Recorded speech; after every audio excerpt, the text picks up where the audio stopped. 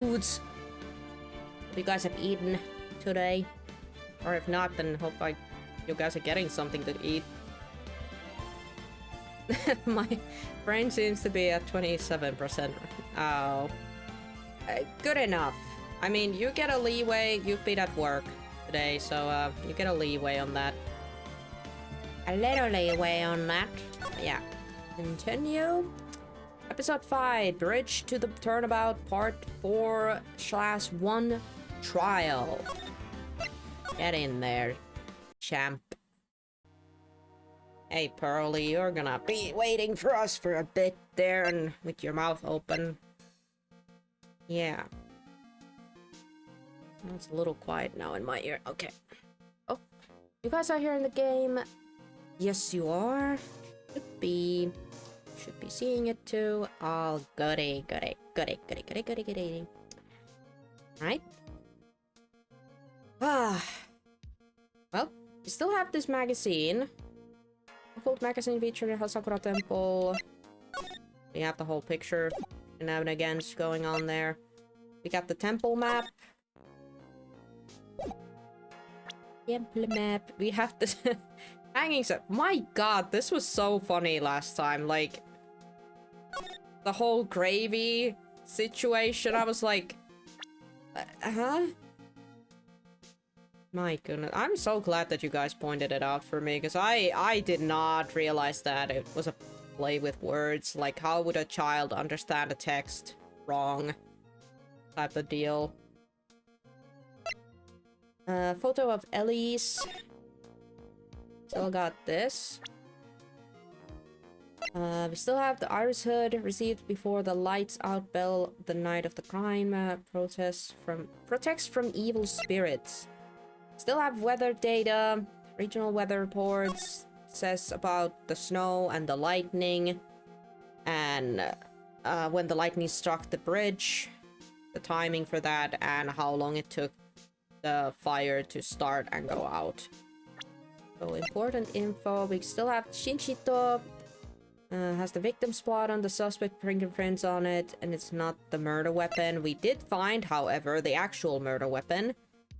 But again, only me and Detective Gumshoe knew about it. Or me as in Phoenix. Has a sword hidden inside. No one knows this there we go. No one knows this except me and Detective Gumshoe. And it. Ellie's autopsy report, time 10 to 11 p.m. Cause loss of blood from stab in the back, body fell 10 feet after death. I still think that is very cruel way to go.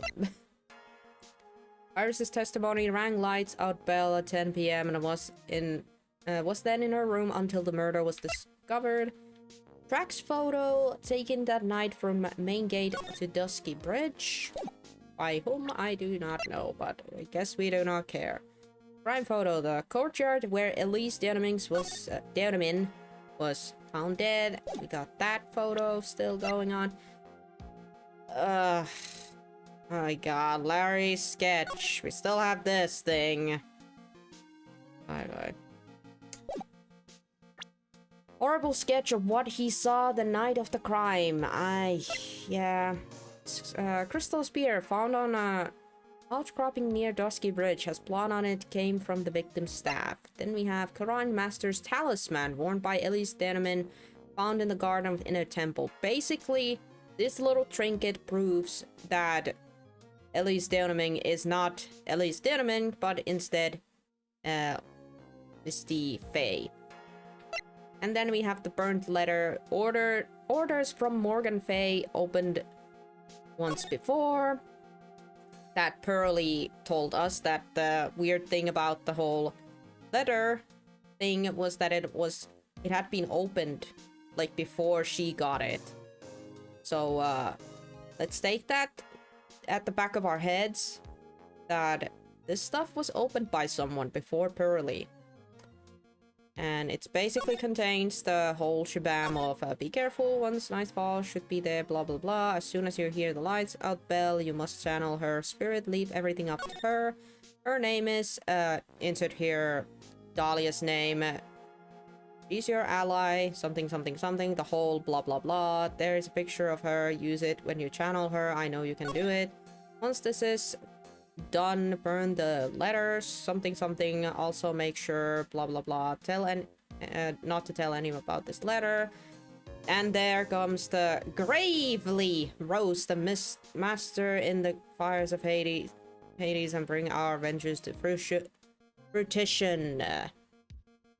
And Pearly took this very literally, and she went and tossed the gravy on the freaking tapestry.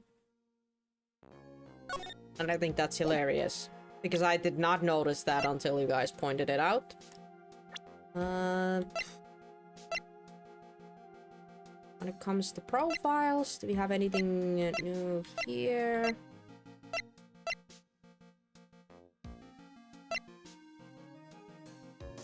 Oh yeah, this got updated. The real name Misty Faye, Maya's mother and master of Quran channeling technique, or was. Iris, the defendant, the nun from Hasakura Temple, doesn't seem to have any spiritual powers, but maybe she doesn't have to have. Yeah, oh yeah, and then we got Dahlia's oh yeah, and that thing, she's deceased, so we know that she could potentially be a spirit that could be channeled into a body. Morgan Faye, older sister of Misty Faye and mother of Pearl and Iris, is in a solitary confinement currently. And I think I had this god-awful gut feeling that I got from last time. Like, as soon as like, I think it was Edgeworth who told us that Dahlia has been executed. And that's when I was like, okay, so Pearly was supposed to channel Dahlia. She was supposed to channel Dahlia, but the poor girl was basically telling us that she couldn't. And she tried her damnedest and hardest to do that, but she could not do it. Well, here's the thing. I had that awful gut feeling that maybe but then Pearly did mention that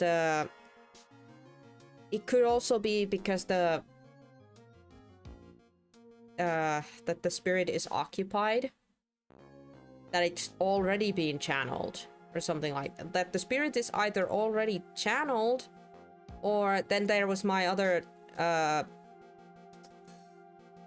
theory that maybe she's not dead. And that's when I got the chills at my spine, thinking that mayhaps this person right here, Iris, that maybe somehow Dahlia has become Iris. Either physically, as in taken Iris's place, or somehow this poor girl, Iris, actually managed to channel the spirit of Dahlia. Maybe due to the fact that since they are twins, and maybe she actually managed to do that. And she's the one who channeled Dahlia. That is my theory, but at the same time, it could also be nothing, because it does say that doesn't seem to have any spiritual powers. But who is saying that Dahlia didn't have?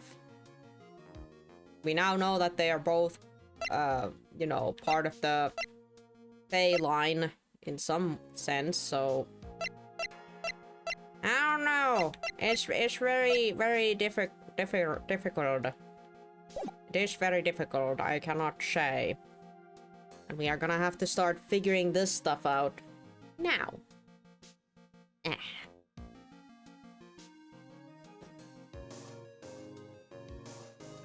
But yeah, buckle up. This is gonna be a one bumpy ride.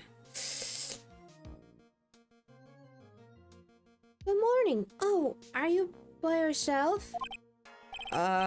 Morning, Pearls. Mr. Nick, please tell me, what's going to happen to Mystic Maya? I'm sorry, we don't know yet. Right, they still haven't... Because she got stuck in that place with the bunch of locks. With a bunch of those trick locks. The investigation is still going, so I wasn't allowed into the inner temple. Oh, I see. So is Sister Iris still trying to remove those trick locks in the training hall? No, she's the defendant in the case, so she can't be at the inner temple. She's required to be here in the court. Then how come she's not here in the defendant's lobby? I have to admit, it's kinda strange. Oh! Who's speaking? If you're looking for Iris, she's in the prosecutor's lobby. Who's speaking? Edgy! Edgelord! What's up? Edgeworth? What is Iris doing over there? She's going over today's testimony with the prosecutor as we speak. Today's testimony? You heard me. Iris is going to be testifying as a witness for the prosecution. What? Wait, what? Why? Huh? But how can she do that? She said that she freaking rang the bell and went... The prosecutor is squeezing her for a confession, or so I heard. Franziska von Karma, what are you up to? Phoenix, I don't think it's Franziska who's doing that. Buddy, I don't think it's Franziska who's doing that. I think it's Godot. I'm pretty fucking sure it's not Franziska who's doing that. I know what you're thinking, but Franziska isn't going to be the prosecutor there. Exactly! That's what I thought! Since Phoenix is back, so is Godot. So... oh boy, I don't want to see how angry Franziska's gonna be that basically being taken away this case. But, you know... other days, problems. What? Then who is... who else would it be but Godot? Godot? Franziska is engaged in some important work at the Sacred Cavern. Oh, is she trying to open the locks? The Sacred You don't mean that she's... Exactly. She has been out there all night trying to remove those trick locks. Yay! Good job! Okay. Okay. But that's...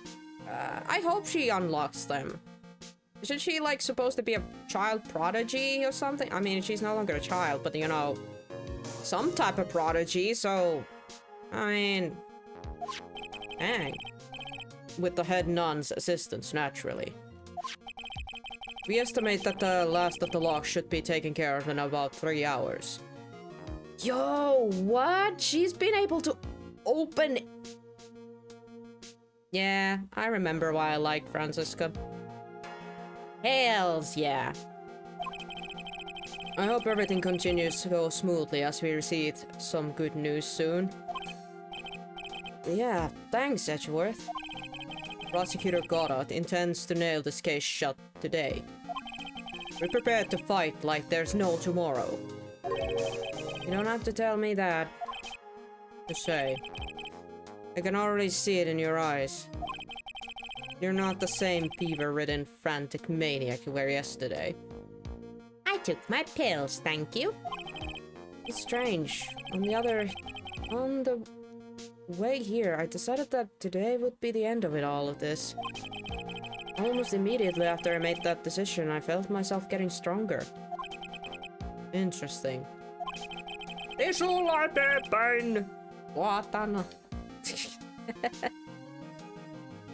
Maybe you've passed your cold onto someone else, literally. And with that, I leave the rest in your capable hands, partner. Thanks. Yay, Edgy likes us. I still don't have answers for the most of the riddles plaguing this case. Well, I hope we are about to get those answers. The circumstances around the murder of Miss Ellis Denneman, Misty Faye, the impossible flight Larry claims to have seen, and what that woman is really after. I will solve them all and bring this whole tragedy to the end. Tragedy. Still can't say that word. February 10, 10 a.m. District Court, courtroom number 7. Yeah, there's the bastard. Court is now in session for the trial of Iris and of Hasakura Temple. Hey, look, it's the OG judge, too.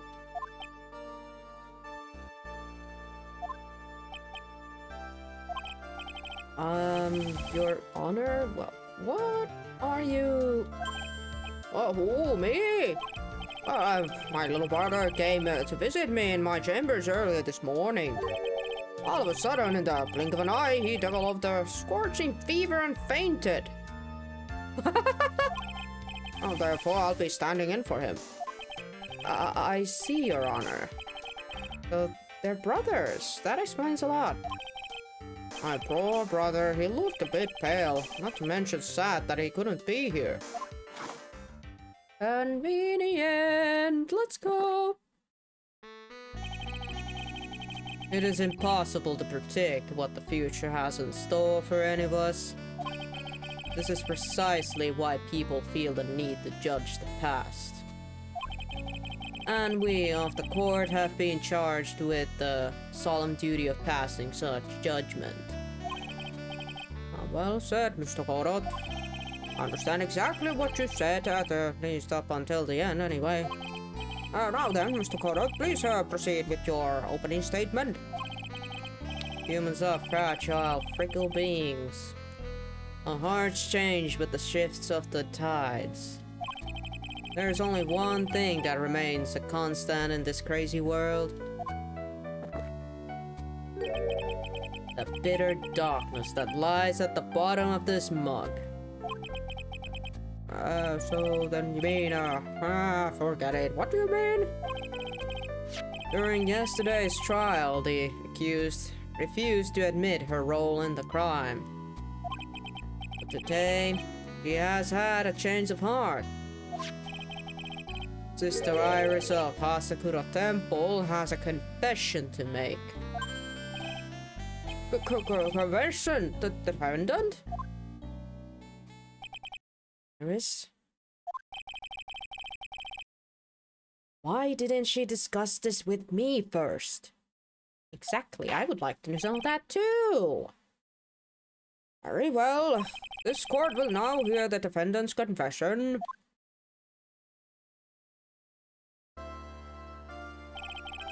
Upon meeting a beautiful lady, always ask for her name and profession.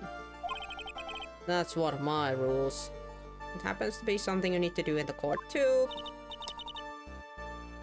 My name is Iris. I am but a simple nun undergoing training at the Hasakura Temple. Witness, is there something that you want to confess to? Yes. But first, I want to apologize to Mr. Wright. You freaking better. What the frick didn't you tell us what you were about to do? I can't continue lying to everyone anymore. It's alright. What is it? Mr. Wright, I have to admit that I did play a part in this terrible incident. Are you actually confessing? Are you saying that you were the one who murdered Miss Ellis Denneman? No, I'm not, Your Honor. But I dealt with the cover-up after the murder took place. Oh. After her spirit left, I took the lifeless shell of Mystic Elise and carried it to the Hasakura Temple courtyard where I desecrated it. Ah, okay, so... Hey, at least now we know that the bikini actually did see the body getting stabbed with the sword, but probably not as dramatically as she described it. What?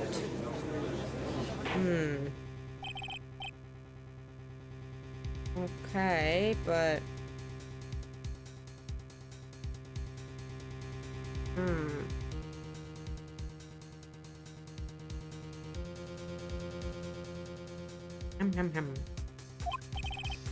But witness, are you saying you were an accomplice to the murder?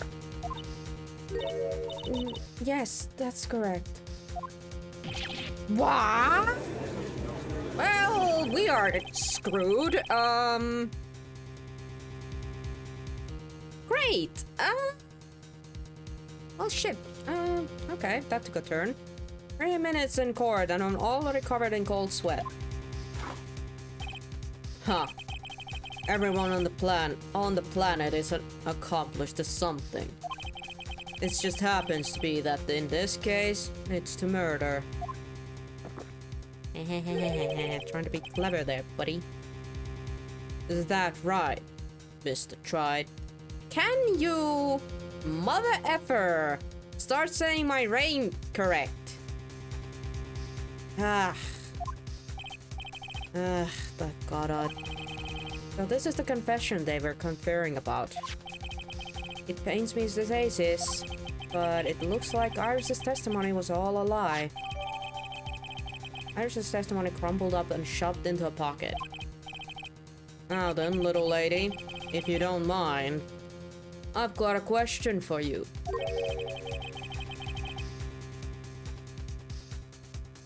Whose crime were you trying to cover up by your actions?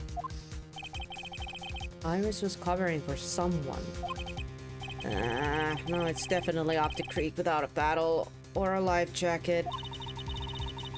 I've been at the Hasakura Temple ever since I was a little girl.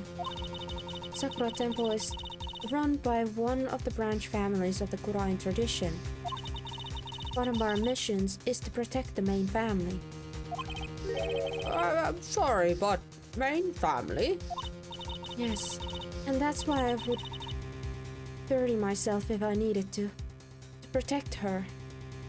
You're not gonna throw Pearl's name out here now, are you? But wait, hold on. No, she's not gonna throw Pearl's name. She's gonna say Maya, isn't she? Oh shit. Is she trying to blame this murder on Maya? Because that would be kinda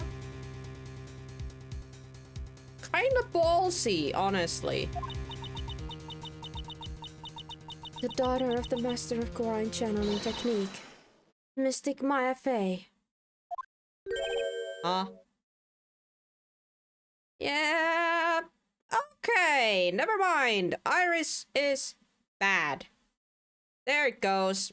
There it goes. She's trying to blame this murder on Maya, and we know for 100% it's not Maya. So, yeah. Screw you. Wake up and smell the coffee, Tried. You go suck a lolly.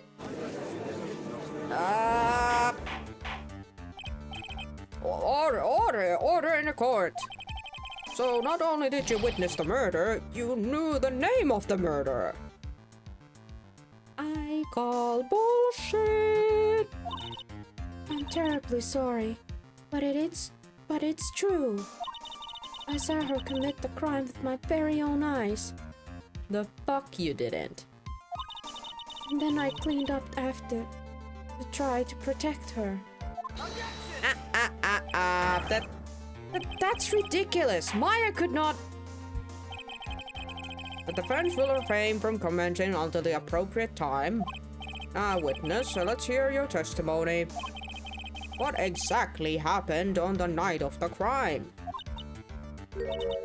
Yes, Your Honor. I thought I was prepared for the unexpected.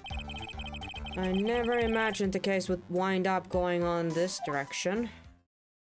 Yeah, I mean, it's kind of a ballsy move from our own defendant to come and try to pin a blame on, you know, someone else who happens to also be our friendo and, well, first of all, we know it can't be Maya. Really can't be, so it's like, okay, so that's a thing now. Okay, we'll play along.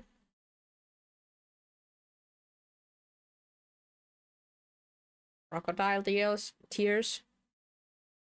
I don't know what kind of tears she was trying to pull up there, but sorry, Iris. My fate went down the drain so fast as soon as she said Maya's name, cause woohoo! You really are trying to pin this on her, huh?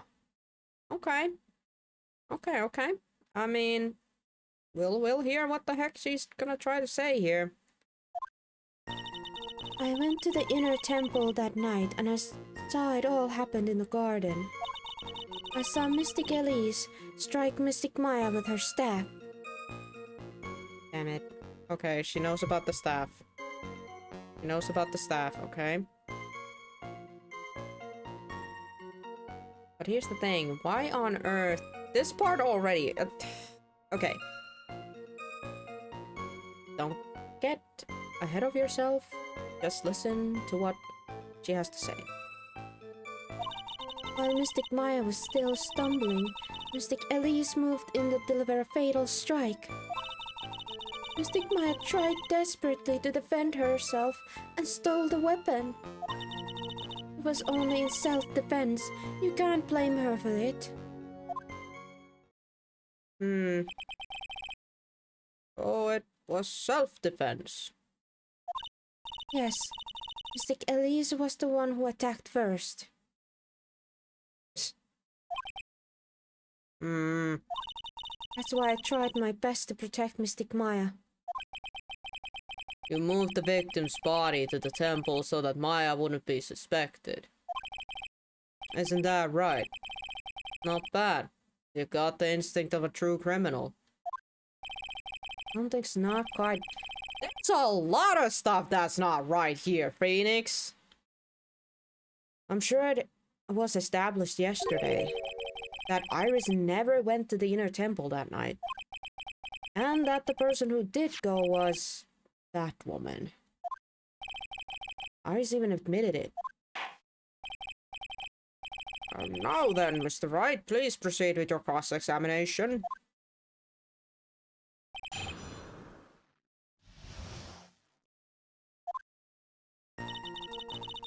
Okay.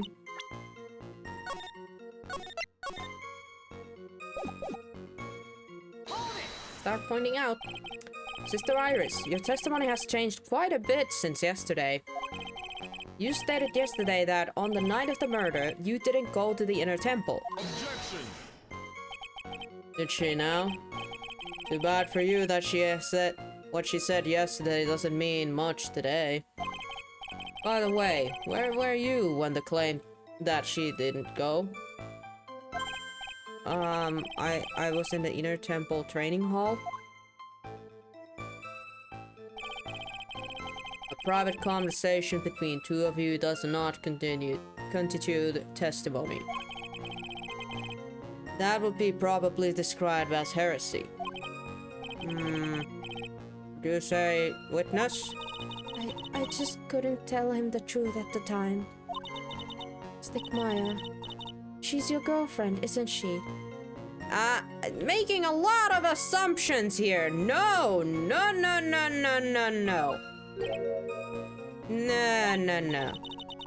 I didn't want to be the one to break it to you that I saw her commit murder. There. We all understand how difficult it is for you. Now then, let's continue with the testimony. What did you witness in the Temple of Garden? Well, Your Honor, Why would she assume that, though? My god, what is wrong with people? Yeesh. Also, I'm a little bit disappointed in Phoenix for him to not say anything in there, but at the same time, it's like,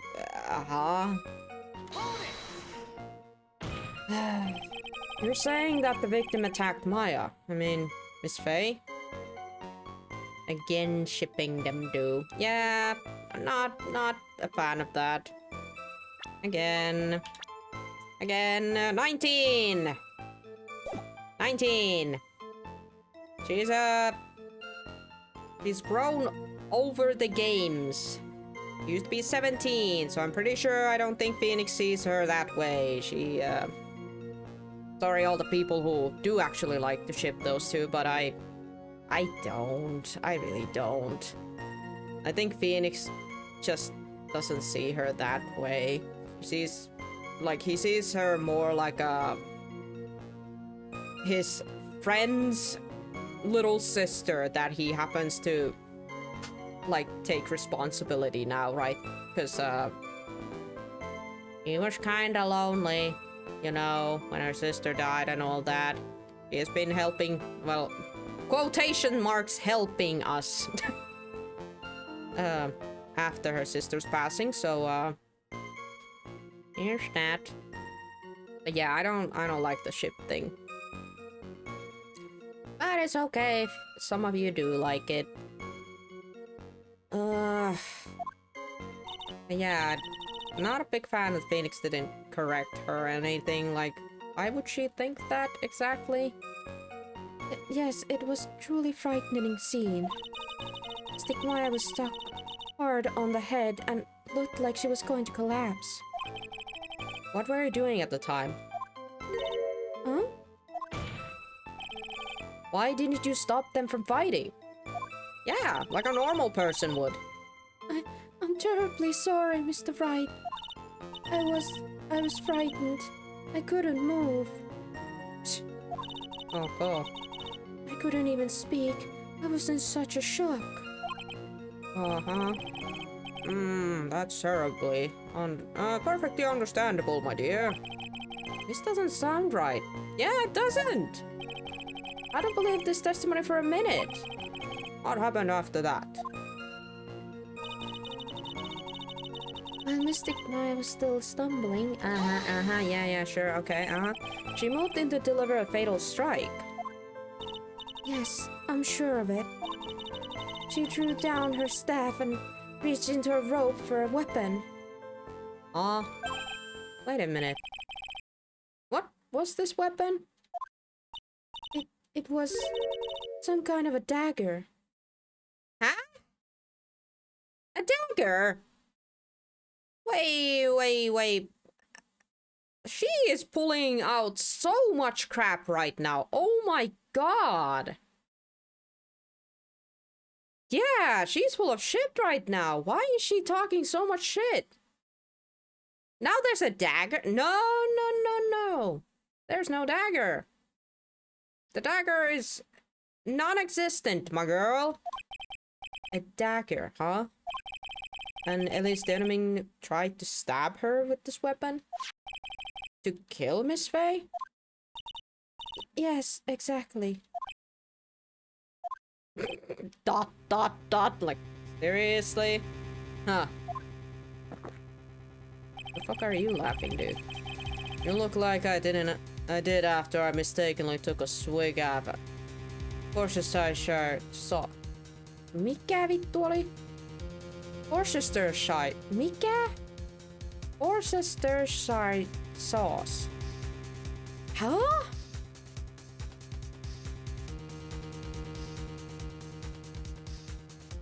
Worcestershire. Make it so. Worcestershire sauce. Worcestershire sauce. What is that? Do you guys know what sauce he's talking about? Like, as when I keep repeating that, it does start to sound familiar, but I don't know how to pronounce that correct. Worcestershire sauce. Worcestershire sauce. That sounds way too freaking fancy.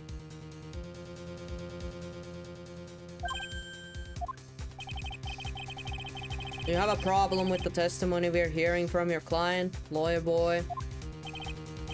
Oh, I do have a problem.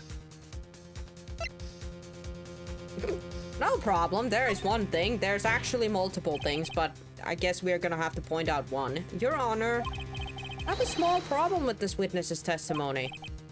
You do? But this witness is your own client. Do I look like I care?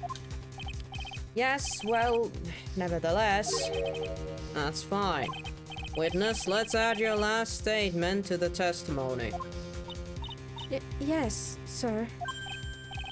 Hey, just a moment. It's my job to say that. Listen, Cramps. I won't say it again. Final judgment will be rendered by me. Jätkä jakelee oman käden oikeuksia täällä. Jutketaan aika pahasti. I'm not a big fan of that, Godot. Can you take your imaginary grudges somewhere else? You're in court, please. There are lives at stake here. No. Okay, now, let's continue. But to be fair, he would make a good judge if he, took Judge's spot. My god, I feel like Godot has set us a trap here. And we're about to walk into it, but you know... She threw her staff away. Mystic Alice was trying to kill Mystic Maya. I think that's why she wanted a more lethal weapon. It's true, it's not easy to inflict a deadly blow with a staff. Sister Iris, let me make sure I've got this straight. The victim herself chose to throw away her staff. Yes, that's what I saw. Is there anything odd about that, Mr. Wright? Yeah, it's odd, alright. Mystic Alice attacked Mystic Maya with the dagger. I'm sure of it. Uh-huh. You sure of it, huh?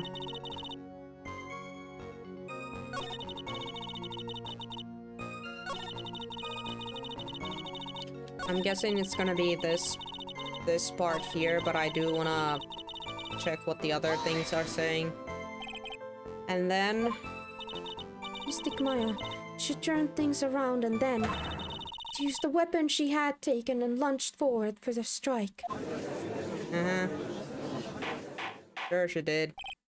Sure. Yeah, absolutely. Our oh boy. Witness, are you absolutely certain? Yes. But believe me, she had no choice.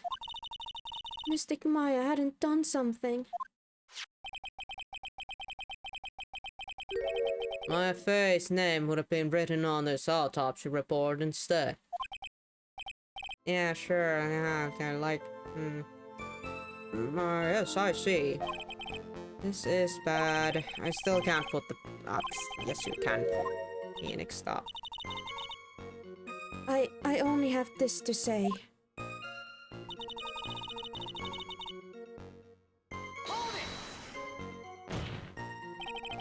So you're saying Maya Fey was the one who stabbed Miss Ellie's Donovan? Sister Iris, is that really what you are saying? What you saw? Yes. Objection! Try. If your mug is filled with black and bitter suspicions, the only way to get rid of them is drink them down quick. Like this. Go. Drink a goddamn canister of something poisonous, I don't know. I don't know what's supposed to be metaphor, I don't get it. There's only one thing you need to get, tried. It's called evidence. Now hurry up before my next cup gets cold. I hope you choke on it. Yeah. I'm pretty sure he was literally waiting for us. Literally waiting for us to jump in there. Oh, two things to notice that didn't add up. Oh yeah, did you guys notice that we are alone here? Like, it's just Phoenix behind the stand. I didn't see Pearly there, so I don't know.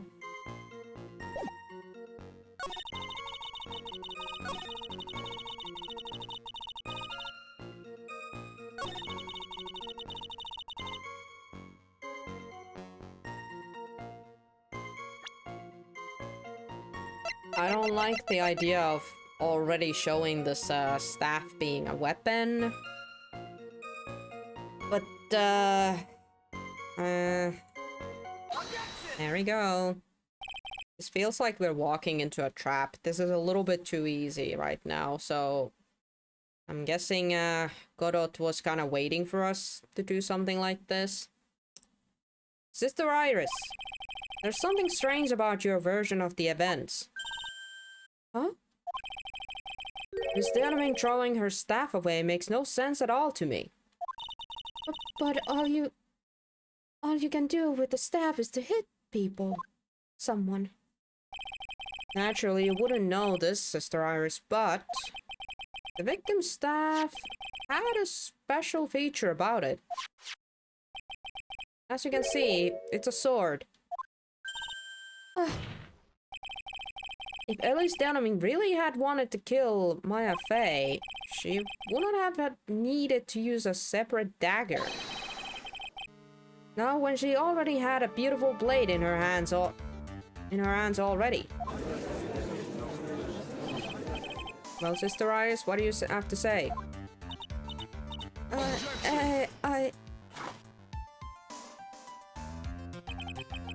That was an impressive bit of investigating, Tried. I never would have thought there was a sword hidden in that staff. But even so, how should I put this? Yeah, it doesn't change anything right now, does it? A long sword is unwillingly and thus quite ineffective in close-quarter combat. Maybe that's why she chose a dagger over her blade? Well, can you show me the fucking dagger then? Anyway, the type of weapon she chose to use isn't what's important. Can you show me the bloody dagger then?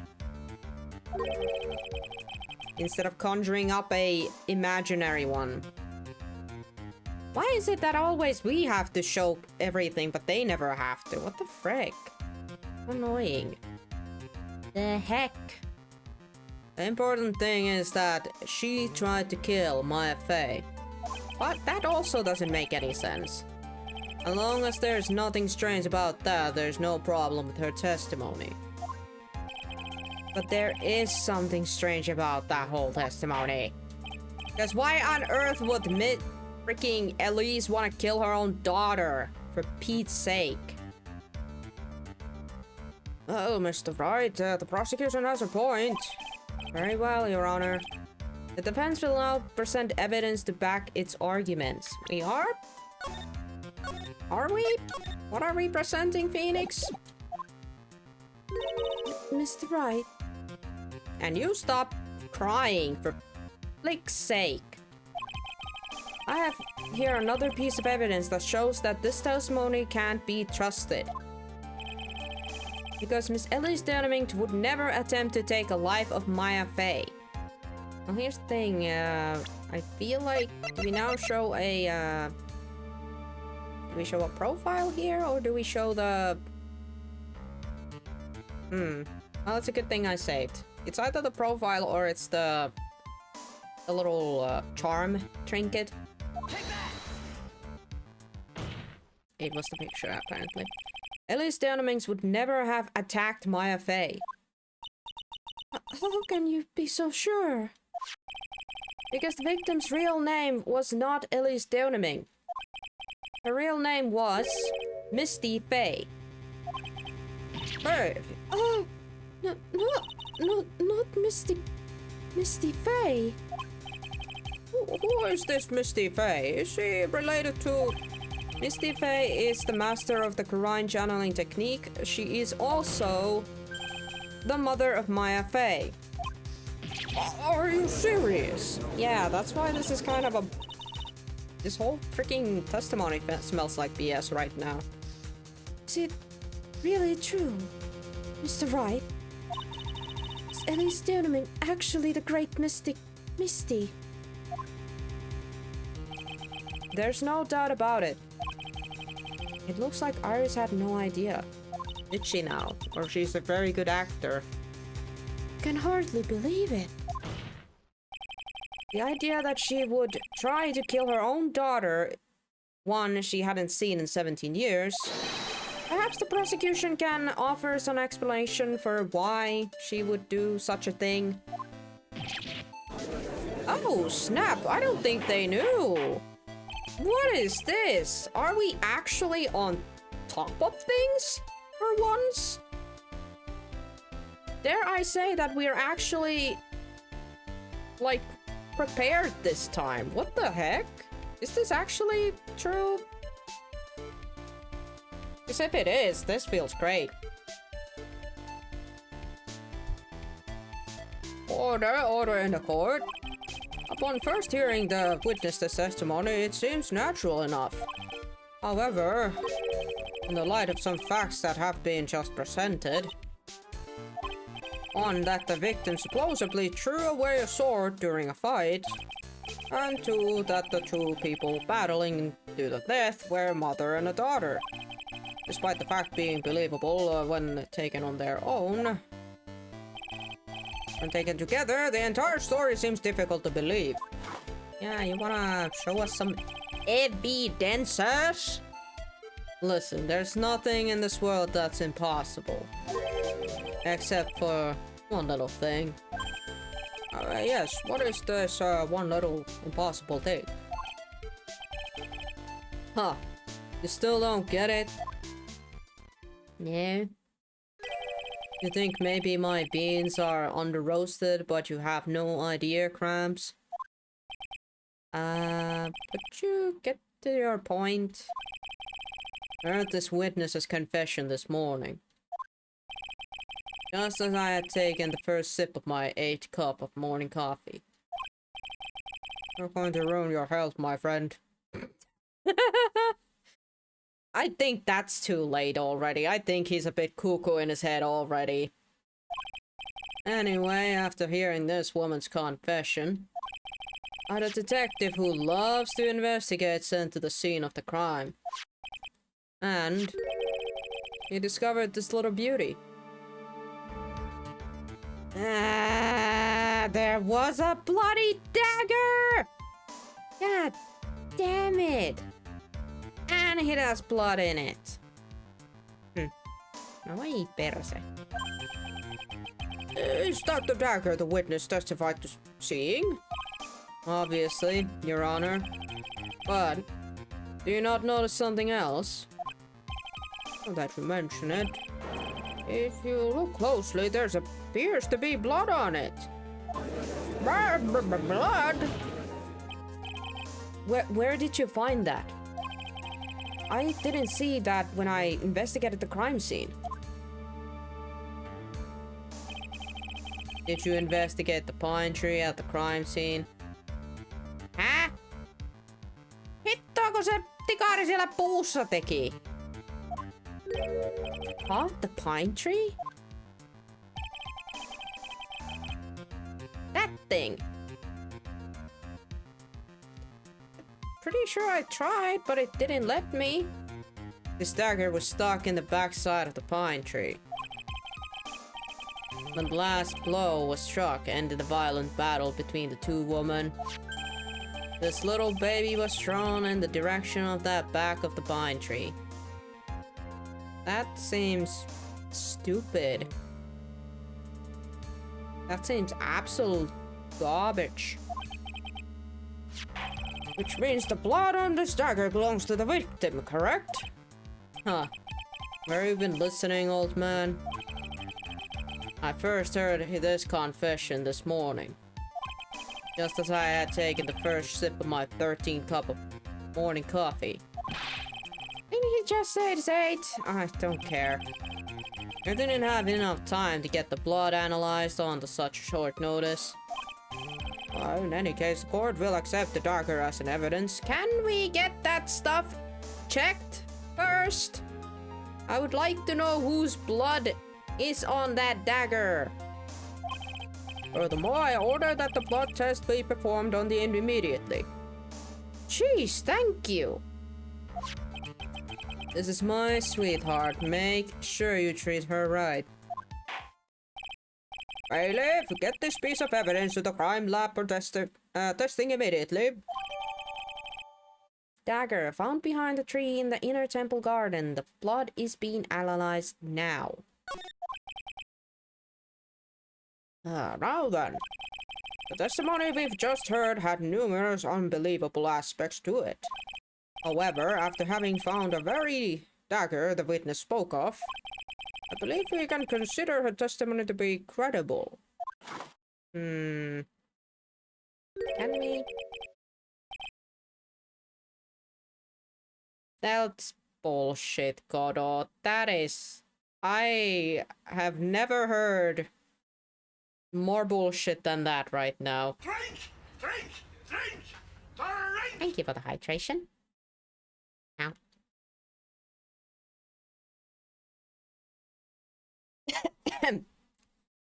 Cute girls never lie. Cute girls never lie. Ever. Then I don't think you've met enough women, mister.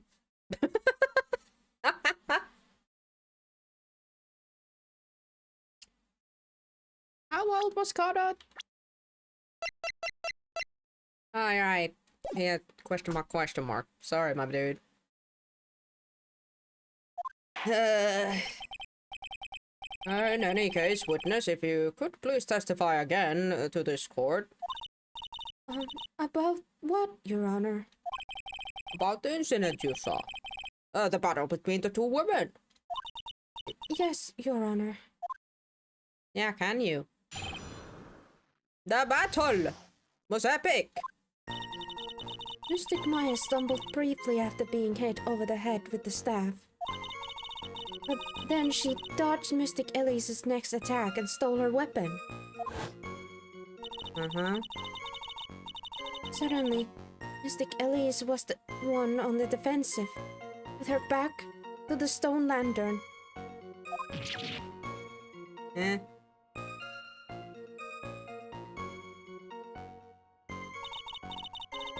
That's when Mystic Maya stabbed Mystic Elise. Was it the fucking wound on her back and not a front? Never mind.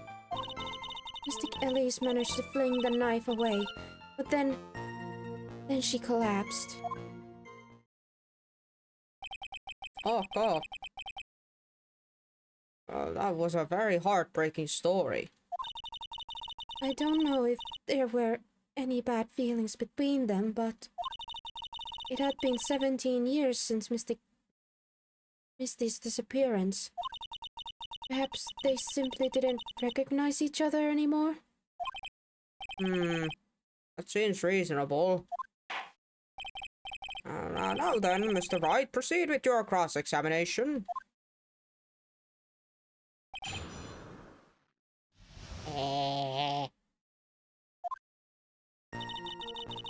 Aivoon sattuu, kuinka pahasti Iris valehtelee tällä hetkellä.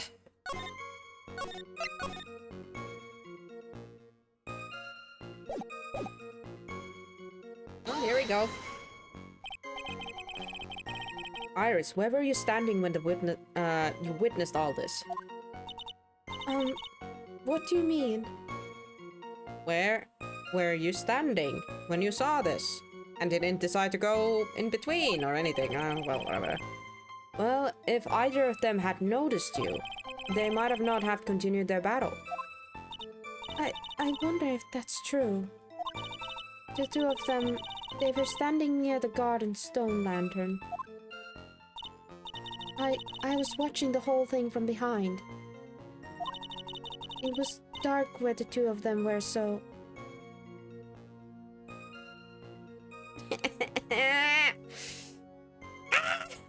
I'm so sorry! There's so much bullshit in this that I can't even handle how much bullshit there is! Because we know that Pearly, the little Pearl, was stuck on the other side and she most likely lit the braziers over there. You know, to stay warm or something? I don't know. I think that's why they didn't see me. It was dark in the garden when the murder took place. Tell me, what did Miss Maya Fey do after she was struck?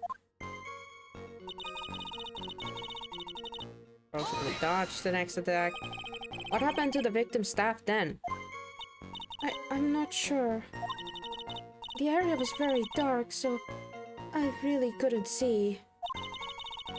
I think it got knocked away somewhere as the fight escalated. Oh, that makes sense. That would explain the need for the dagger. Mystic Elise raised the dagger to strike, but Mystic Maya dodged it at the last second. The dagger struck the lantern and fell to the ground. And then, at some point, Mystic Maya picked it up. Nothing sounds especially strange yet. Really? Phoenix, really? You better shake that brain of yours then. What did the victim do when the weapon was stolen from her?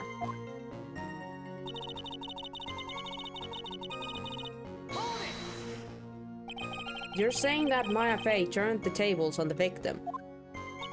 Yes. But Mystic Maya wasn't herself at the time. After all, her life was in danger. I still can't believe it.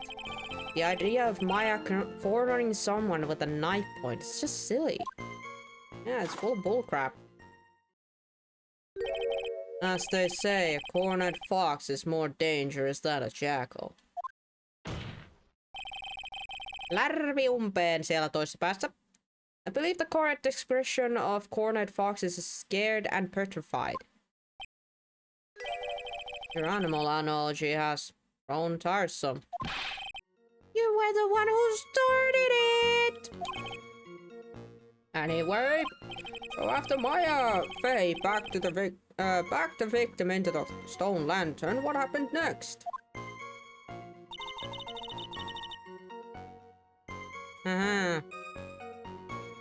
Stabby, stabby.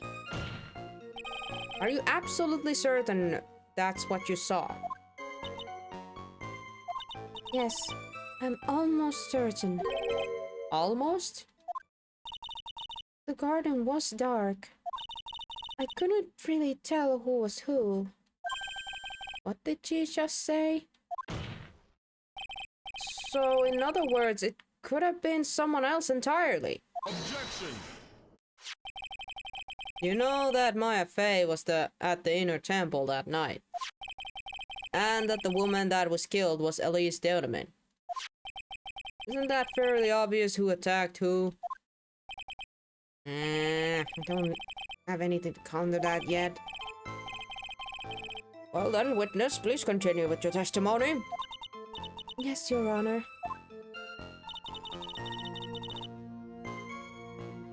The two of them faced each other for a moment. Then Mystic Maya rushed straight into Mystic Elise. And Mystic Elise doubled over and fell to the ground. Oh, she was stabbed in the stomach, huh? Yes.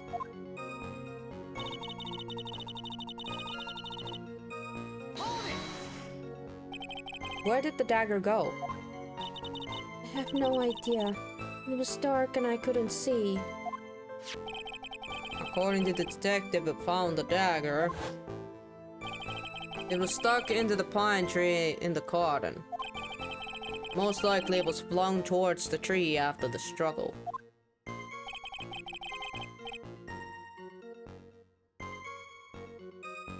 That is the most likely explanation, yes. After being stabbed in the stomach, did the victim collapse right away? Now that I think of it, he seems to stare at Mystic Maya for a while. And Mystic Maya stood there, not moving an inch. Felt for a moment like time had just stopped. Hmm. Then suddenly, as if the spell had worn off, Mystic Elise fell over. Seems like a reasonable story at first. But there's one thing that is completely impossible. The very idea of Maya stabbing someone. That alone is impossible, which means this faulty testimony must contain another contradiction in this somewhere. Well, it's a good thing Phoenix hasn't drunk the dumb juice today. That he is stone certain that this is all a lie. Next to that, dodge the weapon. On the defensive. That. I would say the thing is here. Also gonna load. And I wanna point out the autopsy because this stabbed in the back. Something about you just isn't right today, Iris. Huh? Until now, I didn't think you were the type to make such a careless mistake. However, the testimony you just gave contains quite a few contradictions. What do you mean? What's so wrong about my testimony? According to you, Maya Fey stabbed the victim while she had her back to the stone lantern, correct? Yes, that's right. But in that case, the victim would have been stabbed in the stomach, right? Well, yes, I think so. But according to the autopsy report, the cause of death was due to blood loss from the stab wound in her back. This proves that the victim was stabbed from behind, not from the front. Sister Iris, it appears another seed of your doubt has sprouted from your testimony. Yeah. What is the meaning of this, Mr. Wright? What? Huh. It's simple. People are like books. They've all got a front and a back. Get my drift? Is that all you have to say? I can also say that the darkness loves to play with the human mind. Would you please knock it off with the cheesy proverbs and illogical metaphors already? The point is, too much of this testimony just doesn't make sense. Throwing away useful staff, the people fighting being mother and daughter, and now she falsely claims the victim was stabbed in the stomach. There certainly are some inconsistencies. Some? Well, Iris, how about it? Well, it's just... If you ask me, you're just being too naive about the whole thing. What do you mean? And why are you being a dick about all this? There are 253 distinct types of bitterness in coffee. But to pick out each one requires total concentration and use of all the senses. Sure. We're really concentrating on what this witness actually said. Prosecutor, Godot, explain yourself. The witness was quite unambiguous about her own ambiguities when she said that the garden was dark and she couldn't see clearly. A human needs one thing to see clearly, and that is light. Alright. By the way, did you know? Asakura has a rule that on nights when an acolyte is in an inner temple training, the stone lantern is the guard and must be kept lit. I didn't wonder what the stone lantern was there for. Well, is that true? Shouldn't the witness have been able to see the crime more clearly? Normally, yes, Your Honor. But according to the head nuns, Sister Bigini, on the night of the crime, it was impossible to light the stone lantern. Impossible? It hadn't been used in a long time, and the twigs was no good. In other words, it had to have been nearly pitch black in the garden that night. There could have been a faint light coming from the training hall, but that's all. Most enlightened. Yes, that illuminating fact has changed all the contradictions away. If the staff was dropped, it would have been difficult to see. It also explained why they didn't recognize each other. You can't see the demons that lurk in the night. That's why humans are weak. Is that right, Tried? Why are we struggling here? This is all so much bullshit right now that it's hurting my head. Here, Your Honor. Let me present the stone lantern into evidence. Maybe it will rekindle the flame of truth in your mind. Ah, great. Now we got the lantern. Stone lantern, a lantern from the inner temple garden, was not lit the night of the crime and has blood in it. And it says Maya, because of course it says.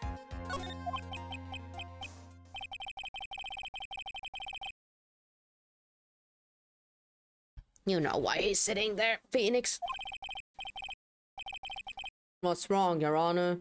Was that flame too hot? This lantern. There's something written on it.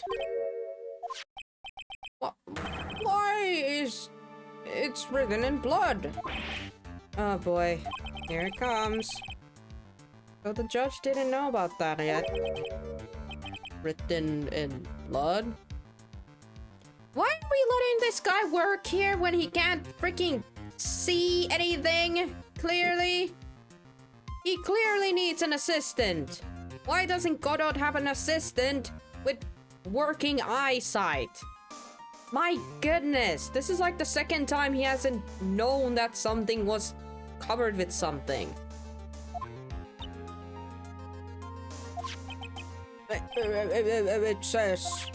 It says Maya upside down. What the? Oh yes, that's right. Being cornered and then stabbed by Mystic Maya. Mystic Elise didn't fall down right away. She must have been writing that on the stone lantern behind her. The blood that was drained out of her body. Well,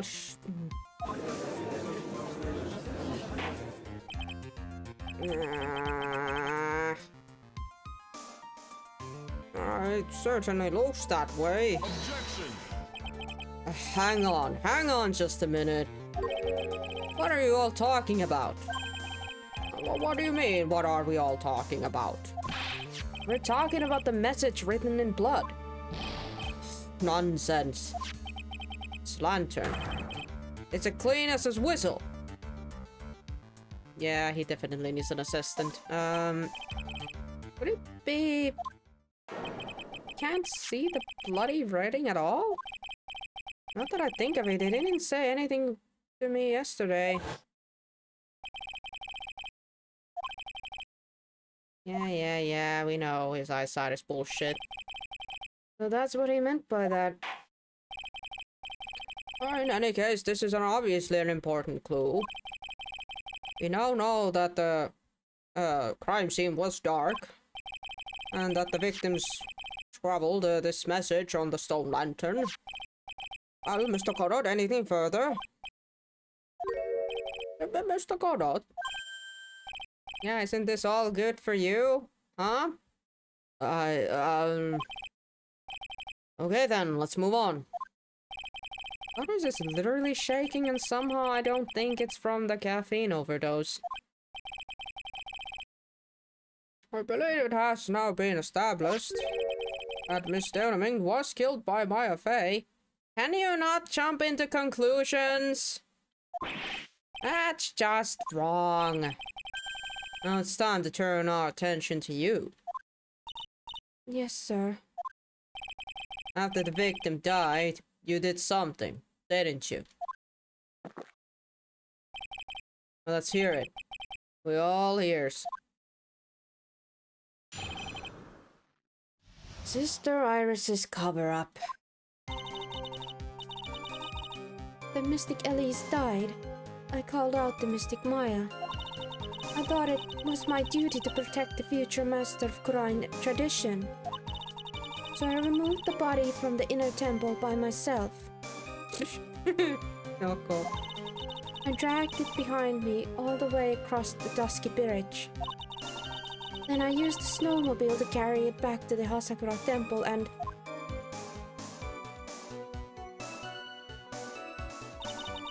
I used the Shinshito to alter the way the wound looked.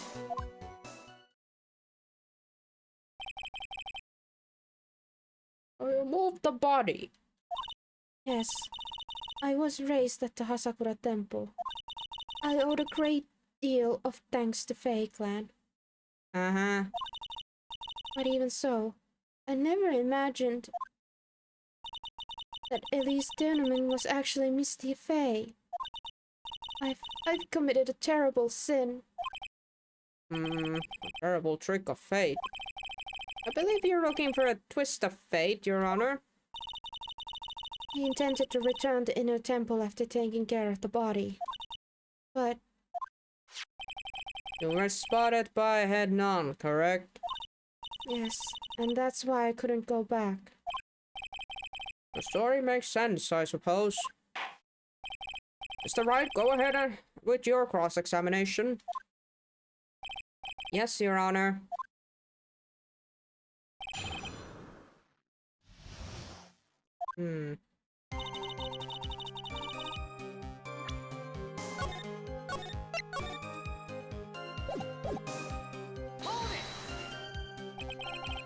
So you waited until everything was over before making a move? No, it's not like that. She saw someone murdered right in front of her eyes. It's not surprising that she was a little timid. Yes, I suppose that's true. Sometimes when I'm watching lawyers argue back and forth with each other, I feel so helpless that I can't just sit quiet and wait for them to reach a conclusion. Isn't it your job as the judge to meditate the argument? It wasn't until Mystic Maya saw me that it finally dawned on her that what she had done.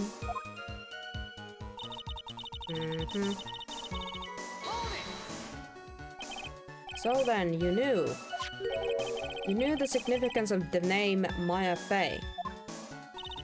Yes, of course I did. That's odd. I mean, Sister Bikini didn't recognize Maya's name, let alone her position. Anyway, she was a very special person indeed.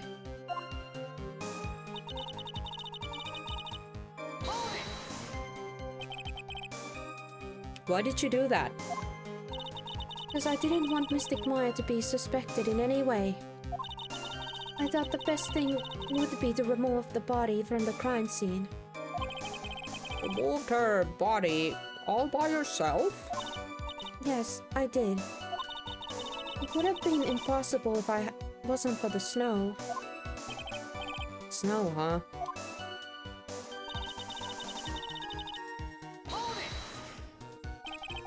It's pretty amazing you could make it all the way across. That's a trickery old bridge. It looks worse than it is. It's surprisingly sturdy despite its age. It's like they say, idiots are too stupid to catch even a simple cold. But there's one other thing that bothers me. Why not just throw the body into the Eagle River? It would have been much easier than dragging it all the way back to Hasakura Temple.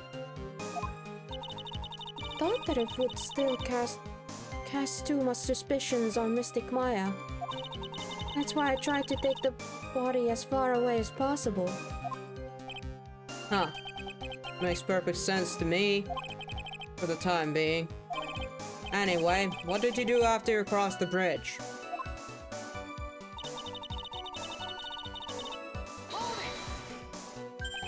The snowmobile?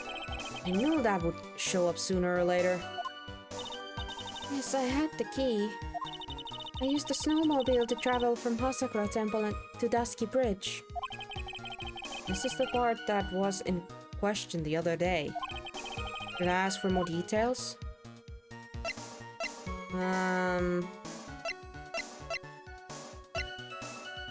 What, the tracks? If you really did move her body by snowmobile, then there should be tracks left in the snow, right? Oh yes, naturally you would expect tracks. This picture was presented at yesterday's trial. Are these the tracks from the ride? Yes, I think they are. But I can only see one set of tracks here. I don't see what's so strange about that. Snow was still falling when I left Hasakura Temple. I see. Snow was still falling, huh? And then when the murder took place, it had already stopped. That's why there are such fresh-looking tracks. How about it, Mr. Wright? What do you think about this testimony?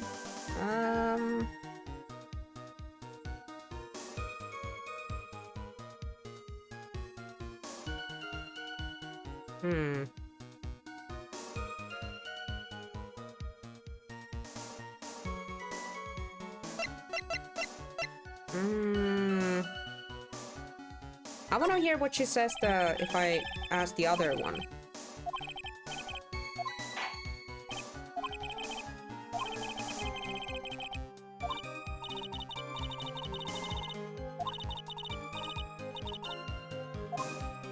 I'm gonna try the other one immediately before I go to this part.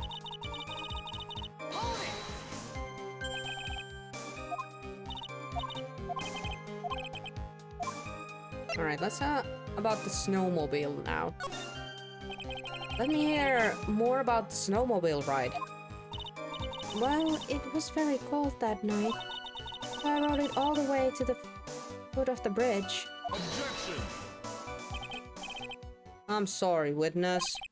Now, I've got a problem with your testimony. Oh! Excuse me? Hold up. What are you up to now? That night, after the head nun left the remainder of the training to you, she said she walked from the inner temple back to Hasakura Temple. Yes, I'm fairly certain that's what the records indicated. Let's recall her comments on the subject. Maybe, but when I made it back to Hasakura Temple, it was there by the main gate. The snowmobile, I mean. Ah, right.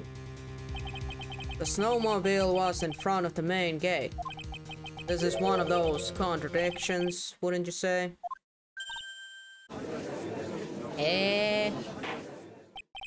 What Mr. Godot?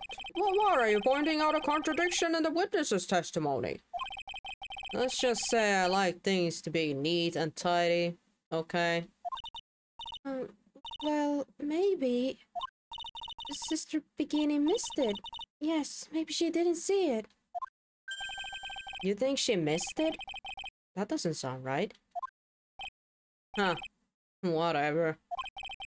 Even I don't think this is that decisive enough to warrant any more time or effort.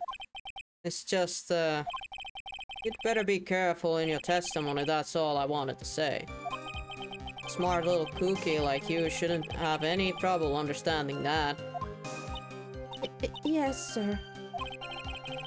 What was that all about? Why would Godot want to give me a hint? Very well then, let's continue with the testimony. So you transported the body by snowmobile all the way to the Hasakura Temple courtyard. Yes, I thought that way Mystic Maya would never be suspected. That's what I thought anyway. And then I...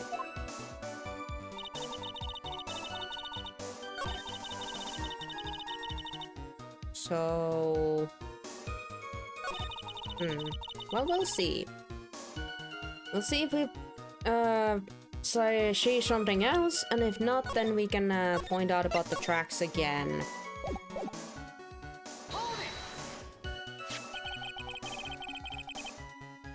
Is that what you were doing when Sister Bikini saw you?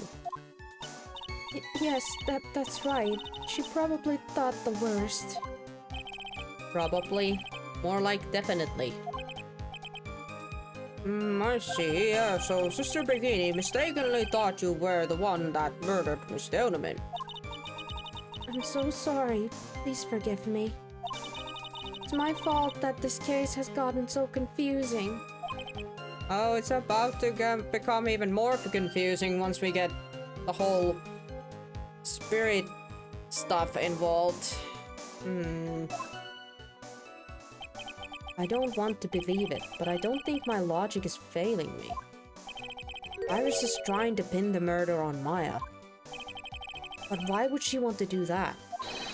There's only one reason I can think of. Yep, I also have that same reason, but I don't know where to start pointing it out yet. So you waited until everything was over before making a move? No, it's not like that. Objection! Okay, never mind. It started at the beginning. I realized that I read this already. Okay. And here's the thing. We still haven't found where to start pointing the stuff out yet, so...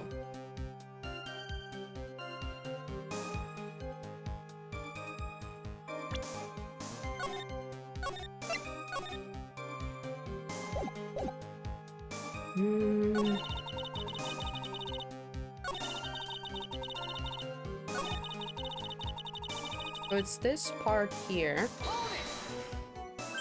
And let's see if we can still... Yes, we can.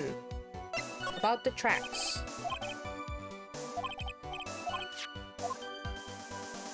Because the judge asks us whether it's important to be added, so let's do that.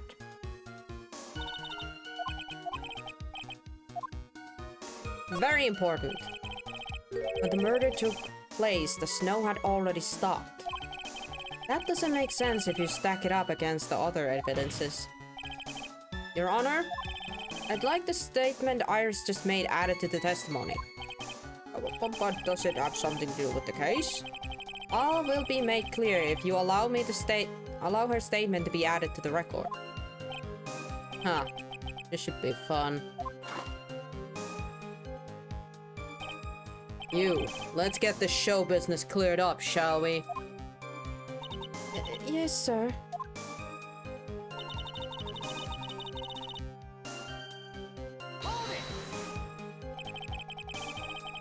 There have been a lot of contradictions in your testimony so far. This time, are you sure it's all true? Yes, I am. When the murder happened, the snow had already stopped. According to you, that's why the snowmobile tracks were so clear. That's right. I'm certain of it. I think I've trapped her this time. I see how you think. Snow, huh? What's going on here? If the snow really had stopped by the time of the murder, it'd mean there's a bigger hole in her story than the movie of the Great Revelations. Huh. Well then, Mr. Tride, perhaps you'd like to share your theory with us. Let's see what's up your sleeve, or rather, at the edge of an index finger. I don't want to believe it, but I don't think my logic's failing me. Okay, and then this blah blah blah blah blah blah blah blah. Time stop.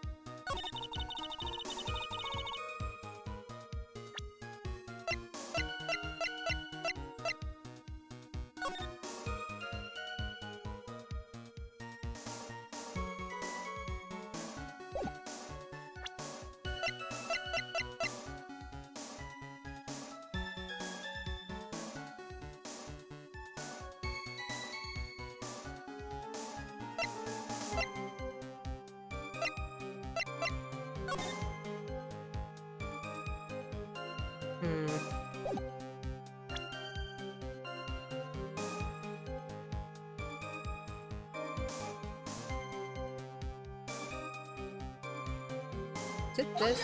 No, it's not that. Not that, Phoenix. My bad.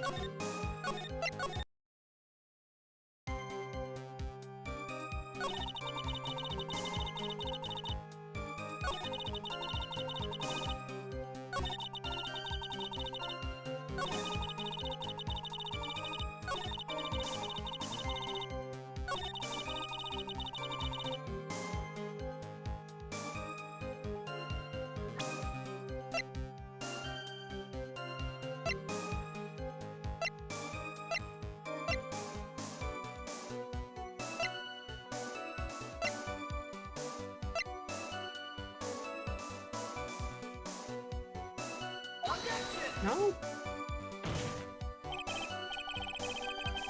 I? Am I being a dummy dumb right now? Don't answer that. If it's not about the weather, then...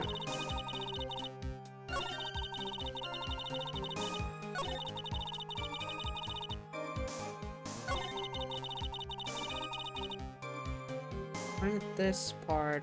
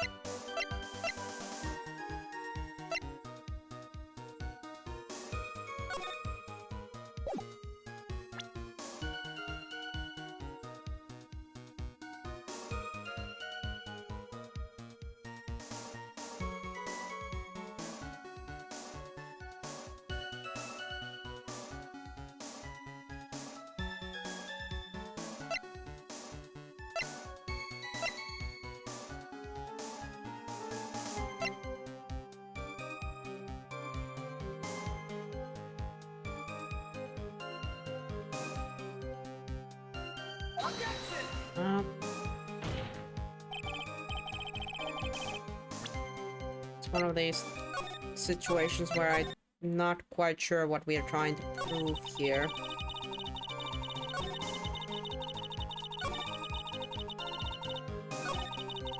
Rain, don't mail me now.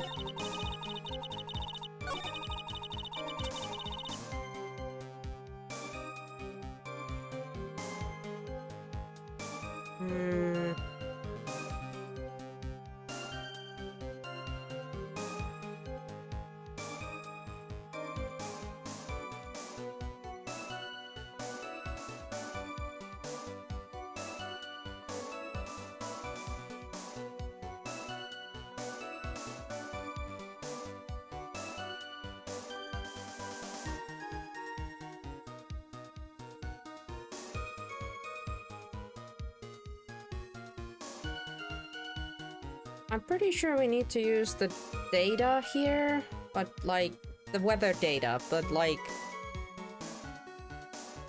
Did I show it in this last part, or...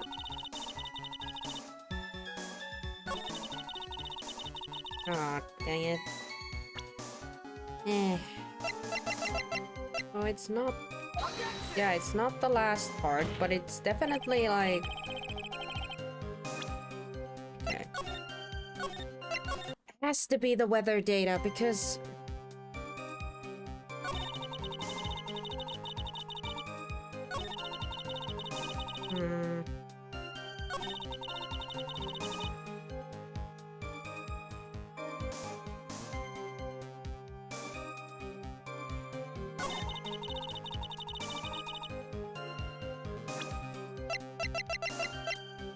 Oh, it's not that. No.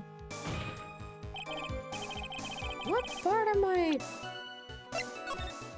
Am I being dumb about something right now? Probably. Yeah. By yourself. On the bridge? There we go. That's what I thought. Okay, I knew what I was using, but I just was presenting it at the wrong spot. There we go. But yeah. Something doesn't add up because, you know, snow, lightning, fire, all that. You claimed that the snow had already stopped when the murder occurred. But I'm sorry, Iris. That's just isn't possible. What? This is the weather data from the night of the murder. According to this, the snow didn't stop until 10:15 p.m. But you couldn't have crossed the Dusky Bridge at the time. Why do you say that? Because 5 minutes before the snow stopped, Dusky Bridge was struck by a lightning and had caught on fire. What did you say? The bridge? It was on fire?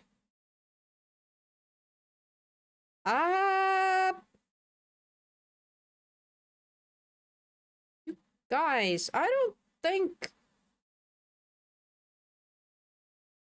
How wouldn't Iris know that the flipping bridge was on fire? Or, like, hadn't heard about it by now? You don't mean to say you didn't know about it. It was because of that lightning strike that the bridge burned down. I don't know. That's just, cause think about it for a second, guys. Like, yesterday in this game, she was on the other side of the bridge with, you know, Francisca, and trying to figure out the locks. She freaking saw that the bridge was burned and Gumshoe had to, like, build shit there with the other police officers. They, like, rebuilt the bridge. Why is she acting like she doesn't know a flipping bridge burned? Huh? Are we talking to Iris right now? Huh. Because if we were not talking to Iris, and if we were talking to Dahlia right now, then Dahlia, it would make sense that she wouldn't know about that stuff, but like... Huh. It's my gut feeling, coming to intuition here. No idea. Logic ain't strong with this one. No, it's not. Well, we're about to hear the explanation. Why shouldn't you know about the freaking bridge burning? What? It can't be. It can't be. You fucking walked that bridge yesterday to get to the other side to help us with the flipping locks. How didn't you notice that the freaking bridge had been burned down? It's pretty darn obvious looking. If you have eyes, working ones, it looks like you still haven't figured it out. No matter how hard you try to deceive and conceal the truth, you can't pull the wool over the eyes of the real defense attorney. No! Yeah!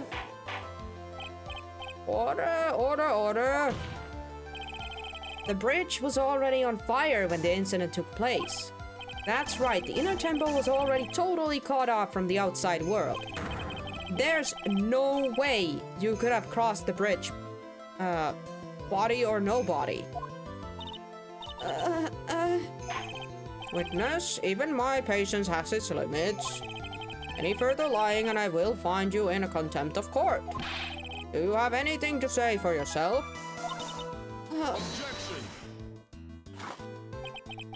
The only person here that is truly countable is you.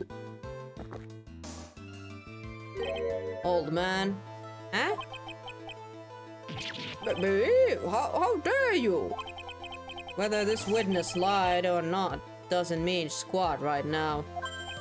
Squat? The important thing now is to find out the truth. Isn't that right? Well, yes, of course, but whether it was snowing or not snowing, or whether the bridge was burning or not, there are two facts that can't be disputed. First, the body of Elise Denemin was discovered in the Hasakura Temple's courtyard. And second, the head nun, Sister Bikini, witnessed Iris desecrating Elise Denemin's body. Makes a good point on both accounts. That's right, I'm not lying. What are you claiming this time? I wasn't myself at the time, at the night. Yeah. I wasn't myself at all that night. So many memories, still somewhat hazy. Up. You haven't stood at that witness stand and testified this entire... You have stood at the witness stand and testified this entire time. Are you telling us now that your memory of that night is hazy? Objection! It is only a human to err. If you're so perfect, try it. Maybe you can explain this for the court. What is it? When the murder happened, the bridge had already burned down. But somehow the body traveled across the bridge and was found in the temple courtyard. Perhaps you have some kind of perfect explanation for this little magic trick?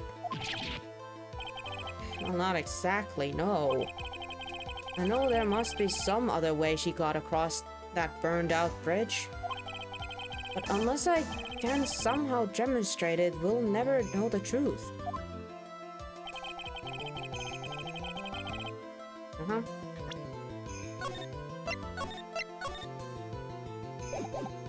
Well, looks like the defense is not prepared to offer a suitable explanation. You see what I mean? In other words, you're in no position to suggest that this lady's testimony isn't the truth.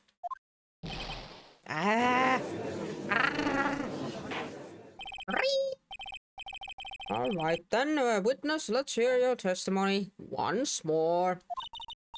About what, Your Honor? You've admitted that you moved the victim's body. Nevertheless, your private testimony contains a rather large inconsistency. Please add an explanation for that to your testimony. Yes, Your Honor. Will this be her final testimony? I don't know. Moving the body.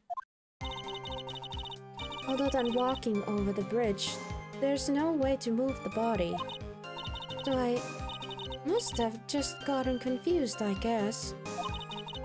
Was the snow still falling, or had it stopped? Does it really matter that much?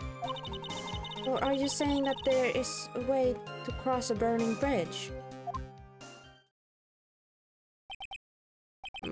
Sorry. Was just a misunderstanding, I see. This is a photo of the dusky bridge after it burned down from the lightning blast. It was taken on the morning after the incident.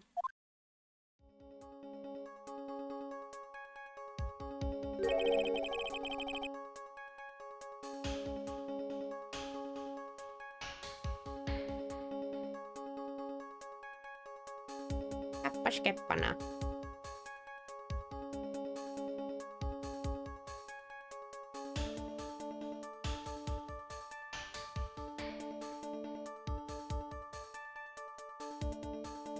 Oh no, now I had a stupid... Now I have a stupid idea. Oh no, I really hope... No, I'm not gonna say it even out loud. That's just stupid. You see that, like, the longest line there? I'm pretty sure that's the line that was hooked up to the whatever stone brazier thing was on was like in the middle of it.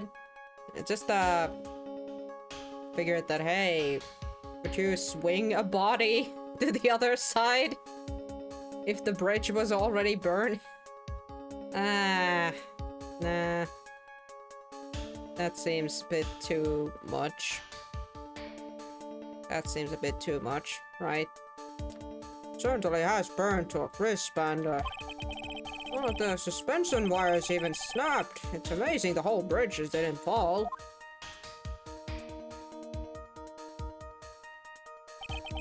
Well, it would be impossible to carry a corpse across the bridge in this condition. Okay, then taken the morning after the crime. Unless I do something to discredit this testimony, it's going to be deemed as truth. And Maya will be accused of murder. But I'm only going to say it one more time. It is only human to err. And only humans can spot the errors of our ways.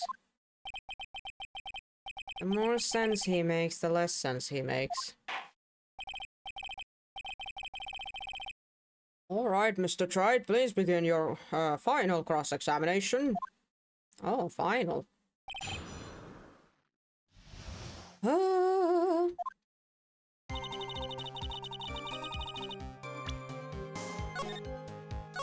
Final of some kind, I suppose.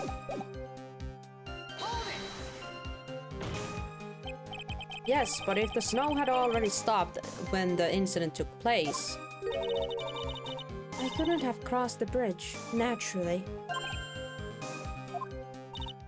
But I think it's just like Mr. Korot said. The body did make it across somehow.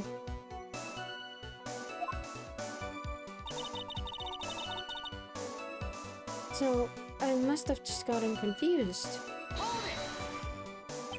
But you seem to be quite sure of yourself when you gave your testimony. You said you were sure that the snow had already stopped. I'm terribly sorry. I was wrong. Niinkö? Niinkö? Oletko pahoillasi? Does she really think an apology is going to get her off the hook? I think she is.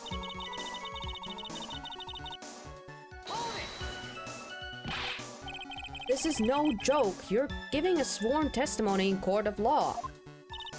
Well, Mr. Wright, let me ask you a question. Do you remember what the weather was like 1 week ago today? Huh? Well, actually, it was, Yeah. You see, it's not that easy to remember, is it? But if it had been some kind of a special day, I would have remembered. For example, it was pouring rain on the day of my elementary school's graduation. Objection! No one wants to hear about your childhood traumas, Tried. What? I didn't say anything about it being a trauma. It was a special day and it happened to be raining. By the time the murder took place, the snow had already stopped. If you insist on obsessing over that one statement, let's see the proof. Show some evidence that the body somehow crossed the bridge while it was on fire. We're about to do that, but first I'll... Well, I don't see why there couldn't be a way across. Mr. Wright, don't you think that sounds a bit silly? A dead body crossing a burning bridge. Did anyone actually witness such a thing? Oh god. Yes, they did. Oh my god, I hate this so much. Oh, my brain's wrecking. Guys, I think I know how the body crossed. I think I know what happened. Before I let Iris even speak, let me explain myself. Remember this piece of art?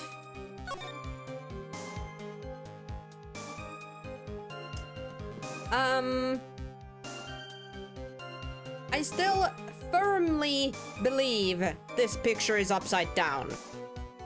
Now imagine if this thing is upside down.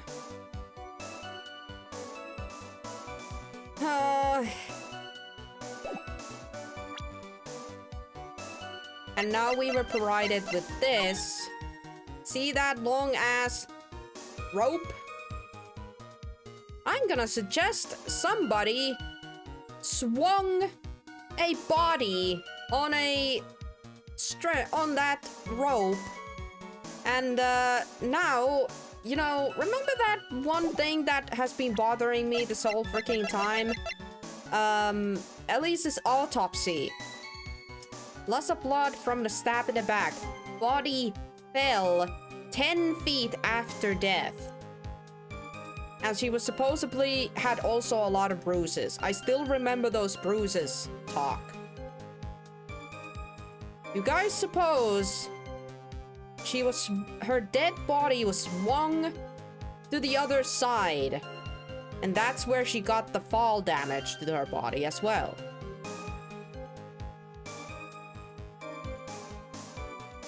But here's the thing that becomes a problem. How do we proceed from that point on?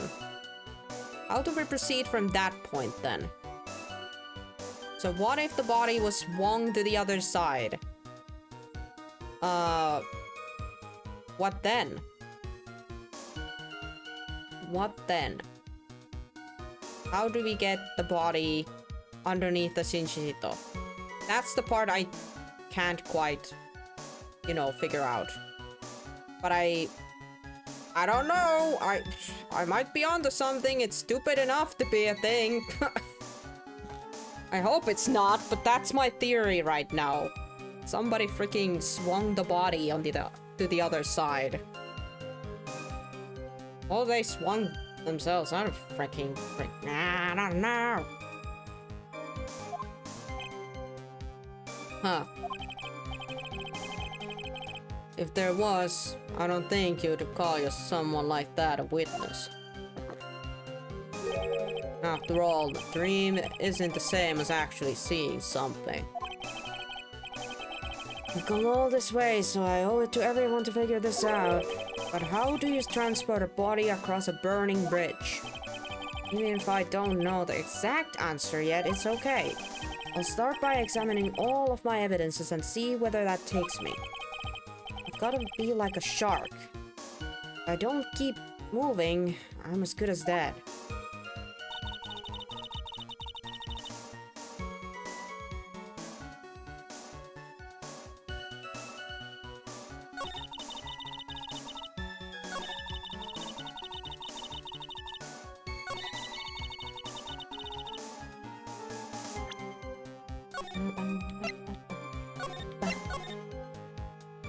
But now comes a problem.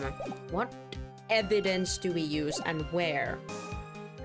Because at this point, we could be using this thing, Larry's sketch, or the bridge photo. Either it's the bridge photo or it's the Larry sketch. So let's start with the last statement and with the bridge photo. Never mind! Cut it! Oh my god, seriously? That's it? Yeah, okay, that has... Okay, let's see what's my stupid ass guess anywhere close to what I thought it could be. A dead body flying over a burning bridge. I wouldn't exactly rule out the possibility. What? What? Huh. You're saying it's possible? Don't make me laugh. The only thing that's possible about your claims is that it's being pulled out of a thin air. I don't know about that. Kinda wish it was, but eh. In any case, we have a witness who did see it happen.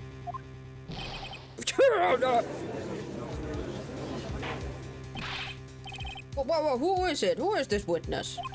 I can't chicken out here. It's gotta keep on attack and go, go, go. It's Miss Elise Denneman's brilliant and highly gifted apprentice, Laurie Denneman.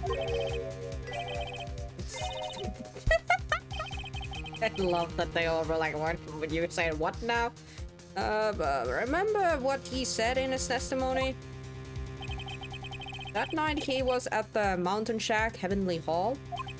And that when he witnessed the event, I think you've all seen this sketch before. It's an exact drawing of what he witnessed that night.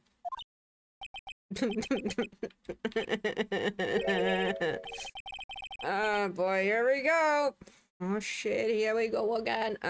Are you serious? Today's not an April Fool's Day, is it? Mr. Wright, are you seriously claiming that the victim flew through the air?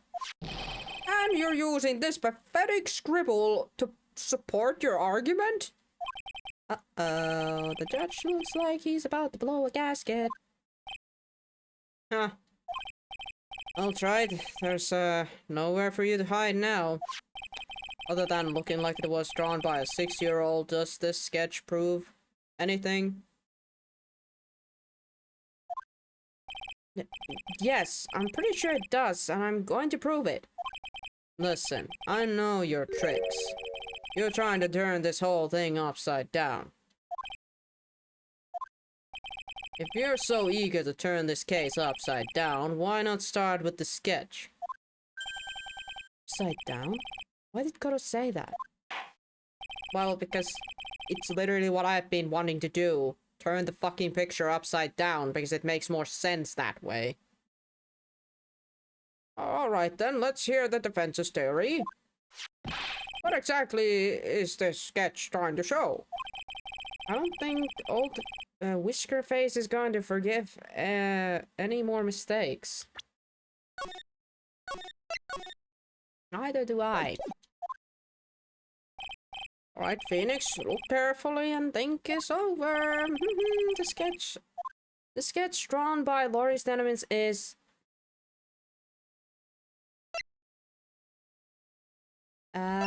complete contradiction. Exactly what happened. Exactly what happened. Let's go. Of course, the victim was flying through the air. You can see it right there in the sketch. Swoosh. Eh?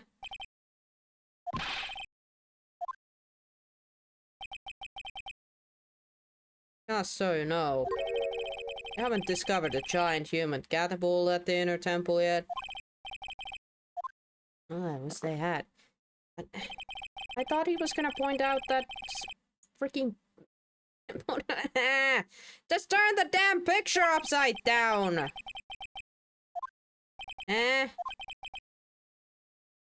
My god, no. No, no, no, no, no. I'm not taking that shit. I'm taking a bullet for that.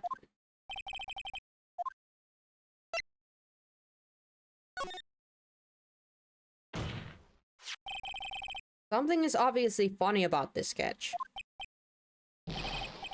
I'm not an art critic, but even I can see that. No, that's not what I meant, Your Honor. Laurie's DNMing stated it's over and over that the sketch was exactly what as he saw it. However, if we were to believe his testimony, then the sketch contradicts reality as we know it. It contradicts reality? Huh. This is getting interesting. Looks like you're back to that finger pointing thing again. Okay, tried, so, okay, tried, show us what it is. Yeah, but... Huh? What did he say? God damn it. Aw, man, what did he say? Fuck. He just said it and it went away. I didn't have time to read it. God freaking damn it. What does he want me to point at?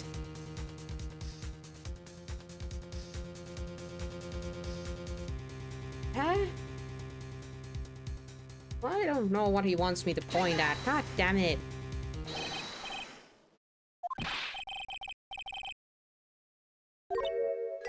Oh. Yeah, I know I answered wrong. I know I answered wrong, but that's because I didn't have time to read what Frick Godot was saying. He wanted me to point out something, and I was like, what?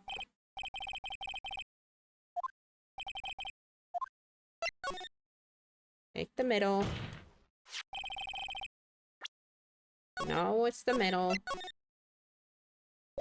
Okay, now I'm gonna focus. What the frick does Godot want me to point at?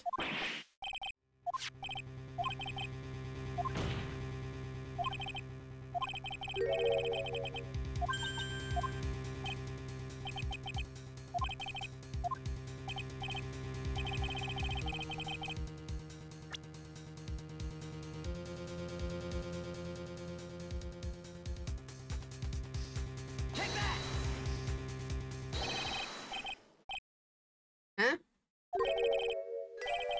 Okay, I guess they want me to point out the bridge. This part is kind of hard, because how do I tell these people to turn the darn thing upside down? Ah! You flip.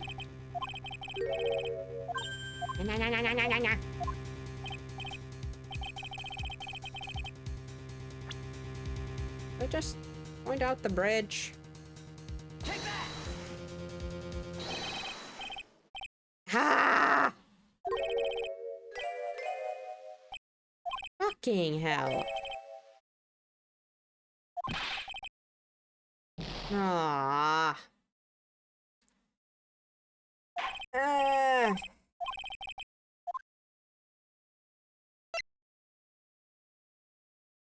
Oh, it wants me to rethink things? Rethink?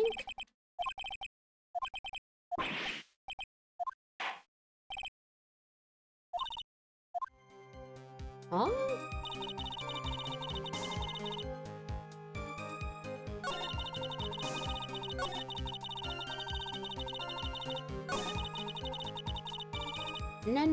No. We do have to point out something in the picture, but like...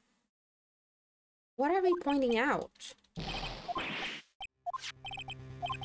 I just know I can't soft lock myself there if I am doing something wrong, but...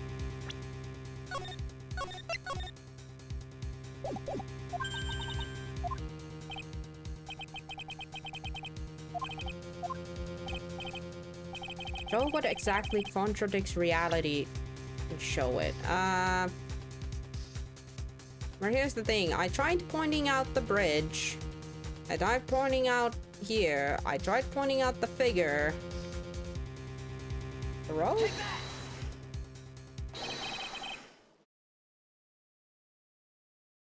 It's this wire connected to the bridge. Wire. Huh? That's how we're doing this? Okay, now I get it. Now I get it. I was like, okay, how are we showing that this bridge picture is upside down? Of course we point out the wires. Ugh. Okay, there we go. It is indeed. Then show us the reality it's supposed to conflict with. Show us something that will point out how the sketch contradicts the reality.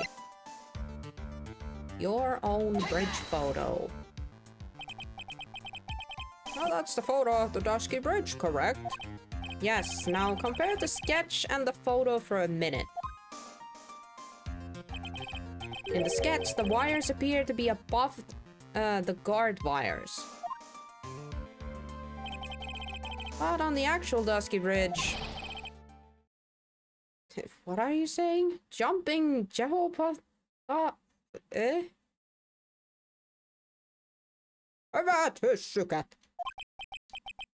The wires are below the guard wires. Thank you. He finally established that Larry is an idiot, and he drew the picture, and then he basically said that, oh, this is what I saw. Yeah, because you drew it upside down, you idiot. Order, order! The sketch is somewhat different than what's depicted in the photo. However, ain't it likely that the artist just saw it wrong? Or perhaps he just drew it wrong? Either way, it sounds like you're just wrong. With someone like Laurice, I admit a mistake is definitely a possibility. But then that begs the question. Why did he make a mistake? What was the reason? Are you saying you know the answer to that? Listen, think back, alright? Remember that Laurice was doing when he witnessed this event? He was at the Heavenly Hall waiting for a lover that was never going to come. He waited and waited and had finally laid down.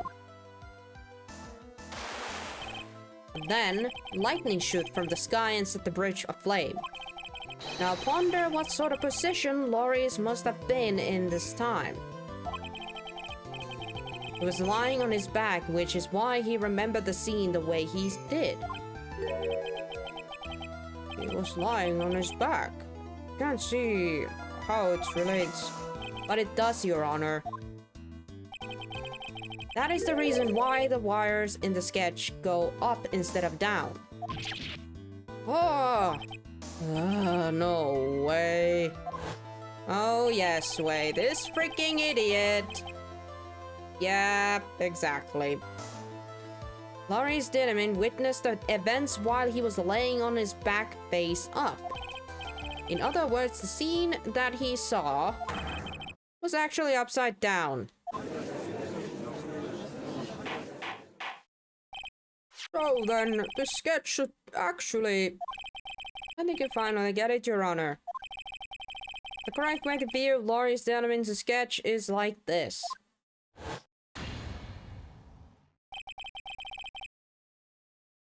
This is how it should actually look.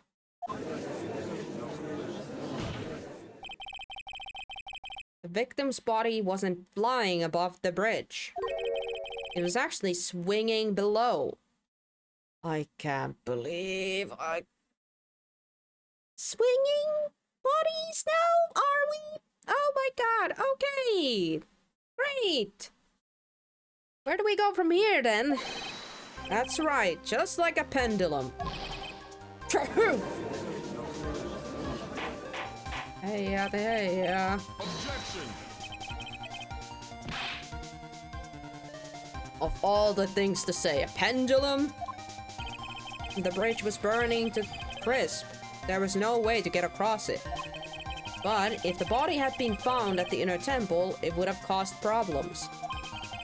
This is where the criminal decided to take a gamble. They used the burning bridge to get the body across the other side.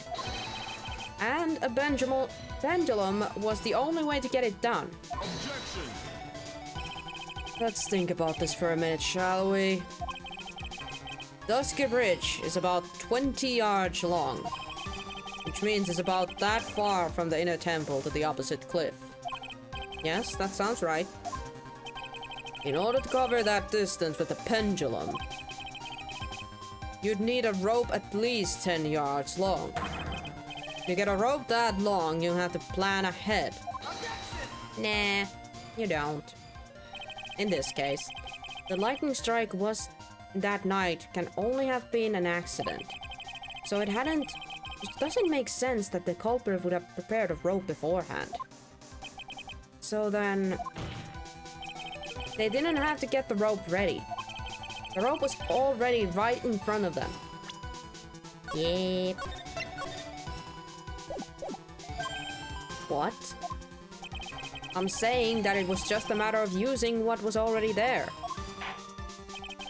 In that case, Mr. Wright, please give us an explanation to support your theory. I knew they were gonna have asked that. That's why I saved. What makes you think the criminal had the rope on hand to create a pendulum?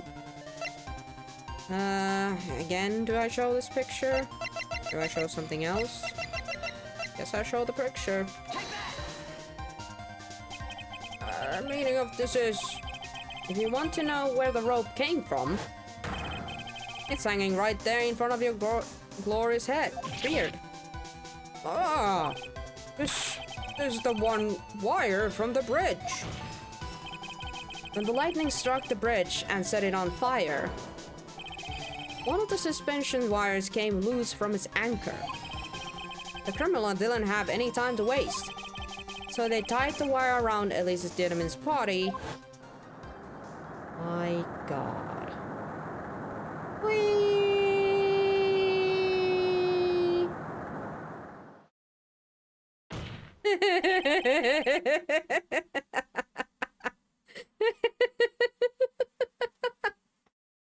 That is so silly, what the heck? Oh my god, imagine if the rope hadn't loosened up at the end. We would have had a body swinging back and forth under a burning bridge. And it would have eventually, like, you know, the... Oh my god, that would have been so horrible. Oh, okay. Because there was simply no other way to move the body. Cheers, Phoenix. That is the wildest thing I've heard and seen this game so far.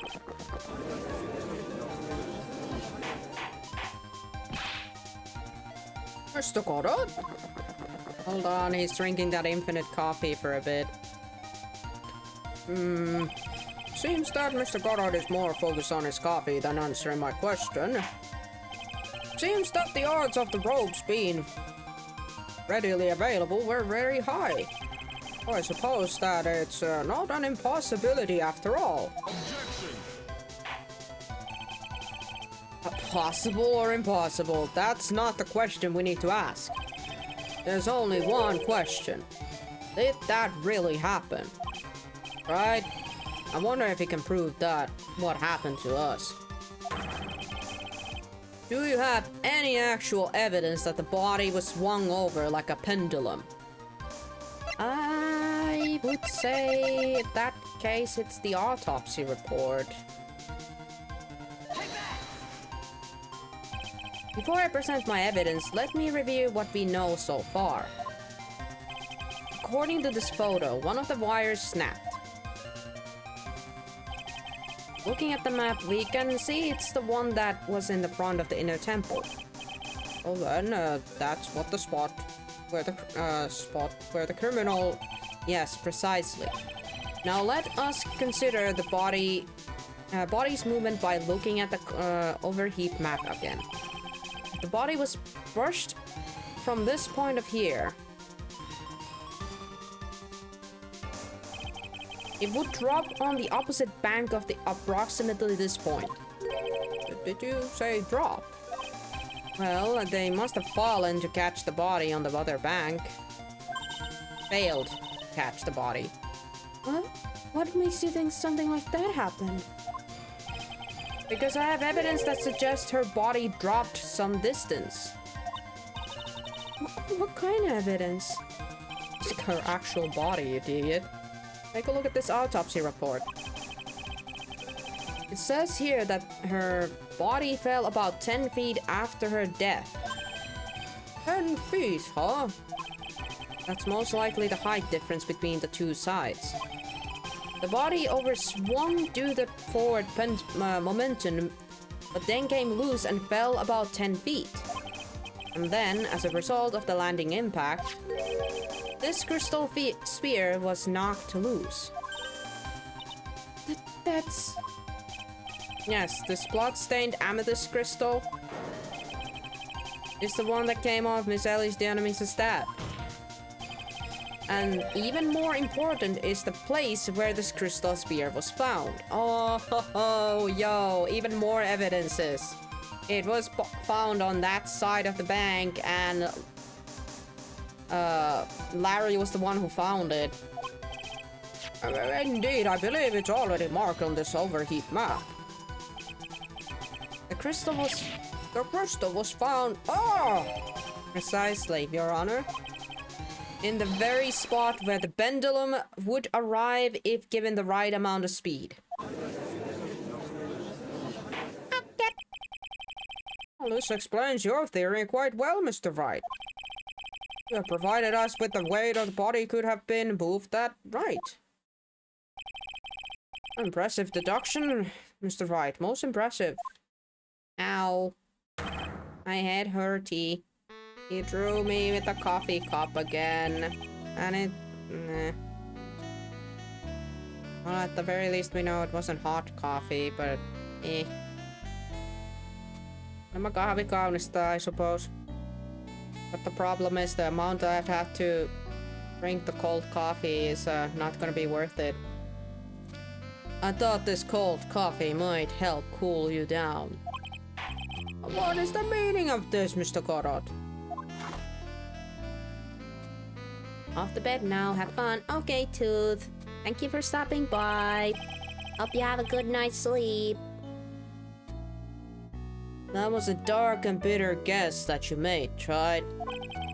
But you forgot about one thing. Oh, and what would that be?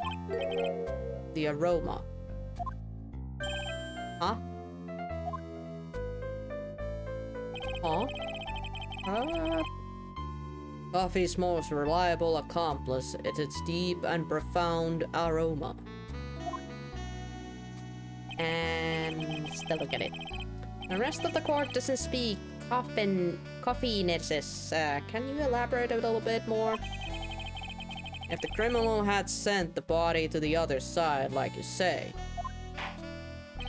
then naturally there must have been an accomplice lying in waiting to catch it. Well, that's the thing. An accomplice? The criminal wasn't able to cross the Dusky Bridge. So, who collected the body? Yeah, that's the part that's, that's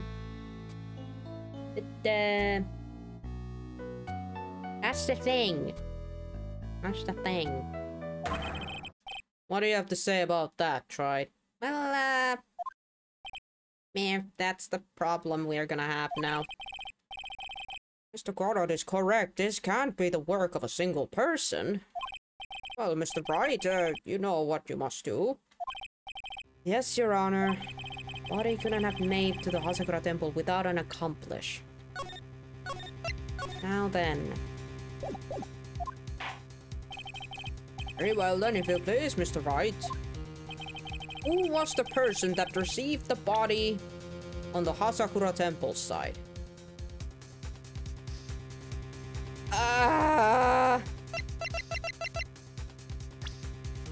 Who do we say, guys? Who do we say?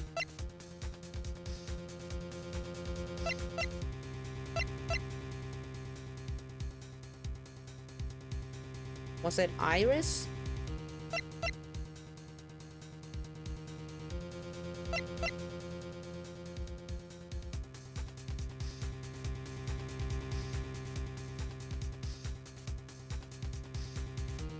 Yeah, I really gotta think about this, cause like...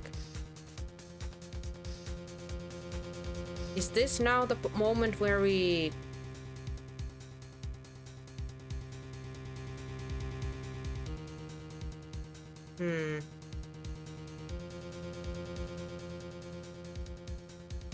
We point out Iris here? Because it would make sense that some part of Iris's state, like, whole thing would be true, that she would be an accomplice.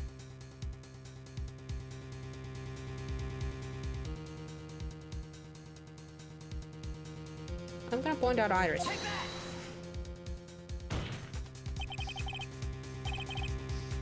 Can only be you, Sister Iris. Huh? But I don't see why you're so surprised. The only way to transport the body from Dusky Bridge is by snowmobile. But with her bad back, Sister Bikini could never pick up a body like that. You're the only one that could have managed it. Objection! Right? Were you listening to the witness's testimony? Yes. On the night of the crime, this little cutie pie was on the cleanup duty in the inner temple garden after the mother-daughter bloodbath. I haven't forgotten, but have you, Mr. Goddard? This witness was also seen at the Hasakura temple, desecrating the corpse of the victim. Strange indeed. It's almost as if on that night the defendant was in two different places at the same time. Exactly. And how the fuck does that happen?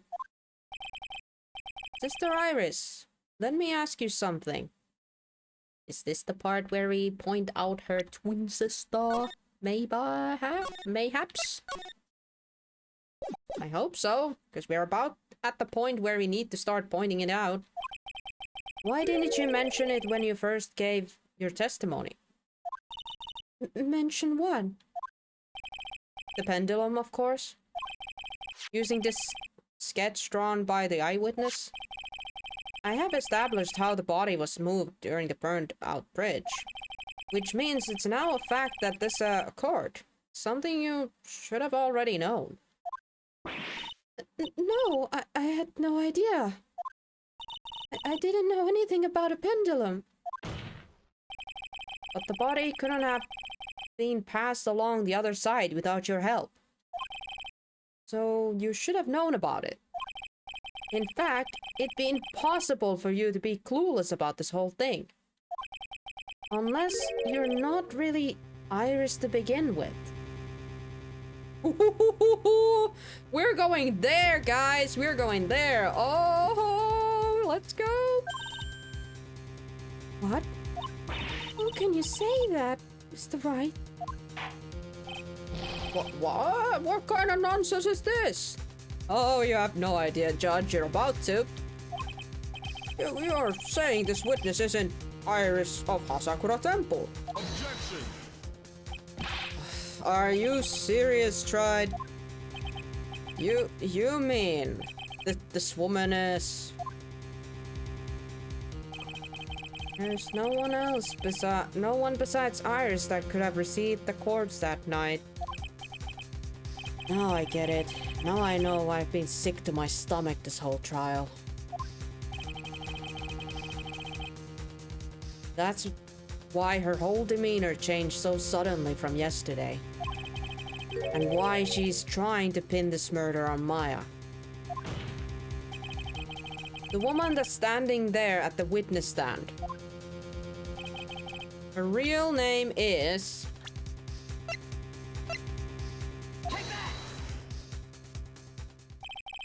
I never thought I'd have to utter your name again. Let alone see you. It's been a long time, Dahlia Hawthorne. Hawthorne? Sister Iris had a twin sister. And you're looking at her, Miss Dahlia Hawthorne. That name rings some bells. Distant bells, but bells nonetheless. It's just your imagination, Gramps. This file contains all the relevant data about Dahlia Hawthorne.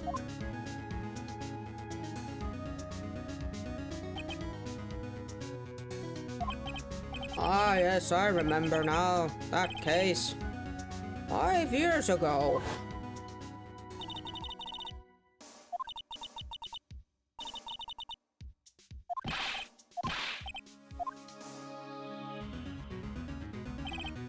But according to this, Dahlia Hawthorne is already dead.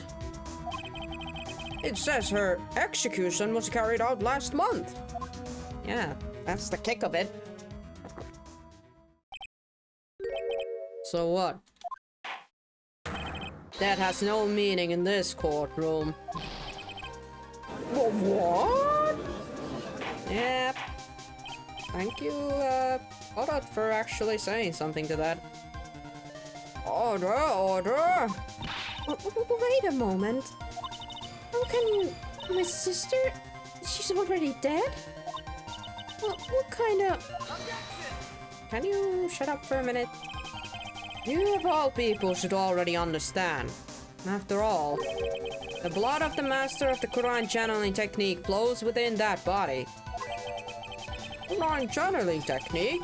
Oh, where have I heard that? That's right. You're not Dahlia Hawthorne herself. You're the spirit of Dahlia, currently inhabiting the body of the spirit medium. What an exciting story. Exciting, but impossible. You're asking us to buy that Dahlia Hawthorne just happened to be channeled by someone?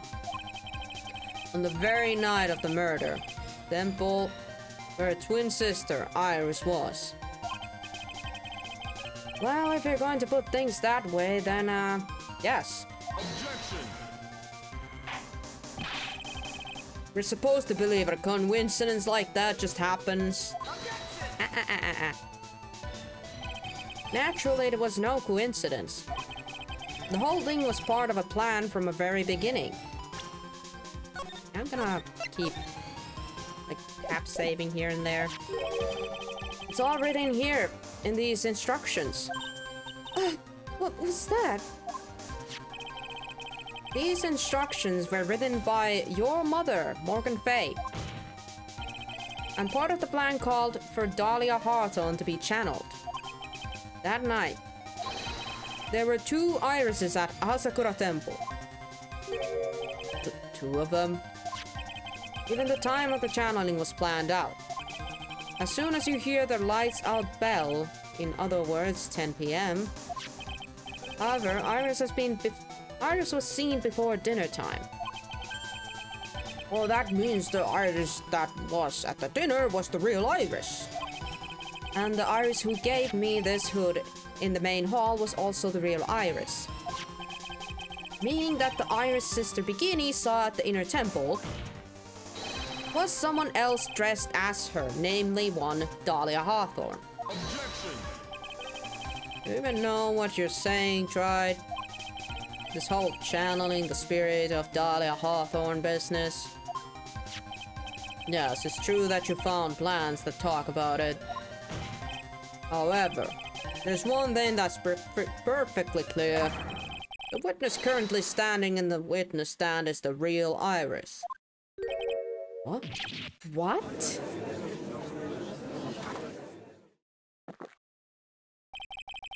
Calm down and remember what you know about the night of the crime.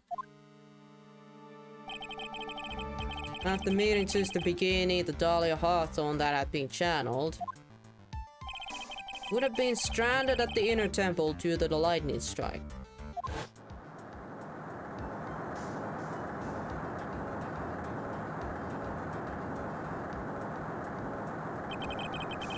It was later that the body was moved by the pendulum. That's right. Naturally, that would mean that the Iris that received the body was the real Iris. Are you with me so far? Yes. After being notified of that what happened, the police came to the Hasakura Temple's main hall. There they found Iris in her room and arrested her. And ever since, she's been under a police supervision at the detention center. Yes, I suppose. Can't deny any of that. Ew, thank goodness. It looks like he's finally convinced. Something still seems off. Way off. I'm still not convinced that the Iris here is the same one from the other night. Huh. I suppose you're about to say something really ridiculous. Probably. I'm not even sure what Phoenix is gonna say.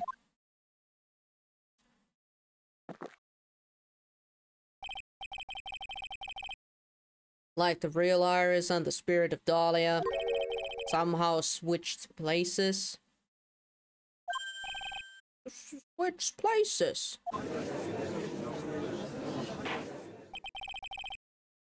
To be perfectly honest, there are still quite a few things I don't understand, but I do know that unless we confirm the witness's identity, we can't continue with this trial.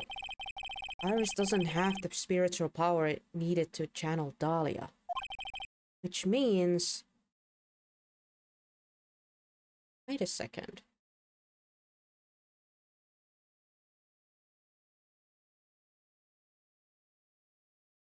Hold on. Hold on.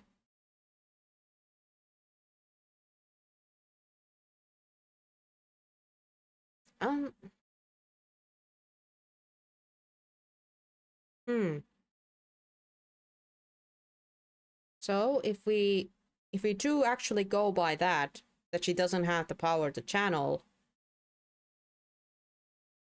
then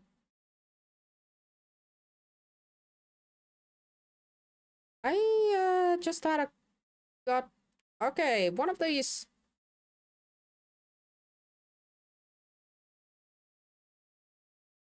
Does that body belong to Maya by any chance?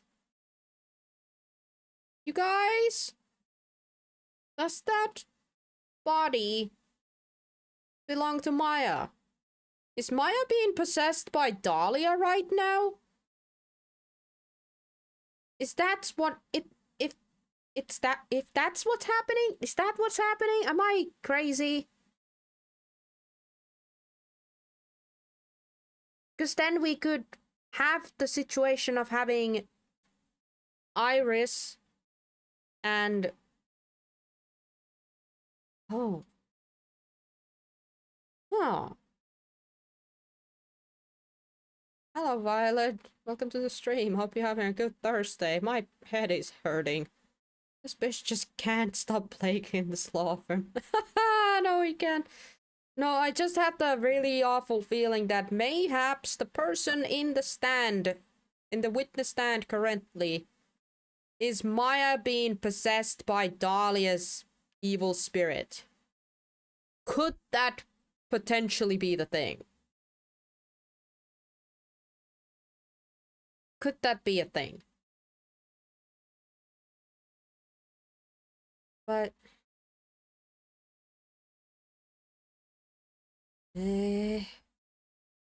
I'm not sure. No, let's not jump to conclusions yet, but...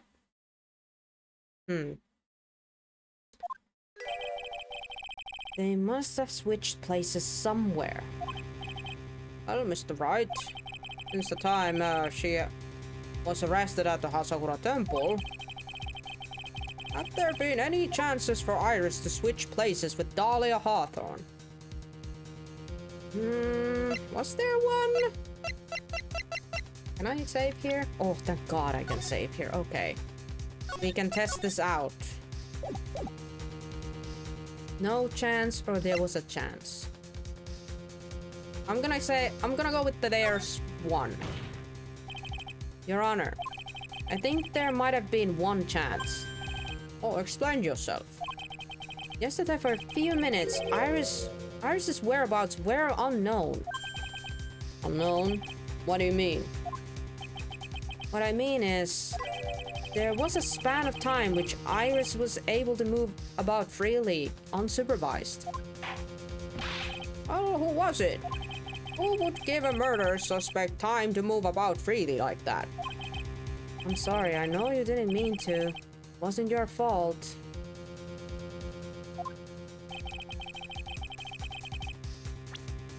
Uh... Uh... Um...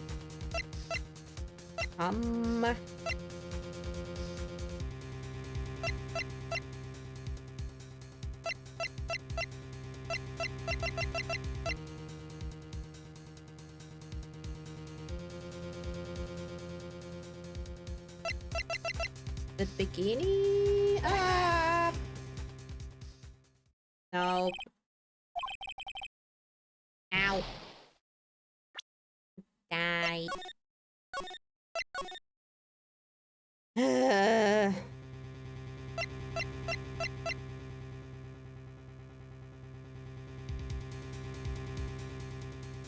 Or not chance?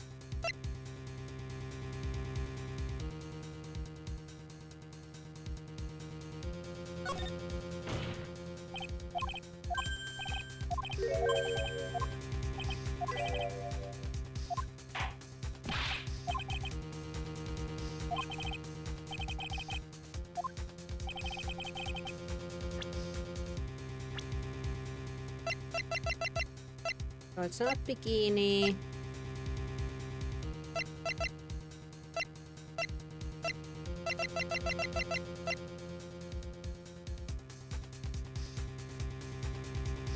The pearly or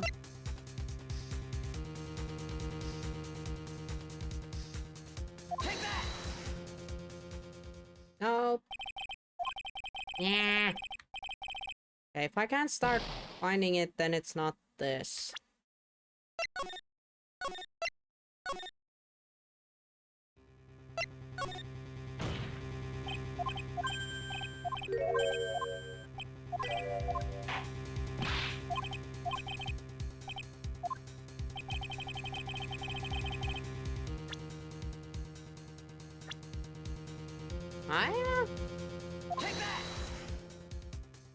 No.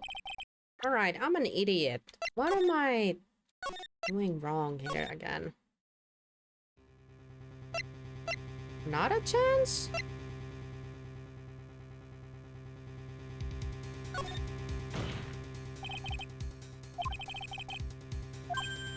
And Phoenix keeps, like, saying, like, apologizing, so I'm like, huh?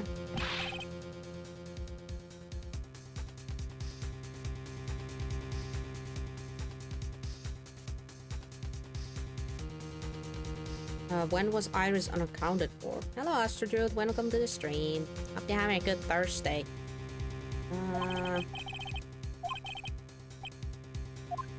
Very,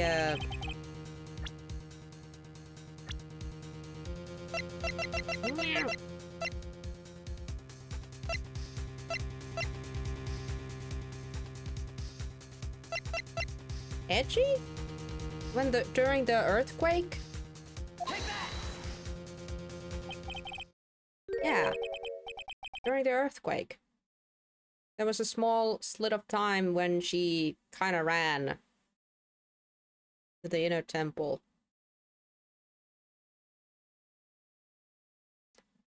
Okay, there we go. Brain was being dummy. Thank you. This is Mr. Edgeworth, isn't it? Yeah, Edgelord. Your Honor, there was a fairly large earthquake yesterday, was there not? An earthquake? Yeah, we don't have to get a reminder of that. Don't look at the screen. It's being very wobbly right now. Okay.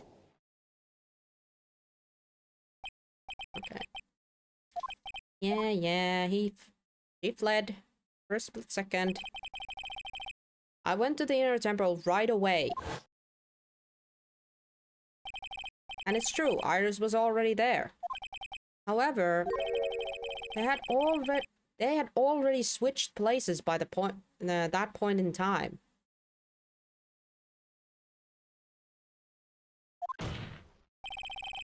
When I arrived at the training hall, I was met by none other than Dahlia Hawthorne.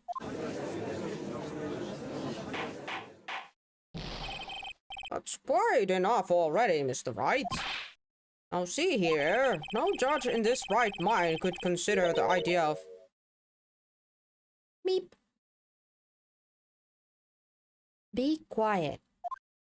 There she is. There's the beep. Beep. It's been a long time, Mr. Judge. That voice. Guess I'll have to ask again. Upon meeting a beautiful lady, always ask for her name and profession. That's one of my rules.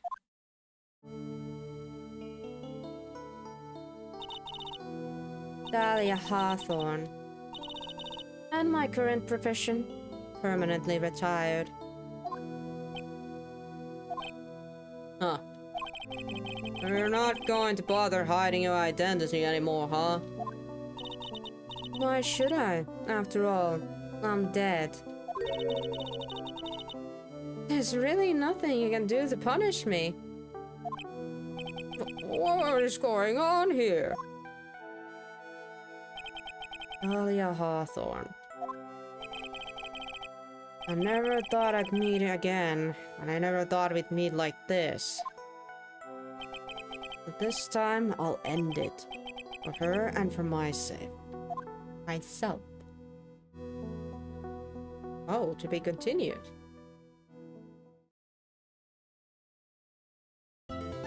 Well, well, well. Got her out. February 10, 1:06 p.m. District Court, courtroom number 7. Now then, let's continue where we left off, shall we? Well, witness. Yes, how can I help you, Mr. Judge? It seems that if we're to learn the truth, we'll need to hear your testimony. I have no problems with that. But when you see what I have, sometimes the truth is better left unknown. Ay, ay, ay. In any case, let's hear your testimony. Tell us about the plans that was carried out that night. Ugh. Oh boy. The whole plan began with my death. A stupid plan hatched by Morgan Fay to install her own daughter as the next master. But for it to work, Maya Fay would first have to die. The idea was for me to kill Maya and then have the plane pinned on Iris. The plan went wrong, but it seems to have succeeded anyway.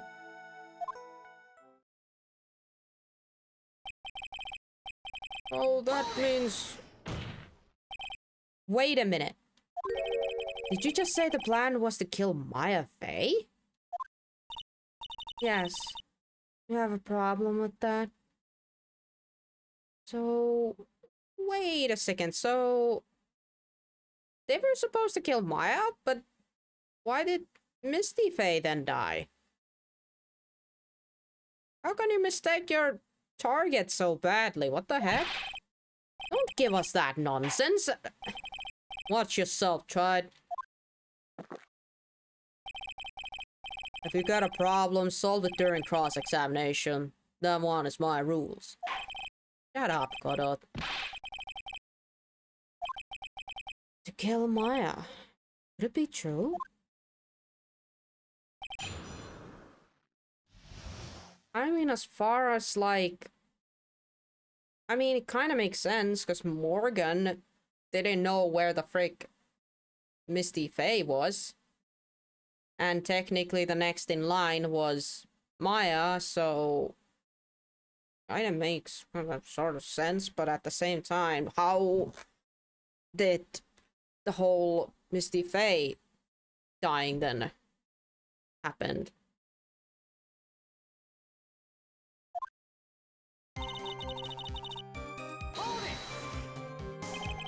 You were executed last month, correct? Yes, I was hanged. It wasn't exactly pleasant. Yikes. How did you manage to discuss the plan? When did you talk to Morgan Fay? Last year, she was transferred to the same detention center as me. Since I was on the death row and she was my mother, it was actually pretty easy to meet with her. I see. That's what when you discussed the plan. Huh. Are you crazy? At first, that woman was planning to kill me as well. Even though I'm her own daughter. All to make Pearl Fay the master of crime. She's called Twisted Woman. Hey, like mother, like daughter. She thought she could finally regain her lost honor.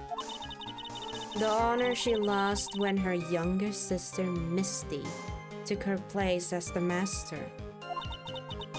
Ever since that day, she's been working on this plan. Plan, huh?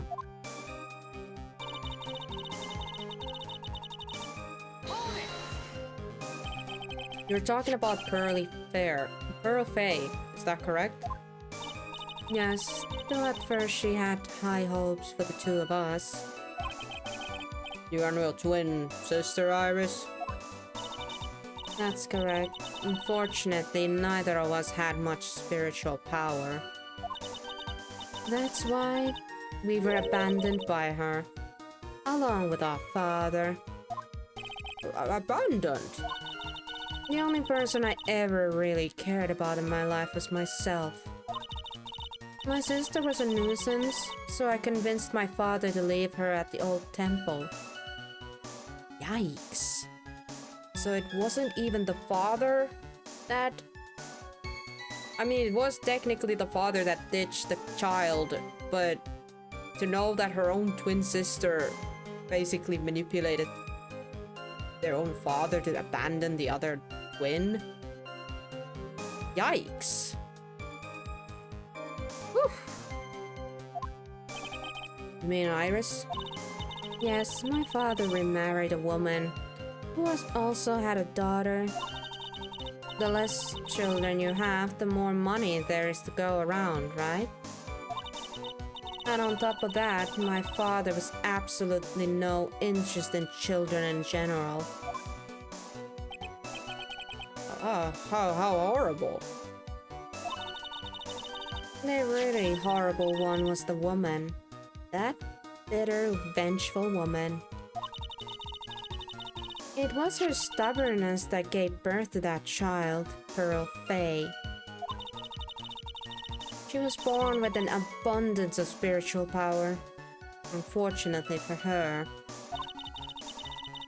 Morgan Fay heaped all of her broken hopes and dreams onto that poor child's back. All because of her pathetic dreams of having her bloodline become the main family.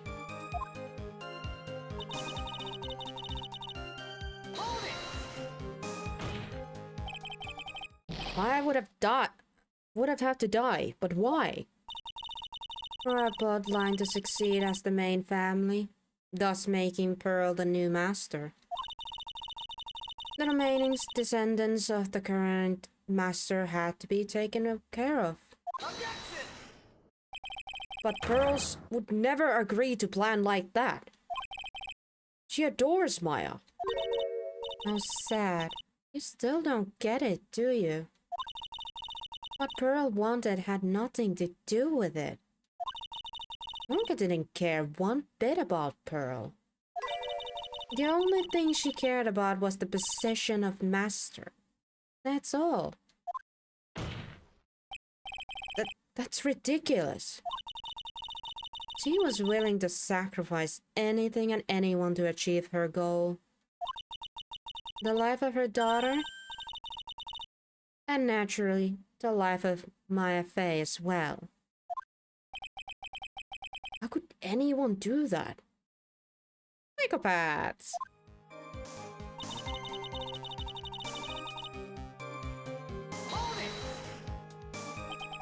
You were going to kill Maya. Pearl didn't need to know anything about it. All she had to do was to follow the instructions in the letter and channel me. Then I would simply use her body and finish the job. In any case, I'm already dead, and there's nothing any of you can do to me. So the plan was to blame the crime on your younger twin, on Sister Iris of Sakura Temple. She and I look absolutely identical. No one can tell us apart. If someone were to witness me killing Maya, naturally, they would think it was Iris that had done it. And the witness in this case was the head nun, Sister Bikini. I never would have guessed she was going to return to the temple that night.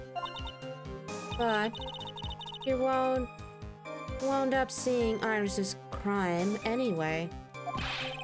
Why did you want to pin the murder on Iris in the first place? She's your twin sister, isn't she? She hasn't done anything wrong. Twin sister? Don't make me laugh. She's nothing but a backstabber. I wouldn't care less about her. Backstabber? You just don't understand. You never will. Anyway.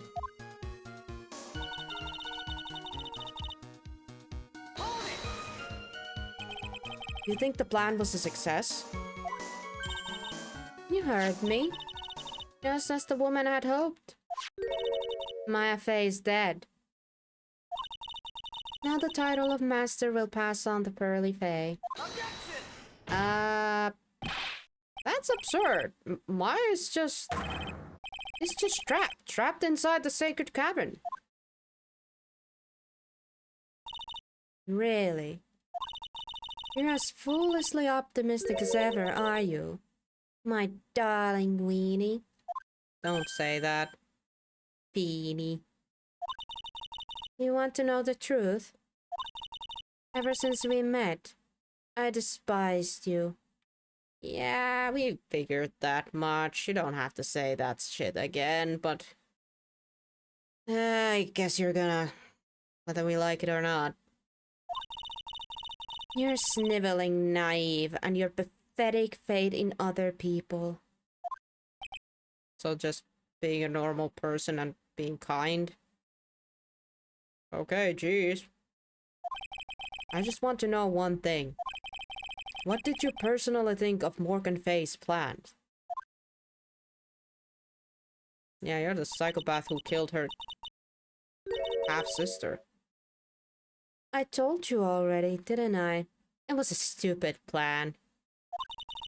It had no point, no value other than fulfilling her own greedy desires. So, why did you agree to any of this? Were you like, fuck it, I guess I'll die, but I guess I can still do harm to people after death? Come on, what's your motive on this? Yes, it was certainly nothing to be proud of. If that's how you feel, why did you help her carry it out? Why would you do it?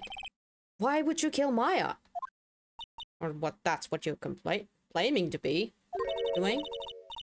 You may not understand it, being the kind and gentle soul you are. You may not be able to appreciate why someone like me would help a woman like that. So then tell me, why? Isn't it obvious? I'm not like that woman. I only act in my own self-interest.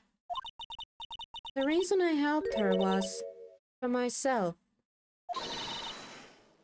For my own personal sacrification. Eh, I said that wrong. For my own personal satisfaction. What did you say? So this woman, Dahlia Hawthorne, she had her own reason for wanting Maya dead?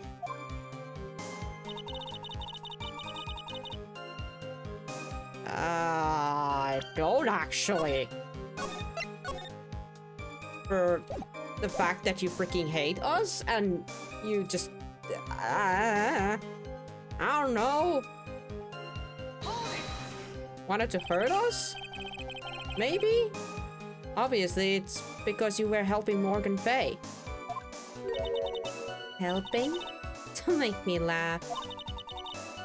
From the day I was born, the day I died, I never helped anyone. I lived for myself, and in the end, I died for myself. I thought that was obvious. She wasn't actually cooperating with Morgan. She was just using Morgan and her plans so she could accomplish her own goal. All I wanted to do was kill Maya Fey. That was the only way I could think of to get her revenge. Revenge? Looks like I have no choice but to present that piece of evidence. Can't believe it. She meant to kill Maya? I have to keep a cool head. And I need to get more information out of her. It's the only way to understand this plan and what she was after as well.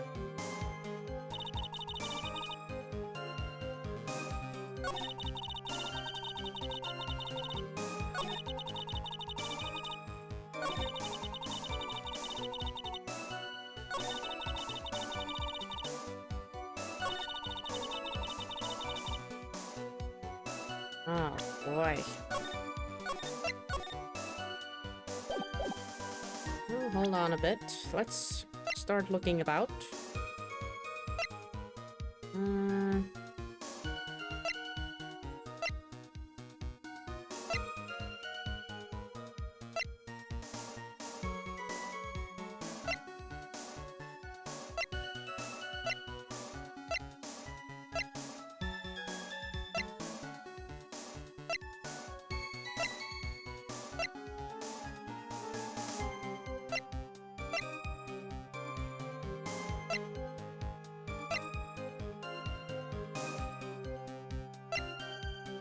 My god.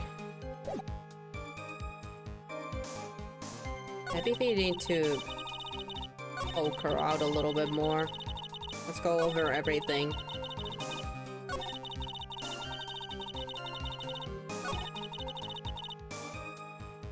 Alright. Let's go with everything. Let's see if something new pops out.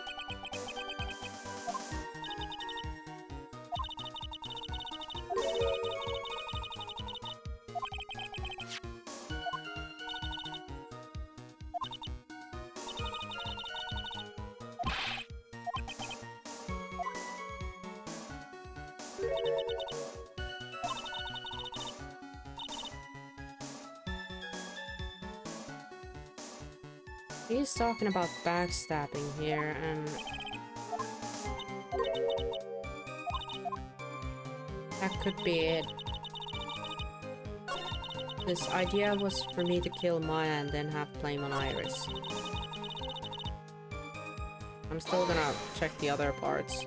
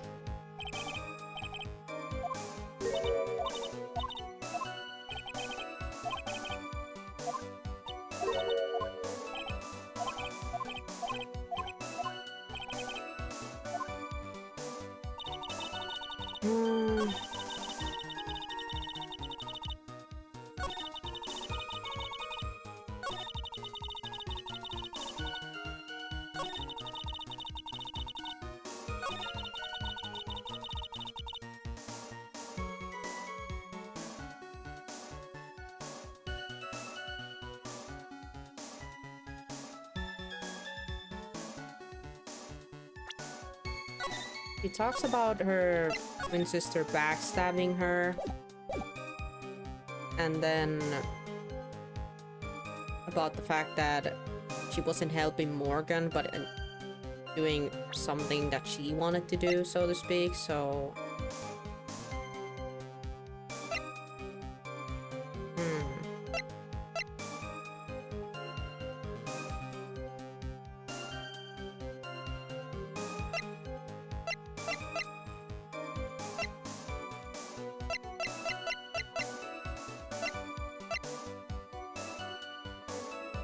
Something about revenge.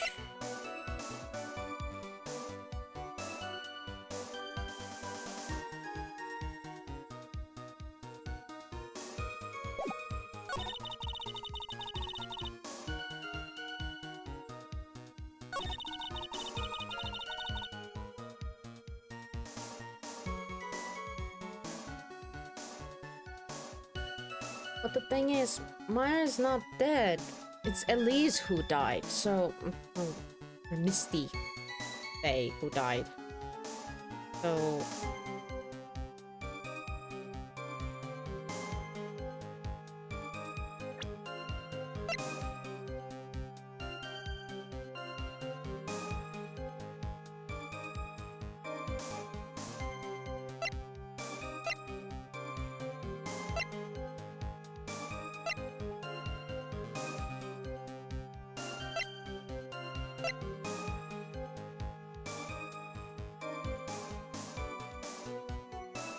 we technically haven't used this talisman yet.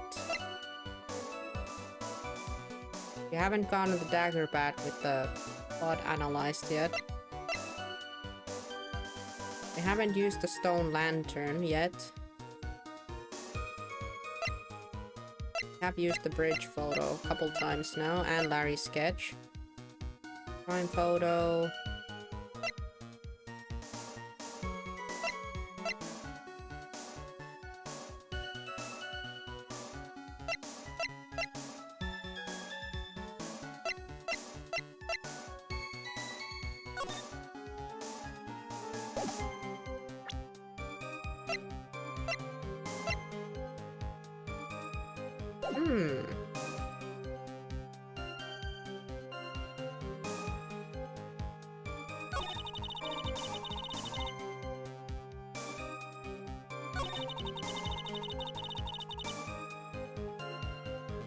Like this part here.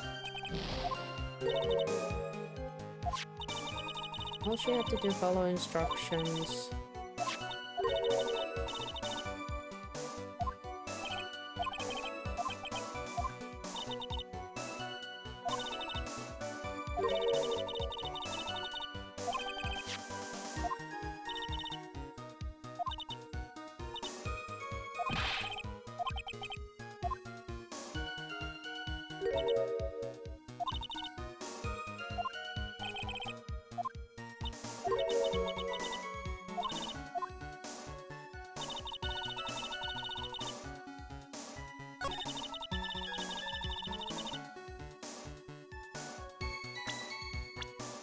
About this stuff.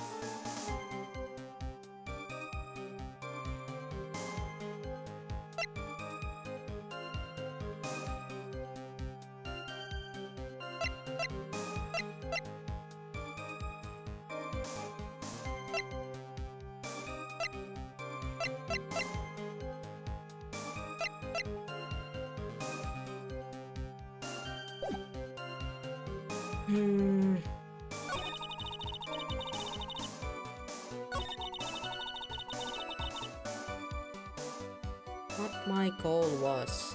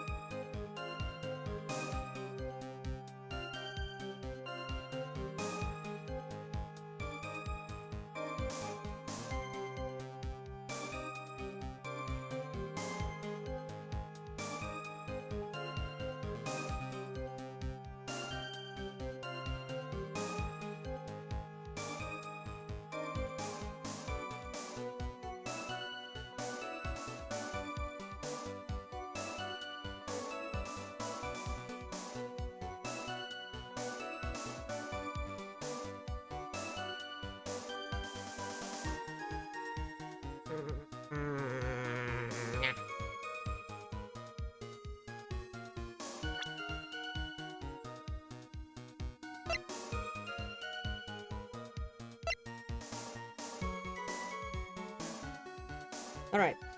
Hold on. Okay. Think about it. Why would she help Morgan? If she keeps claiming that she doesn't like her, she didn't like her, she was a horrible person, doesn't care about her sister, doesn't care about Pearl, doesn't care about any of the claims about revenge. Who would she want to have revenge against? Well, the problem is, I was like, against Phoenix, but at the same time, I'm like, problem is we don't have a photo of Phoenix, so... The next person is... Mia? But Mia is already dead! Why would she want to have a revenge? But didn't she, like... Isn't, like... Godot's condition, like didn't Dahlia, like, poison Godot? That's why he went into a coma and this whole fucking shabam with his eyes and everything. And that's how she got away from the first case she was, almost pinned in.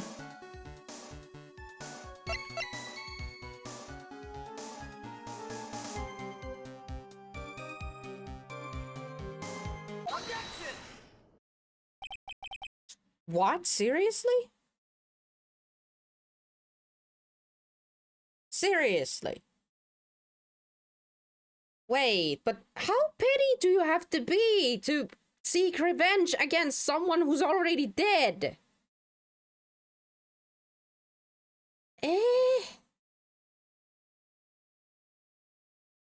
Okay, that was an accident. My bad. That was an accident. I was not sure... Because if I could have, I would have put a Phoenix's picture there, but like, the problem is we don't have a Phoenix's profile, so... Could she really be that petty? That since... Maya is related to Mia, might as well freaking kill her!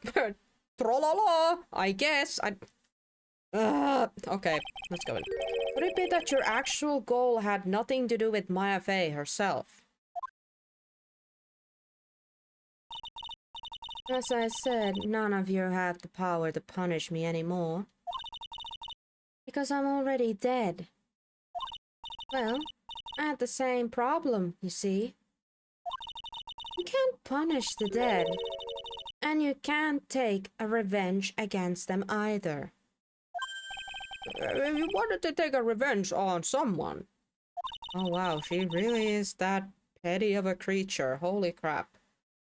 I was sentenced to die because of that woman.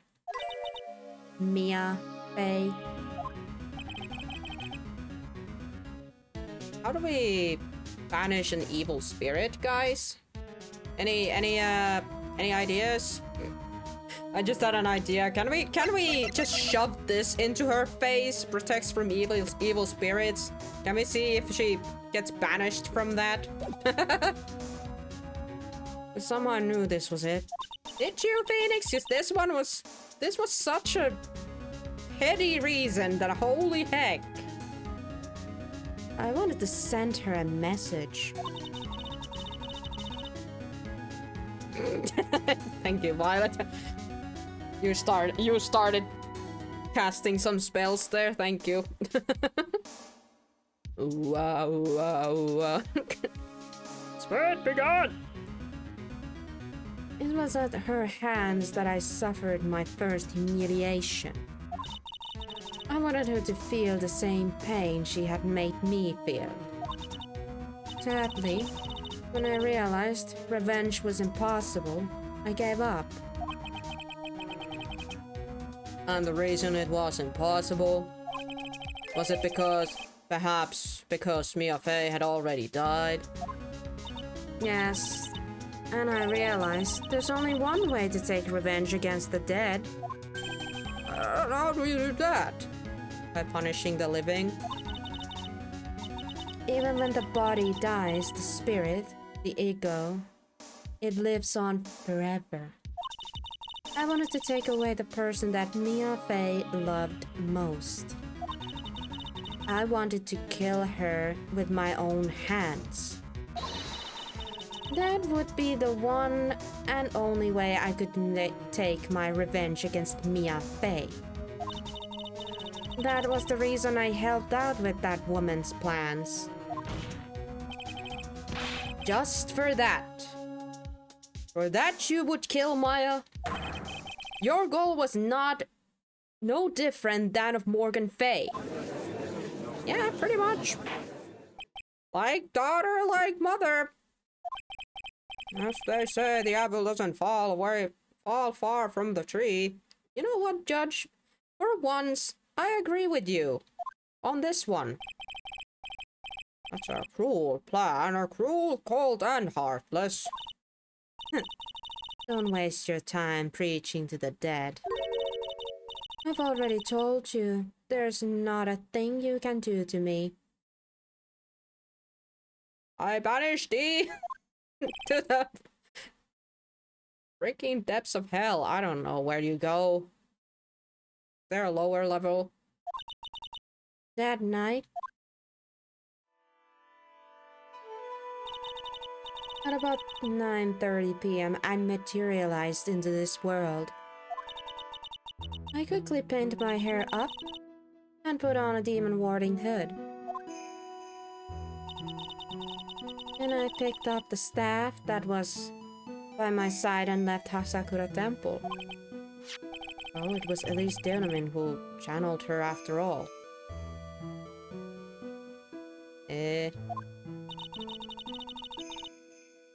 That ridiculous head nun never noticed a thing. She left Maya Fey at the inner temple and wobbled back, clutching her poor old back. What did you do then? That kid was easier to handle than I had hoped. I caught up with her in the front of the stone lantern. Then I took out the dagger I got from the storeroom and...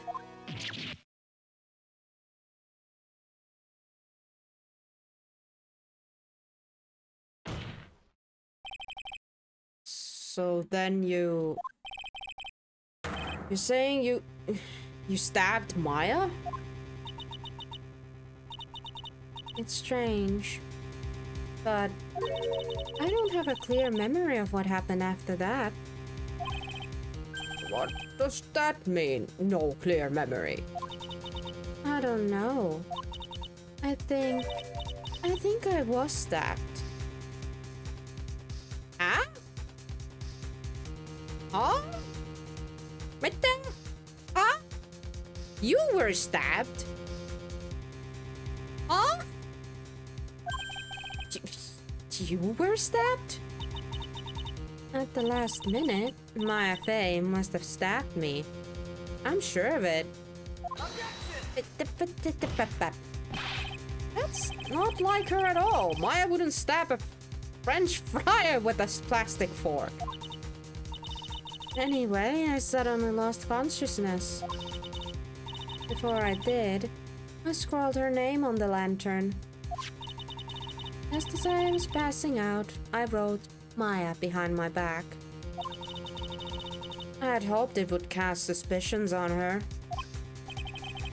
I can't believe she was thinking of that until the bitter end. That's where my memory temporarily stops. It stops? I don't have any memory of actually killing Maya Fey with my own two hands. My very last memory was Maya's terror-filled eyes. When I woke up after that, I was in the sacred cavern surrounded by darkness. We're in a sacred cavern.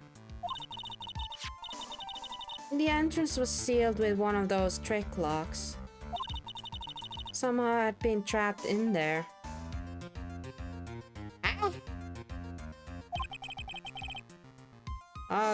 But how did you wind up in there? I'd like to know that myself. Anyway, I was worried. I didn't know whether or not Maya Fey was dead. And I swore I wouldn't return to the underworld until I knew I had killed her myself. Ooh. For a ghost, you're one tough cookie. I wanted to get out of there and make sure she was dead. But I couldn't do it. I couldn't get out. The trick lock stopped you, huh? I didn't know how to remove it. So then you're saying you were actually confined against your will inside this sacred cavern? Yes. I wanted to get rid of that annoying lock as soon as possible. But it wasn't easy. I kept getting interrupted while I was working on it. Interrupted? It was early in the morning, but someone came into the training hall. What? Who? Could it have been Maya? I thought the same thing, but I couldn't see. Why not? If someone had spotted me, I would have lost my chance to take revenge. So I made sure to hide myself well at the back of the sacred cavern.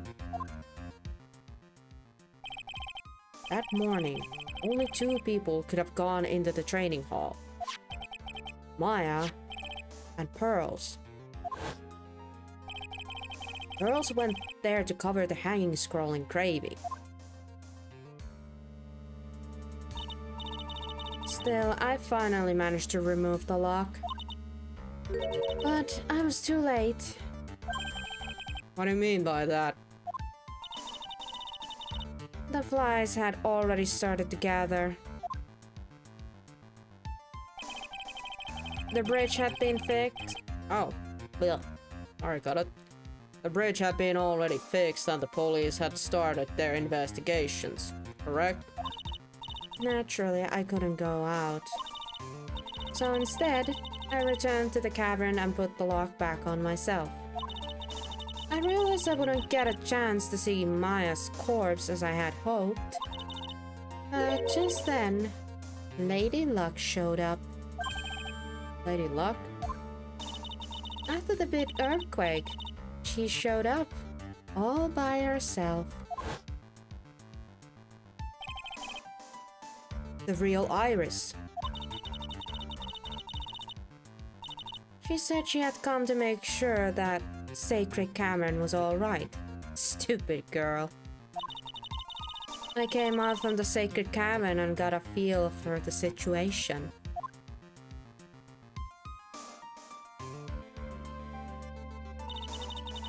And I locked her away in my place.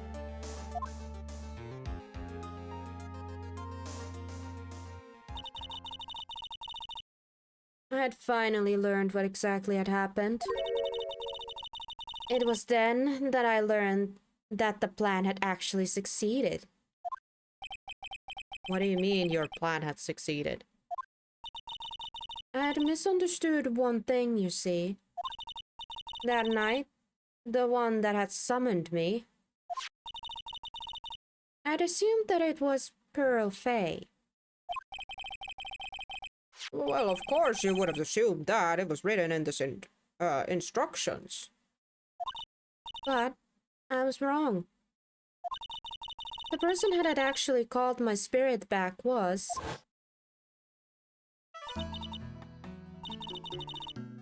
Misty Fay, the picture book author. What? Oh right, I didn't even take her into consideration because... I mean, she's dead, so that's why, but... Of course she could do that.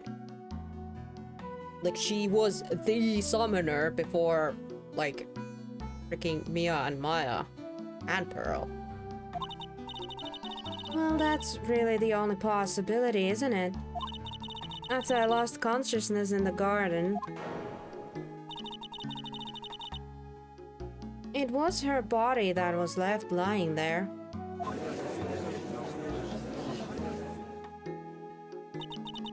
Maya Fay.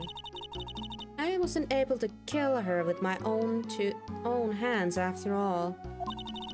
But even so, I made her commit the most vile sin a human can commit. And that is...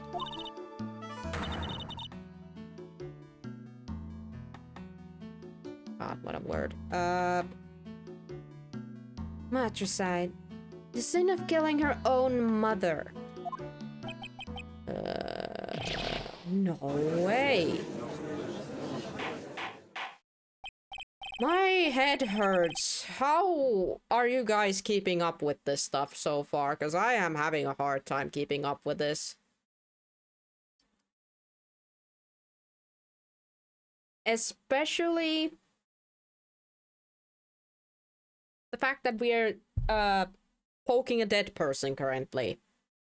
A psychotic person who really kind of doesn't have any reason to even, you know, tell the truth, but she seems to be relishing in the fact that she can just say whatever the frick she wants now. Thank you, Saidlos, for the hydration. And welcome to the stream. Hope you're having a good Thursday. My God. I can't even, like, sum up what has happened so far. The only thing I know is that right now, Dahlia is claiming that the person who's actually stuck in the sacred cavern behind those locks is Iris, and not Maya.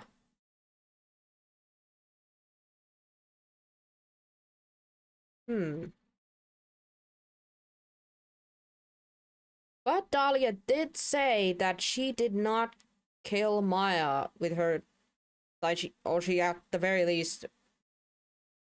Oh my God. What's the meaning of this? It's true that I was the one who attacked Maya Fay. But even so, The murderer who actually snapped out of Misty Faye's life was none other than your darling little Maya. Ridiculous. That's nonsense. Are you sure about that? Just think about it. There's even evidence supporting these facts, isn't there? What? What do you mean? What is this so-called evidence? The fact that Maya Fey has disappeared is evidence enough, isn't it? Huh? The idea that she's still in the sacred cavern is just ridiculous. She wasn't able to escape from the inner temple, that's much less obvious. In that case, there's only one place she could be. Where? You have to spell it out. The bottom of the Eagle River. Where else? Eagle River. Maya Fey killed her long-lost mother. Can you imagine the guilt she must have felt when she realized that? That's why she threw herself into the Eagle River. Most bodies that wind up in there are lost forever. Well, we actually have two people here that kind of survived. I mean, Phoenix survived. So did you, Dahlia. I mean, the first time you jumped in there. I guess the only time she jumped in there, but point is, there's literally two people who has survived that, so I don't know. Ugh. Stop calling us that, please. You're really nasty woman. So, what do you have to say now, Beanie?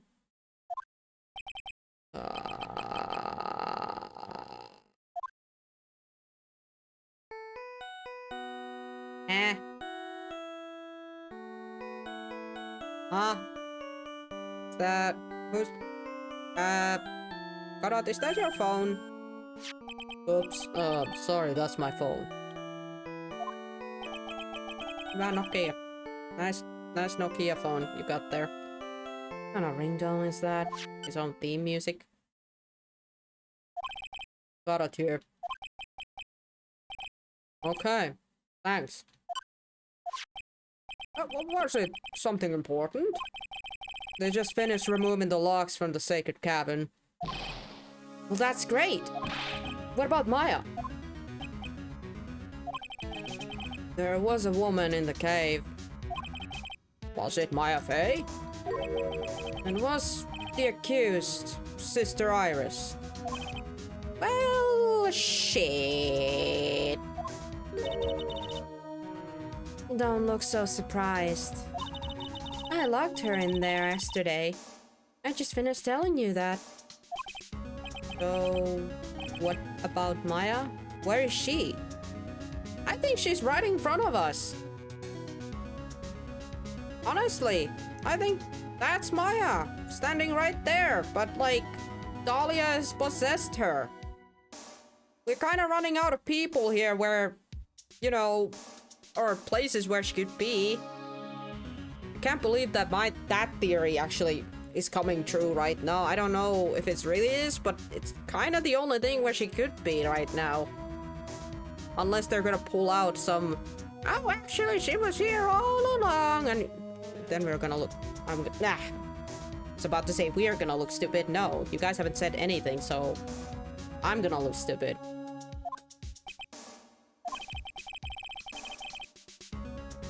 There was no one else found inside the sacred cabin.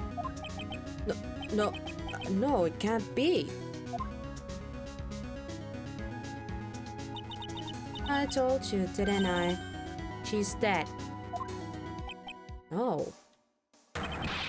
Phoenix, buddy, calm down. Cool head, Phoenix, cool head. Calm down. Why would you believe Dahlia? Why would you believe her? Come on. Snap out of it, buddy. Think. Seems this case has come to the end. Tragic end. No, no, no, no, no, no, no, no, no, there's still a...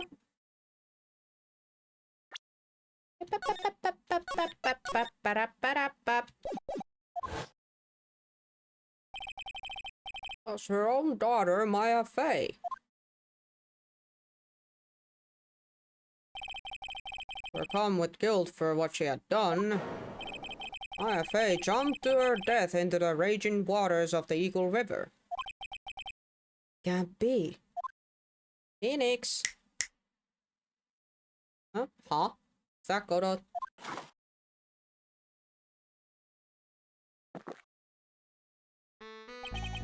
Right.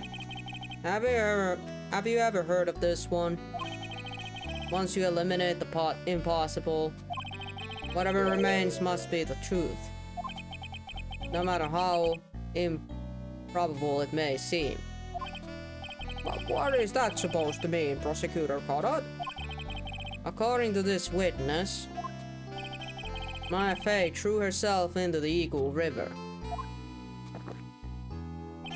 However, is that really the truth? I mean, I didn't believe it for a second. Remember, this woman testified earlier that the bridge was already on fire when the murder was taking place in the garden. Which means if Maya had thrown herself into the river, it must have been from the inner temple's side, near the bridge. That's right. That's where she jumped from.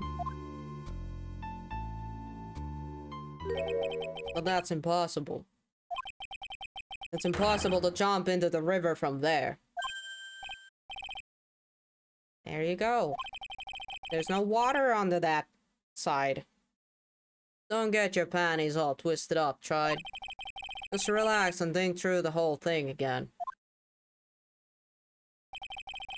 So it's impossible. Maya couldn't have thrown herself into the Eagle River. Of course not! Why on earth are you believing a psychopath? What? Well, Mr. Wright. Miss Hawthorne claims Miss Fey threw herself into the river from the inner temple side. Do you have any evidence that refute this claim? Temple map? See?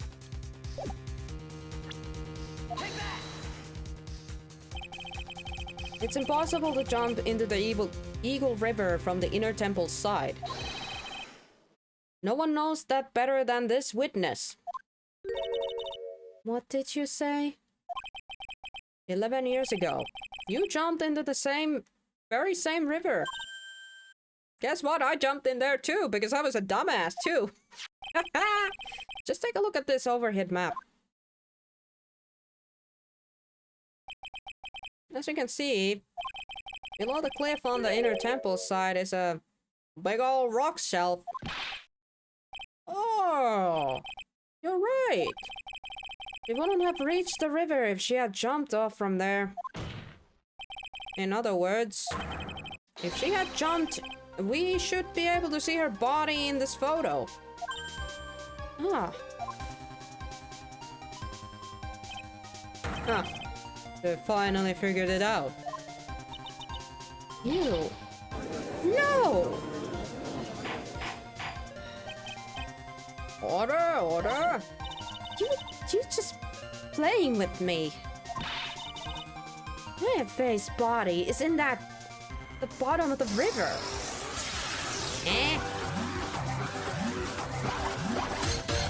Well, hello there, Bacon Flavor, and thank you for the raid, and welcome all the raiders. We are in a middle of a bit of a case here.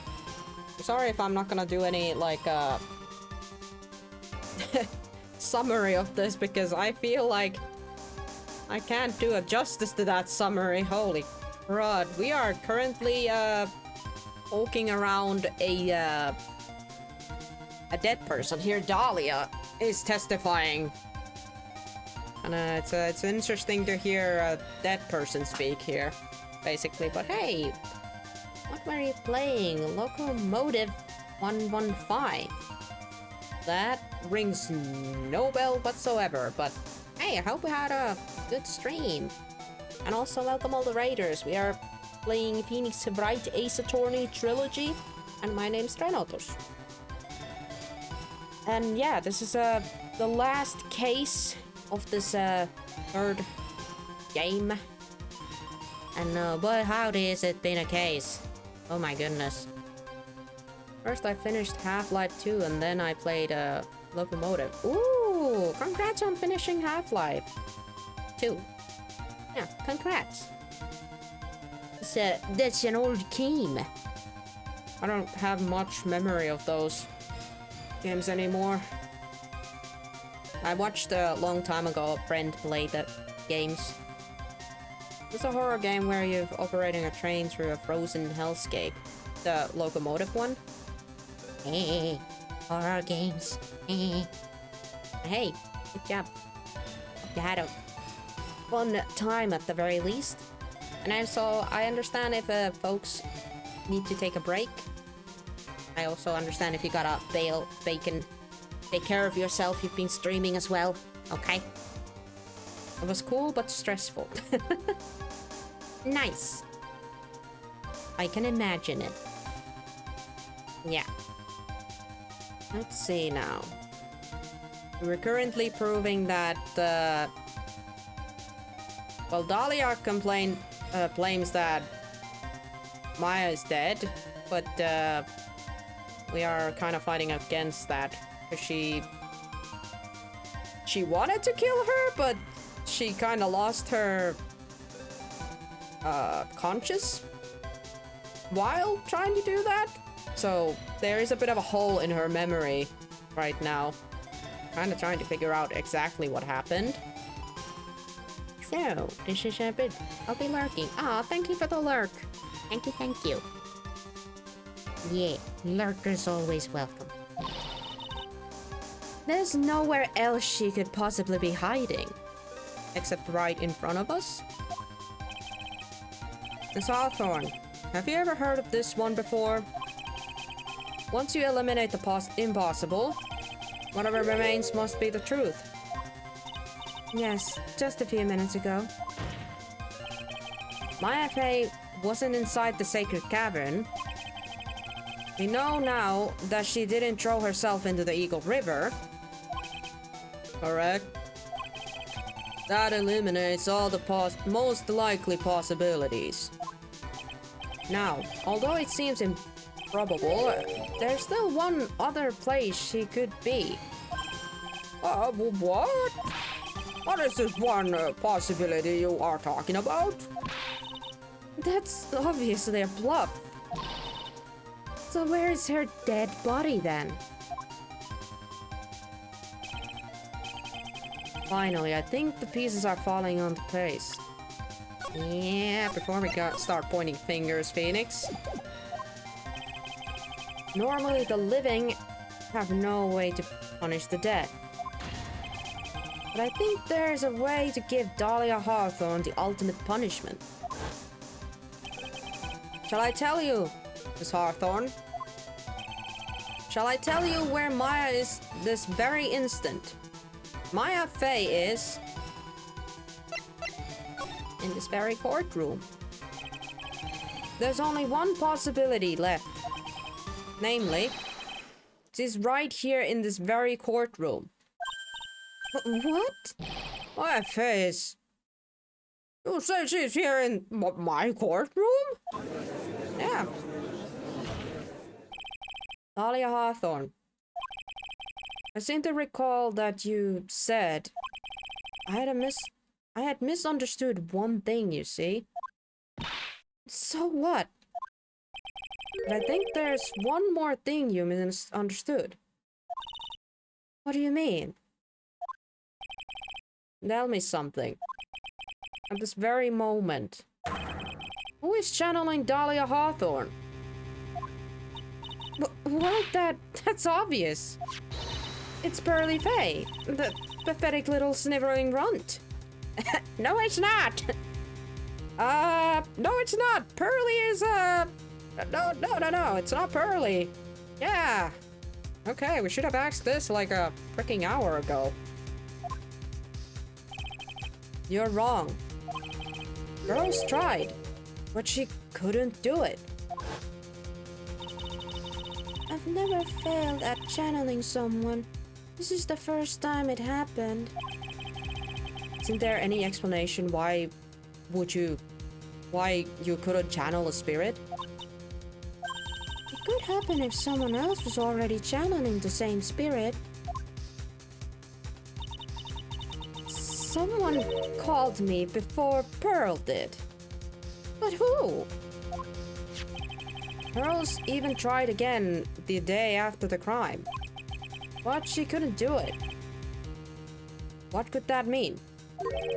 I think the truth is becoming clearer to you right about now, am I correct? It wasn't Pearls that channeled you. There was someone else who called you before she could.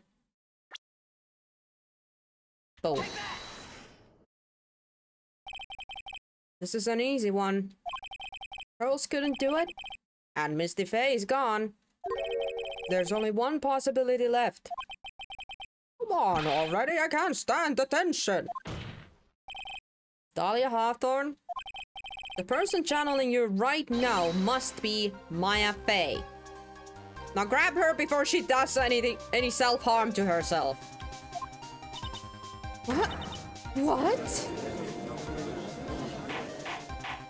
She doesn't have any sharp object near her, right? She can still hurt that body. Grab her. But how could that be? Remember what this witness, Dahlia Hawthorne, said about her goal. She said that her goal was to kill Maya Faye. Yes, that's right. What if Maya's channeling the spirit of someone that was trying to kill her? Huh. Well, Krams, what would happen?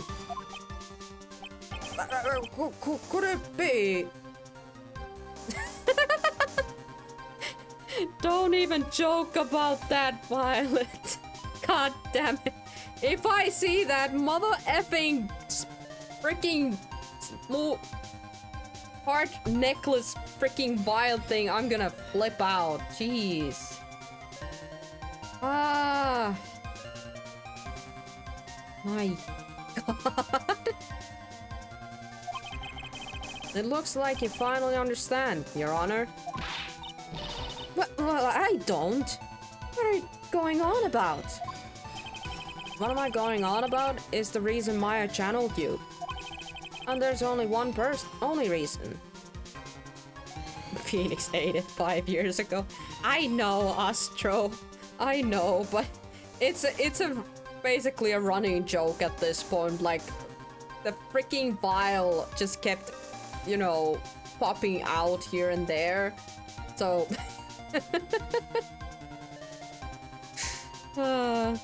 But yeah, it's a funny one. It's a funny one. My God, if I see another heart-shaped vial necklace thingy, my God. To protect herself from you. To protect herself? From me? Yes. On the night of the crime, you were only interested in one thing. Killing Maya Faye. The path back to Hasakura was closed off and there was nowhere for her to run. So then the problem became, where would be the safest place to hide? My goodness, Maya. If we gotta ask, where the hell did Maya's last brain cells went? I think they were overworking themselves during that situation. Like, oh gosh, I gotta go, I gotta hide, I gotta flee, I gotta do. I'll channel the killer. I'll channel the killer. That way I can't die. Ding ding. That was Maya's logic. Okay. Okay. I mean, quick thinking. Quit thinking. Confuse the freak out of your killer. You're like, where did she go? Little did they know, I was them all along. Yeah, try to wrap your heads around that. You mean that's when she channeled me? All this time you thought you had been channeled by pearls. That's why it never occurred to you. That Maya's hiding place was you. No. Don't say that. Ooh, that's a new face. You're saying that Dahlia Hawthorne I will grab a picture of that. That's a rare one. was played for a fool by that little whelp? Language. Maya Fey killed herself. Isn't it obvious? Sorry, but no. It would have been impossible for her to jump into the Eagle River. This was the only avenue of escape open to Maya. The only way that Maya could disappear from the inner temple. I don't believe you. A stupid little girl like that who has never been out in the real world. She could never have come up with a plan like that. Who could have ever given her such a brilliant idea? Well... What? Let's go, Miriam! Woohoo! Let's go! Mia being like, bitch, get into that killer! Brilliant! Okay, never mind. I take my words back. Maya didn't come up with the plan, didn't actually work her brain. It was her big sister. Let's go. Mia to the flipping rescue and giving the biggest freaking middle finger to Dahlia here. Like, ah, you thought, bitch!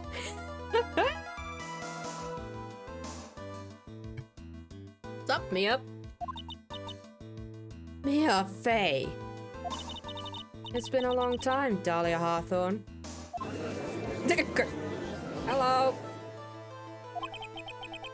Oh, it's true. It was you. Yes. Huh. You're something else. But what are you doing here? That hair, it's pearls, right? Quick, possess her, it's gonna be great. Yeah, that's her. It's gonna be great. Just do it. Just do it. Tell me something, Dahlia. I want you to think back to that night one more time.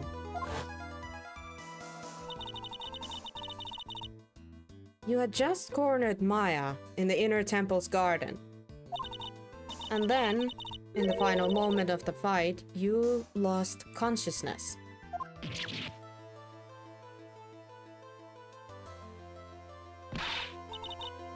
I was stabbed by Maya Fey. Actually, Maya lost consciousness at the same time as you. She did? Not terribly surprising since she was about to be killed.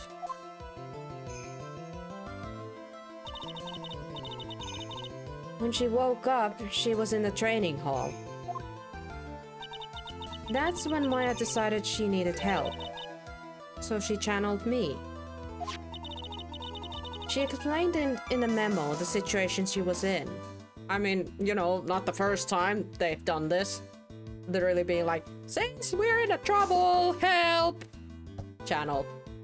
Like a speed dial. She asked me what I thought she should do. And I thought, hey, I have a plan for you. She did that. I can't believe it. Of course, I didn't have all the details. But one thing was perfectly clear. And that was...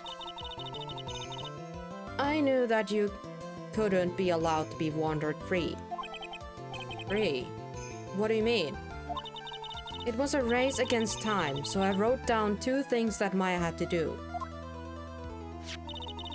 Channel Dahlia Hawthorne as soon as possible, and lock herself in the sacred cavern until help arrived. So it was Maya who put that lock on there. Ooh, smart. Oh yes, but why did you order her to do those 2 things? If she hadn't done it, Dahlia Hawthorne would have been channeled by someone else.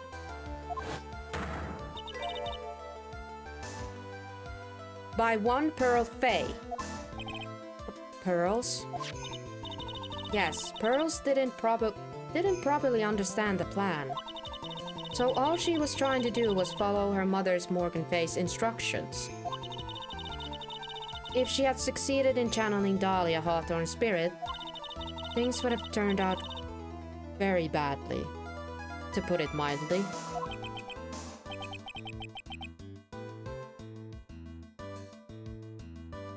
So that's how it was. Dahlia Hawthorne would have used the body of a Pearl Fae to kill Maya at all costs. Yes, it certainly sounds like that was the intent all along. How dare you! I won't forget this! Now then, how can we discuss about banishing evil spirits permanently? Why don't you just admit it, Dahlia Hawthorne? Your little plan was nothing but a big failure. Yes, another failure to add to the pile of shame, wouldn't you say? She's antagonizing her. What do you mean by another? Think about it, Dahlia. Remember all your past crimes? Not a single one of them was a success. They all ended in failure. What? How dare you? 11 years ago?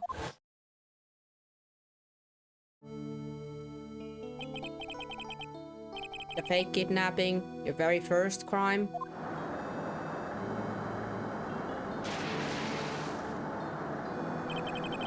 You got your hands on a $2 million diamond, but...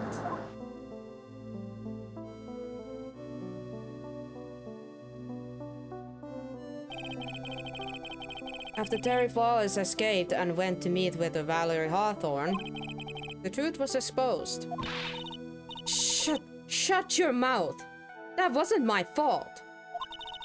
It was because of that stupid oaf of a prisoner and that weakling of a policewoman. And then, 1 year later, you tried to kill me. Well, I'm still alive, but the other guy isn't. You wound up killing someone else. Yeah, in other words, Phoenix got lucky. As a result, you were sentenced to death.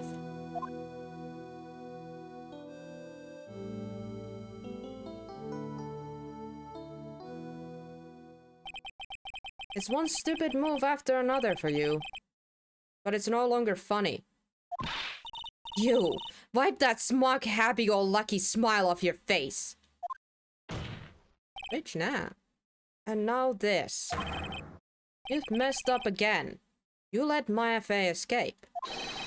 Even though she was right there in front of you.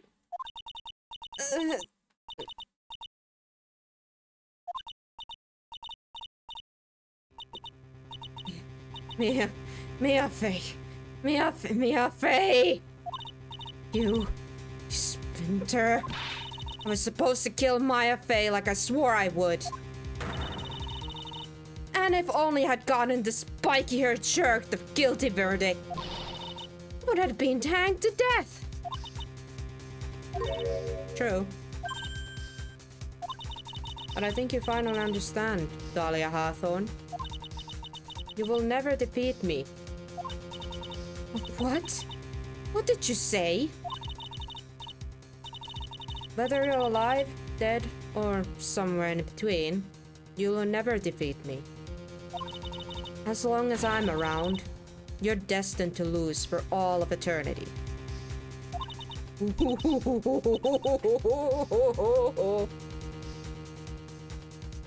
Dang. Fight it out in the spirit world, will you? I remember what you said earlier in the trial. You said there was no way we could punish you. Because you were already dead. What about it? Then you said, even when the body dies, the spirit, the ego, it lives on forever. That's very true, Dahlia. And that's exactly the punishment you'll never be able to escape from. For all of eternity, you'll have to remain as Dahlia Hawthorne. A miserable, pathetic, weak creature who can never win at anything. And for you, there's no escape from that. No hope of freedom. Since the day you were executed, the narrow bridge that once stretched out in front of you was burned to a crisp. You... Oh! You're wrong. It can't be. How could I lose to the likes of you? It no longer matters. I don't care whether you win or lose anymore. The only thing I want is for you to come out of Maya's body right now.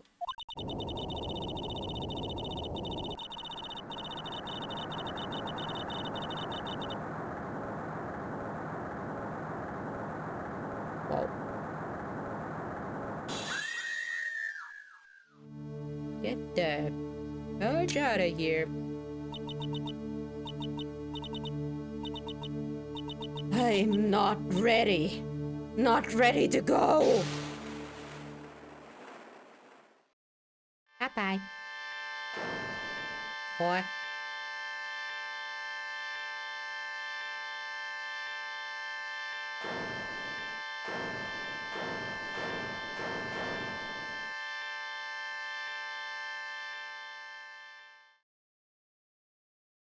Hey! Up, Maya. You've been, sis? And nobody got her. Okay. Okay, I got a picture of that. Ay. Seriously, nobody went to grab her? Okay. Oh, then, I assume you are the real Iris. Venus catches her in the anime. Would have been funnier if he didn't. Would have been funnier. Blech. Hey, nice to know that, Iris is, her actual person, so to speak. Yes, I was just rescued from the sacred cabin. I must say, you and your twin sister are indeed identical from what I can see. Good thing it's only the looks. Oh, in any case, it appears that everything has finally been cleared up. Mr. Kodot, what happened to Dahlia Hawthorne? If you ask me, Your Honor, it looks like she went back to the hell she came from. Seems that Misty Faye wasn't the only victim of this crime. Maya Faye, as well as the young, early Faye, are also victims of this wicked and selfish plan. Yes, Your Honor. The tragedy of Medium Valley has finally come to an end, it seems. Would be the best for everyone if no future attempts was made to channel that spirit again. Your Honor? Yes, what is it? About this whole spirit medium thing. It's almost weird how comfortable you seem to be with the concept now. My boy, I've seen that child turn into a grown-ass woman so many times now that I kind of have to believe it. Is what I would like to say if I was the judge. Well, to be frank, my younger brother is quite judgmental. He often criticizes me for not studying hard enough. That's why I made a concerted effort to study up the Quran channeling technique. Isn't that the New Year's issue of Occult? I've seen quite a few things in my many years on the bench. And in all the times I finally learned this one thing. Each case is different and takes place in its own world, if you will. In order to fully understand that world, first we have to immerse ourselves in it completely. And that's where my brother and I used to differ. Never thought of it that way. He almost sounded smart there for a second. At any rate, it's time to pass judgment in the case of the Iris of Hazakura Temple. Objection! Huh? What now, Godot? We still have to do okay, whatever. A little too fast with that cavil, Your Honor. Well, what do you mean by that, Mr. Godot? This trial, it isn't over yet. That's what he means. Well, I suppose we only found out where Maya is, but we kind of still have some unanswered things, so I suppose we still gotta figure that stuff out. Right. Remember what Miss Evil Spirit said in her testimony? But there's an anime? Yeah, Violet, there is an anime. There actually is an anime. Wait, Astro Dude, if you're still here, do you remember, did they made more? 'Cause I know that they made, like, wait, hold on, did they make, like, right until, like, this season? how much they have made? Because I remember watching, like, the First season, but I don't remember how much they made of it. Because of course I checked out the first season when it came, but I can't remember. I mean, if you said that Phoenix catches her in the anime, then I suppose they made 3 seasons? Did they make 3 seasons? Is there enough to make 3 seasons? Wait. I mean, I guess there is. I could kind of see, like, one trial taking up 2 episodes. Yeah, you know what? There is enough to make 3 seasons. But don't quote me on that. I am not sure. Google it. Google it. Then you know. That's faster than my brain working right now. You gotta focus still. Huh? Dahlia's testimony?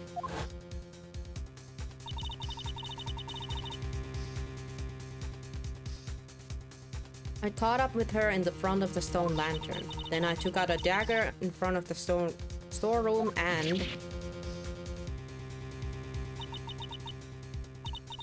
It's strange, but I don't have a clear memory of what happened after that. I think I was stabbed.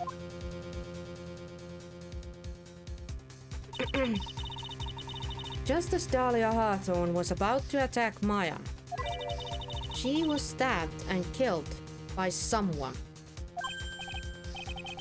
Yes, that's right. The person that was ultimately killed was the spirit medium that channeled Dahlia. Elise Tiedemann. No, Misty Faye. But who killed her? We still don't know who did it. Aivan. That is true, we do not. Right. Shit. But hey, nice to know that we have a Mia next to us now. Unless someone else is found guilty, the accused is still on trial.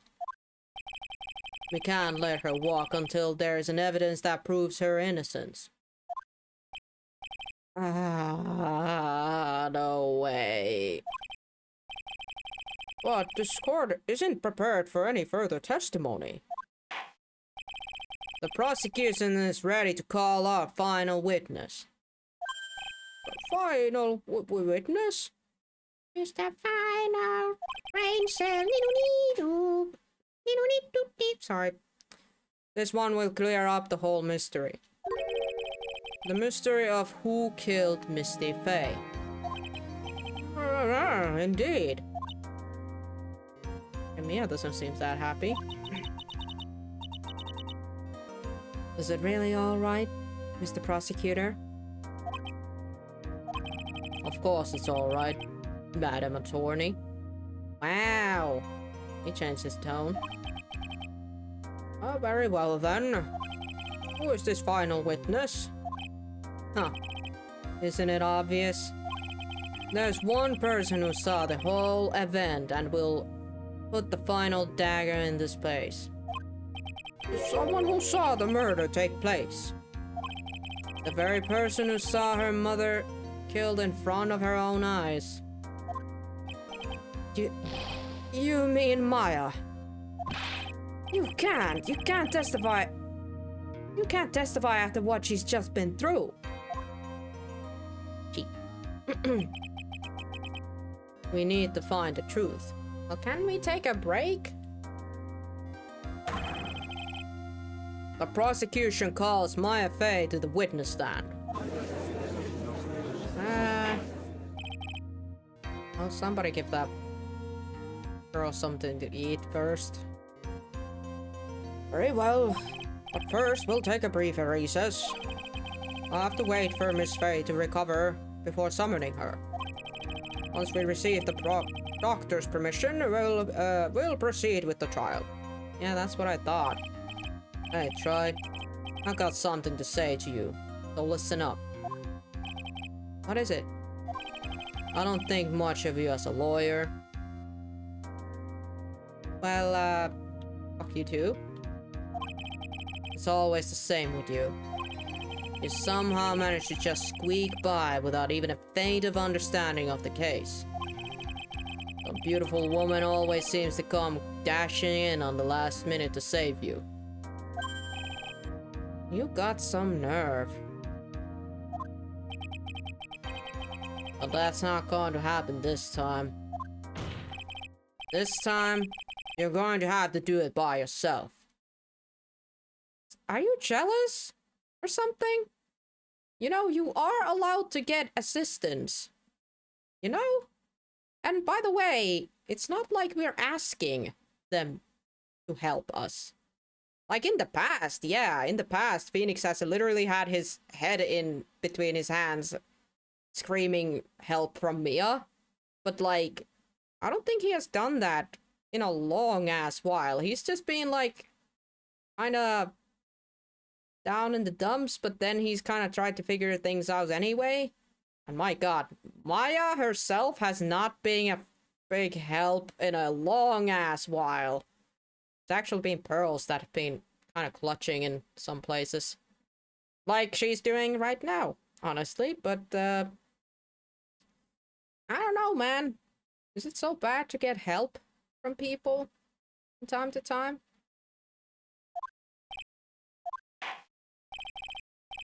What is this, a dick measuring contest? That's enough, this court is now in recess. Wow, okay, hello. Alright, February 10 to 56 p.m. District Court, Defendant Lobby number 1. I'm truly sorry about everything. You were working so hard to defend me. I was missing all day, and we didn't even have a chance to talk. He's right. When I met Iris at the training hall yesterday, they had already switched places, and Iris was inside the sacred cabin. I wanted to at least be in the defendant's box today to root for you. Well, it wasn't your fault. You were locked up this whole time. There's something more important than that, though. I have to ask you. Why did you help your sister out as much as you did? Huh? If you had tried to get help at the Sacred Cavern yesterday, you wouldn't have spent the entire day locked up in there. My sister. I felt sorry for her. She was abandoned by our mother and never got any love from our father either. Yes, but it was the same for you too, wasn't it? No, it wasn't. She had Sister Bikini. Yes, but at least I had Sister Bikini, who was like a mother to me. Yeah, she had people who actually cared about her. That makes a big difference in people's lives. If only Dahlia had some come with me to Hasakura Temple.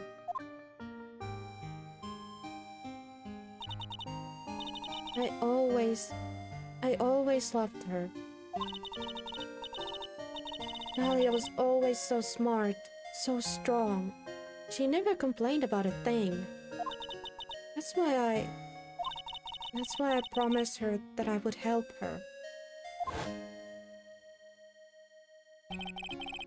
Are you talking about that fake kidnapping case 11 years ago? Yes. I wanted to be useful to her in some way.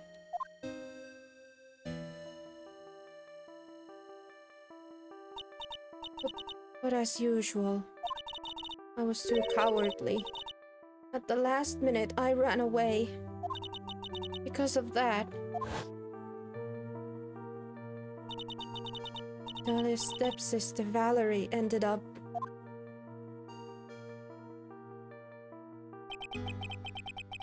That was the case that wounded Mia so badly.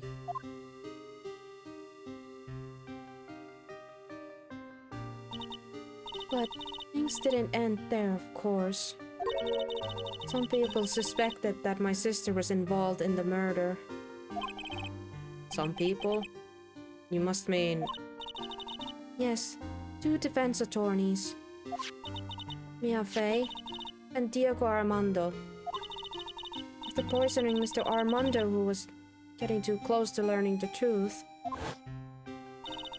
Dahlia even tried to kill the person who had unknowingly hid the poison from her. You. That's right. Iris, there's one more thing that I have to ask you. Yes, what is it? On the night of the murder, the person that cleaned up the corpse of the victim, Elise Duneman, was it really you? Yes, it was me. That night, after I rang the lights out bell, I went back to my room. At around 10:30, I received a call on my cell phone.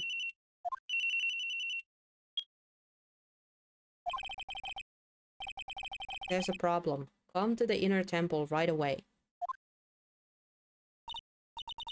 I got on the snowmobile and headed for the inner temple.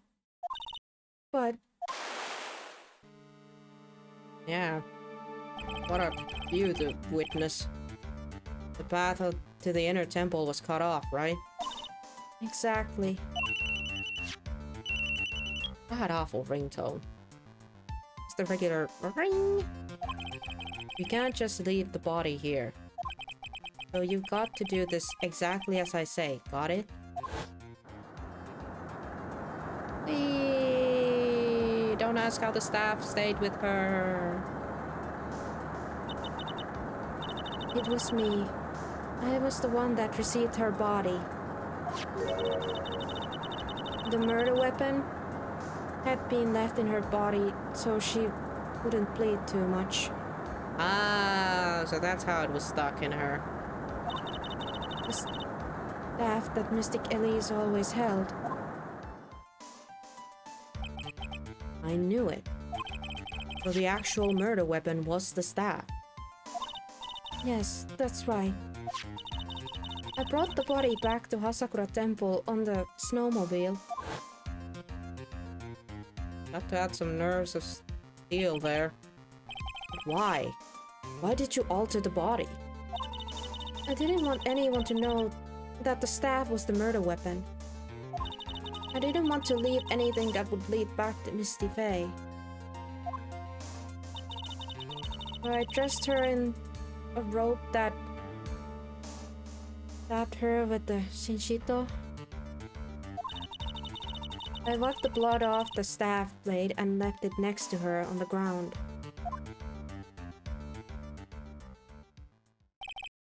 Iris, just tell me one last thing. Tell me the name of the person that called you Seraphon, the real killer.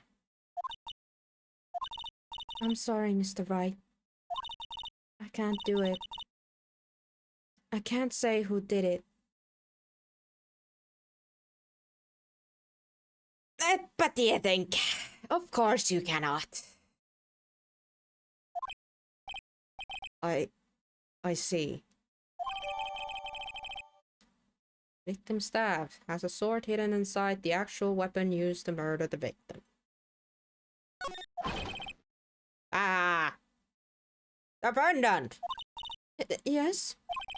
The judge is calling you. He wants you to see you in his chambers. He has some questions about Dahlia Hawthorne. Alright. Well then, I'll see you later. There's something I want to tell you. Oh, okay. Something she wants to tell me? Okay. Better not be bad news at the very least. No, it's true. Iris cooperated with the real killer. So she's definitely gonna get some punishment out of that, but at least it's not gonna be because being the killer. And that's what she's on the trial here, so. Well, let's help her out. Okay. I feel a little bit better now knowing that Iris is at the very least not a freaking diabolical psychotic person as her sister was. Maybe even from the very beginning. Phoenix? Wow. Mia. How's Maya doing? Physically, I'm not worried. She'll recover completely. But emotionally, she's been hurt very badly by this case. Yeah, I know. Maybe she'll be fine. She's seen quite a lot of bodies in her time. Oh boy. Yeah. She's not as headstrong as you are, Mia. I do understand your worry there. I see. You don't mean she's learned who Elise Dineman really was? Yes, I went to the medical office and talked with her. Okay, so we ripped off the band-aid. I told her everything I knew. But why? She needs to know? Maya is stronger than you think. I knew she could take it. All of it. What do you mean by that? I want you to figure that answer out by yourself. The trial is about to restart. The real killer? Do you know who is it? Who is it yet? Do you know who it is yet? Can't say I really do. We don't have many options other than, you know, I mean, meow. I mean, Morgan is still a thing, but like, they were trying to kill me, Maya. Not Elise, so... Well...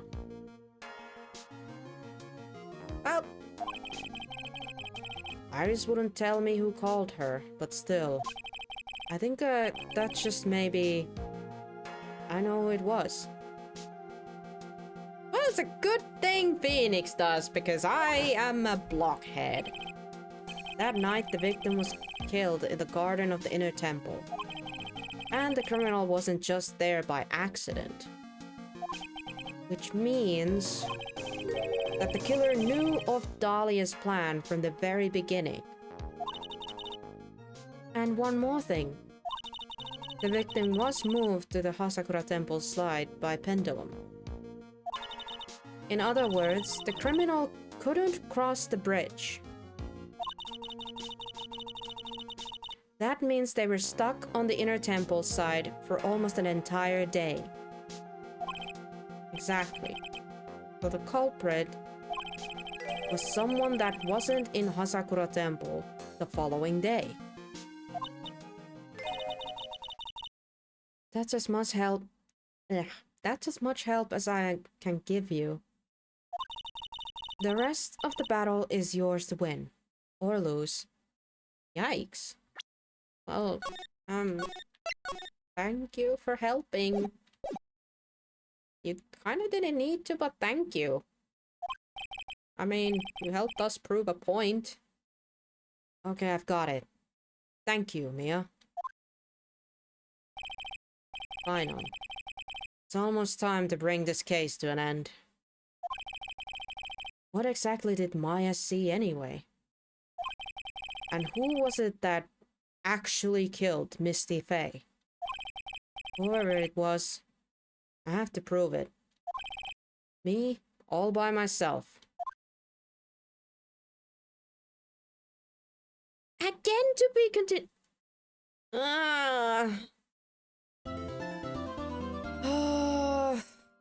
Really? My God.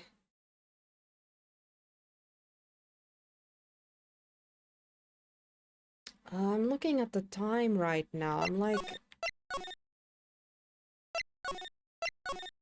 Should I leave this to the next week?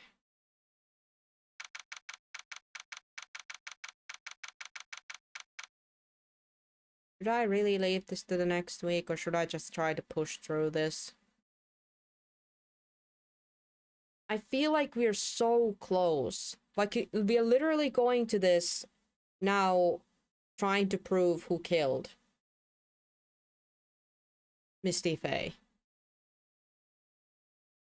My voice is so tired. Man.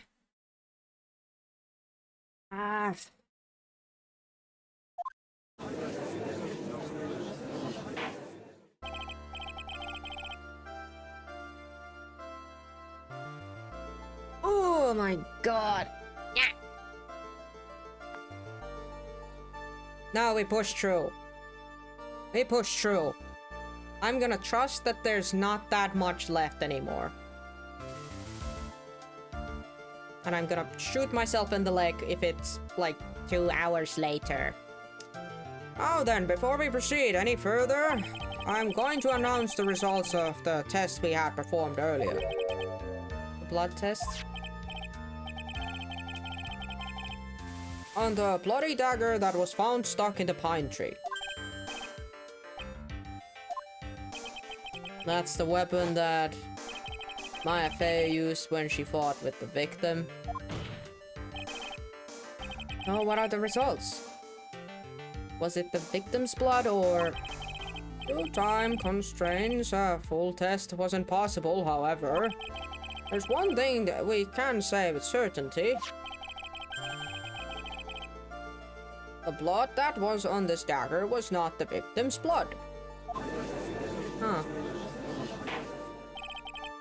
That is all. Now then, let's restart this trial.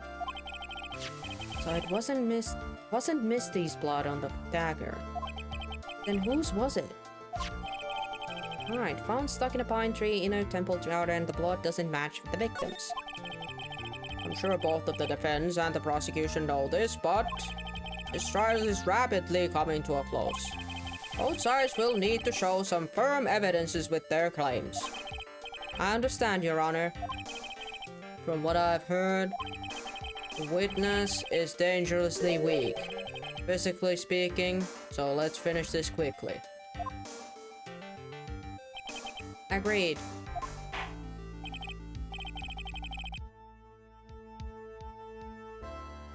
Very well, please bring in the last witness. Hi, Maya. Witness, please tell us your name and profession. Maya Fey. My profession is, it's the assistant manager at Wright and CEO's law's offices. True. Maya? According to the magazine I have here, you're a spirit medium of a Quran channeling technique. I'm frightened. The Fey clan, I don't want any more to do with it. Oh, Maya. The pain of Faye's bloodline causes much to be unbearable. Very well. Now then, Miss Faye. When the event occurred, you were in the garden of the inner temple. And we witnessed the moment of Miss Elise Denemin's murder. Is this correct? I didn't see any... Straighten up this instant, young lady. Huh? Pick your head up and speak clearly. There's always time for crying later. But Your mother was killed right in front of your eyes. There's nothing you can do to change that fact. Are you trying to make her cry? But there's something you can do. You can't finish this. You've been watching the whole thing, right? You've seen the witnesses coming out and you've seen us squeeze the truth out of them. Now it's your turn. Let's hear your testimony. On the night of the crime, what exactly did you see happen? Witness, if you please. yes, Your Honor.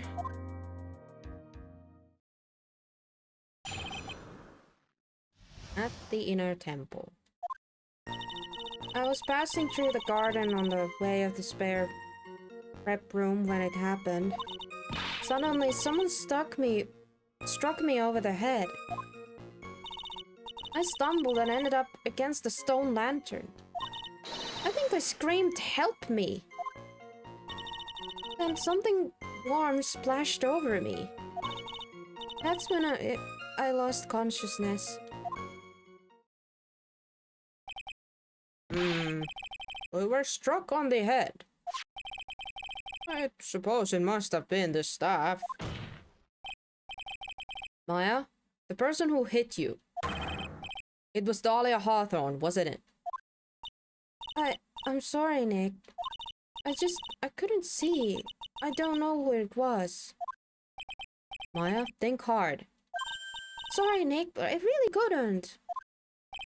Huh.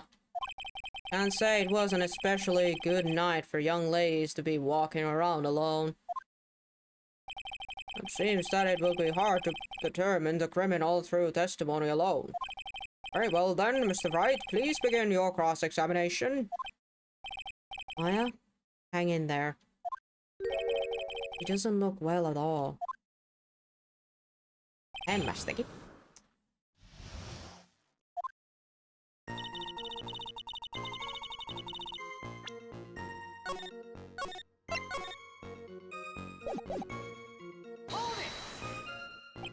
Who else was on the inner temple side that night? Well, Sister Bikini, of course. But I remember her saying that Iris would be coming later as well. On the day after the incident, Edgeworth met Bikini at Hasakura Temple. That means she couldn't be the criminal. So then, did Iris actually come later, like she said? Well, let me think. She seems confused. It's probably because she's so tired. No, I'm sure I didn't see her. She must have come while I was preparing for the training.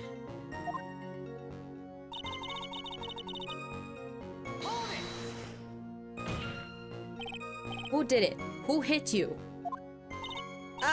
Well, I didn't see who it was. I was hit from behind. You didn't see the person? But after that, your attacker was in front of you. How could you not see who it was? Oh, let me think for a sec. I'm sorry, I just can't remember. Maya's really having a hard time. What should I do? No, press her.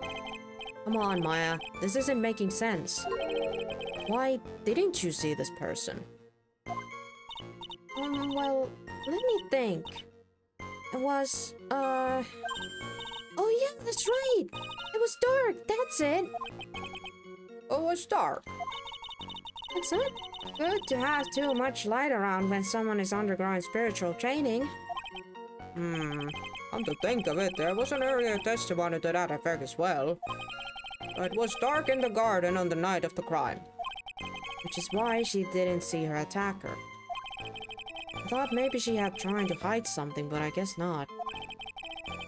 Judging by the testimony thus far, the identity of the attacker was most likely the spirit that was channeled by Elise Turneming, Dahlia Hawthorne. Very well, please continue with your testimony.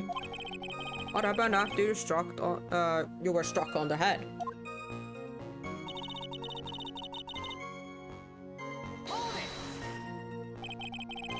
What happened afterwards?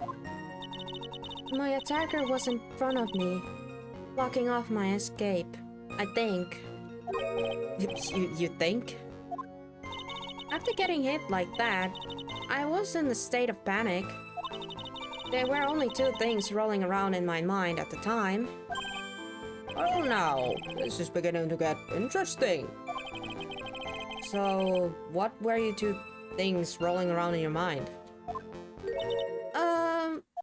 My name is Maya Fey. 1 + 1 = 2. Sorry I asked. You see, for some crazy reason, I was afraid I was going to lose my memory. I know it's odd considering my life was in danger, but that's how it was. Pollassa ei paljon pyöri. Okay. That's not odd at all. Your actions were understandable, given the circumstances. So, what did you do then?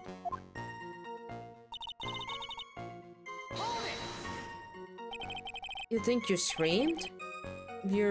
But you're not sure. Listen, I was complete wreck. It was dark and I couldn't see my attacker. Was it a man, a woman, an adult, a child? I had no idea. I was scared of my wits. Believe me, my dear, I certainly would have soiled my robes. Thought that this person might have attacked me, so I... Anyway, pretty sure I screamed. I thought that it was my last hope. Wow, it sounds like a poor little Maya really was out of her mind. But I wonder what she meant by last hope. What do I do? Do I press her for more details?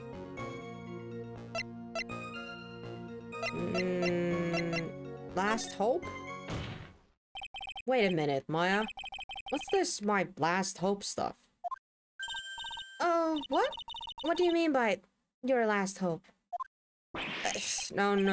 That's what you said. You said my last hope. Huh? What? I said what? I will shake you, focus girl! Look, you were facing an attacker that you couldn't see and you screamed, right? You screamed, help me. Yeah. But you testified that you screamed that because you thought it was your last hope.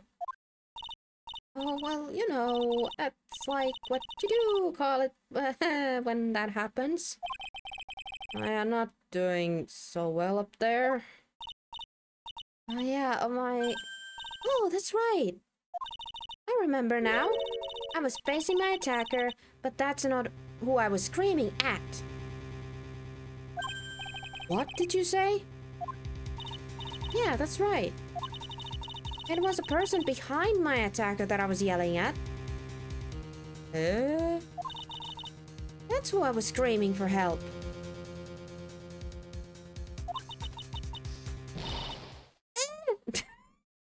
I did. This girl. My god, this girl. What is it now? I messed up. I didn't mean to let that slip out. Ah? Wait, miss, why are you absolutely sure what you're saying? Behind the attacker, there was another person? I meant to keep that part a secret. Ah. What have I done? Huh. It takes a ton of pressure to make a diamond. That's what I always say. Ton of pressure. You're in court of law here. You can't make things up or try to hide things in this chamber. Witness, the information you just presented is vital to the case. I want you to add it into your testimony.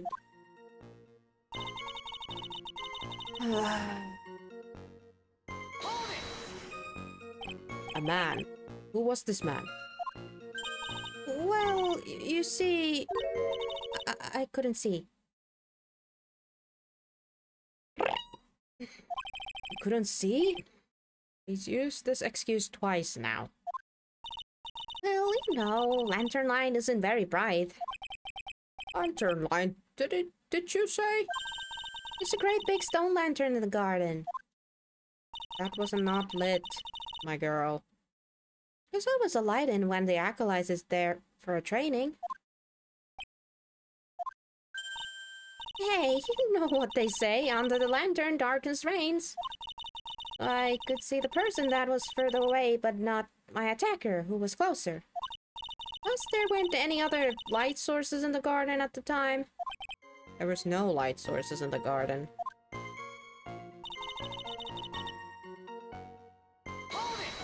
I know the place where to point out, but you don't mean, was it? I think I know it at the time, but I didn't know at the time, but I think it was probably blood.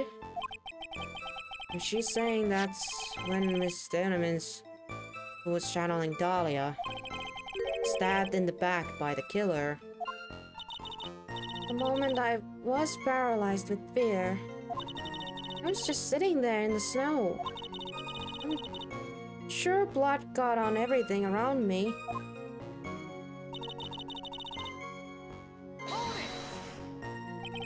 So what happened next? I don't remember. Oh, were you saved? You don't even remember that? No. I haven't got any idea. I really don't know what happened at all. That's too bad. I've worked side by side with Maya for 2 years now. I can tell when she's trying to hide something by how she acts. And right now, I'm absolutely certain she's hiding something.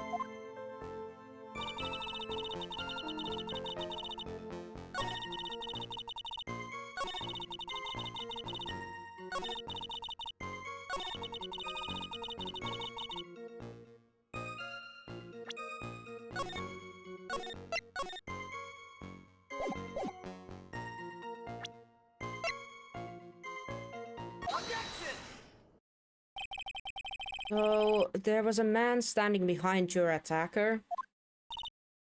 Yeah. That man, he's the killer. He stabbed her from behind.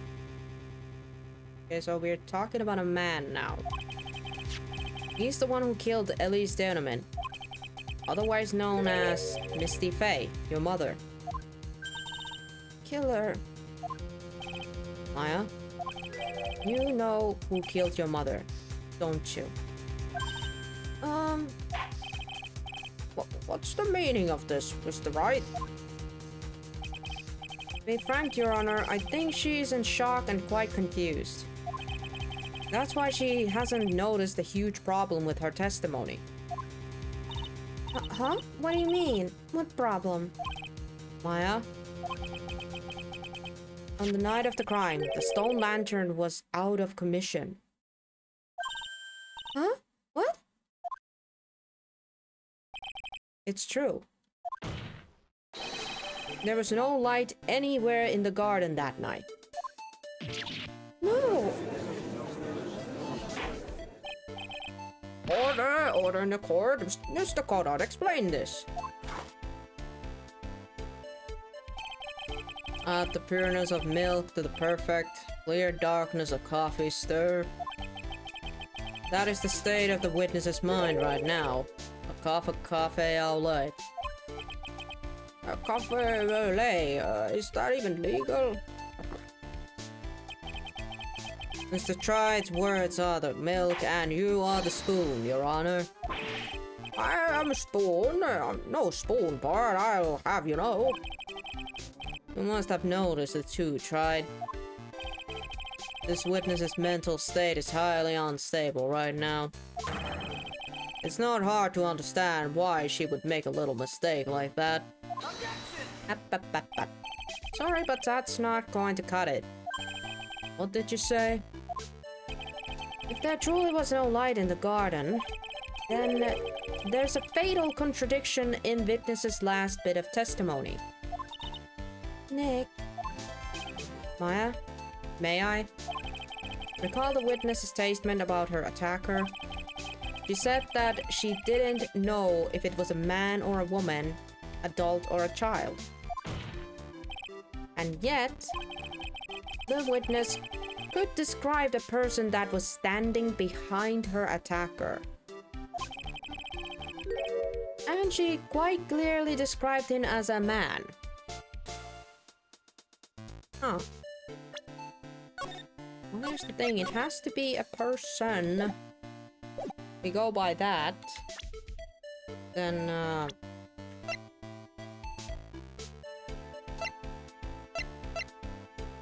we don't have many men here.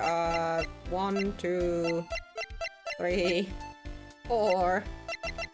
And, oh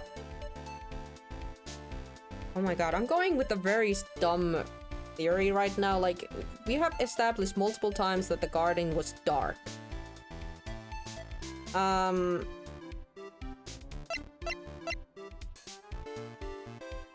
Could you potentially see Godot in dark? Because I remember that one time we saw when the lights went out in the courtroom and we could clearly see the red lights in this weird headpiece he has.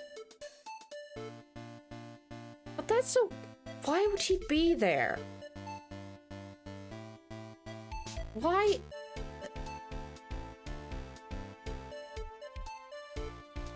Let's see. Why would he be there, though? And why would he...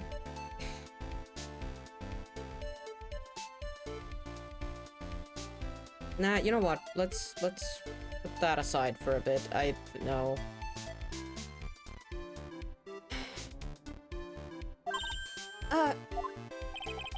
In other words, that would have to mean that Maya actually saw our mystery person.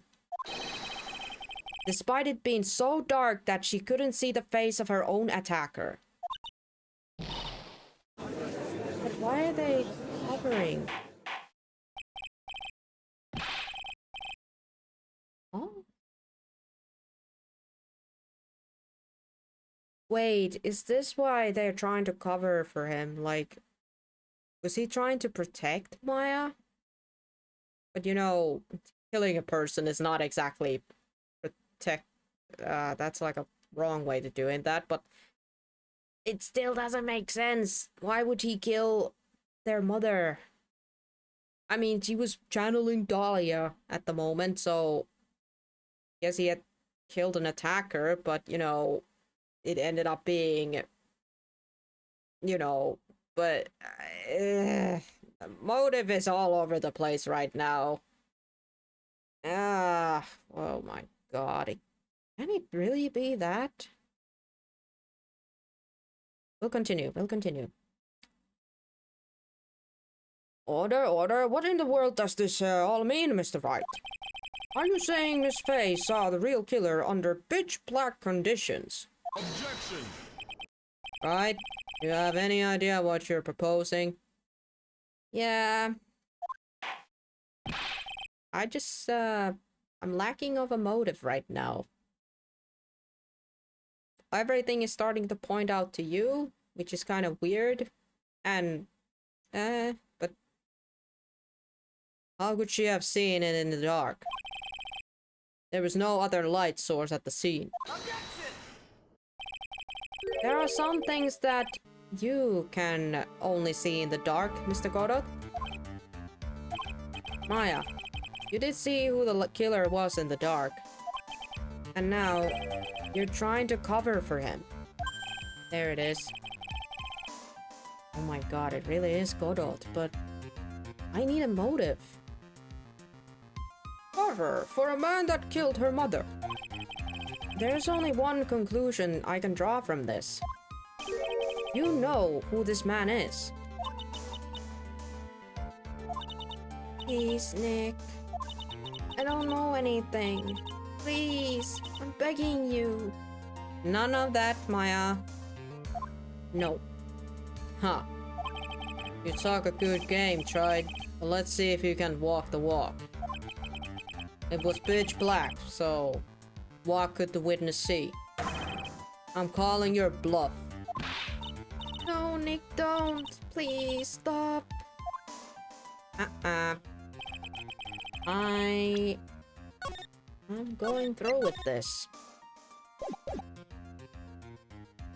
Maya is dead set on protecting this guy.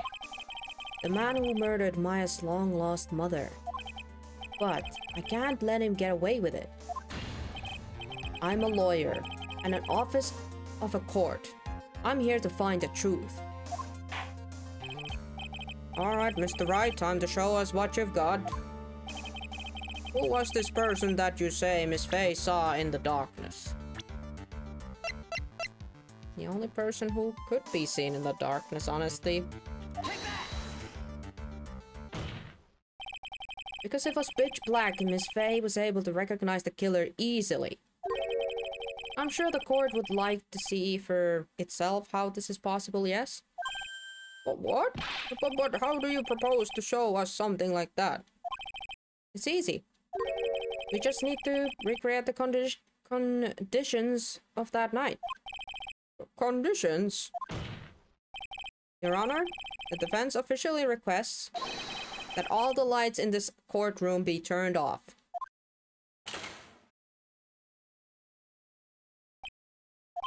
What? This is... but it can't be. Huh. There it is. That was a nice bit of deduction, right?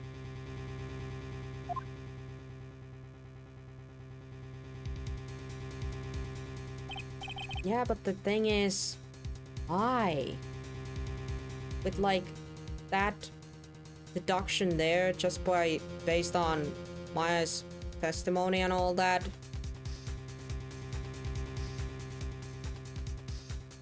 Yeah, you're gonna have to open up that, buddy. What the frick were you doing up there? And what on earth, basically? Basically, what on earth? Well, everyone, this is the man Maya saw on the night of the murder.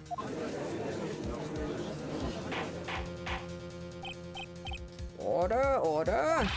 Prosecutor Godot, what is the meaning of this?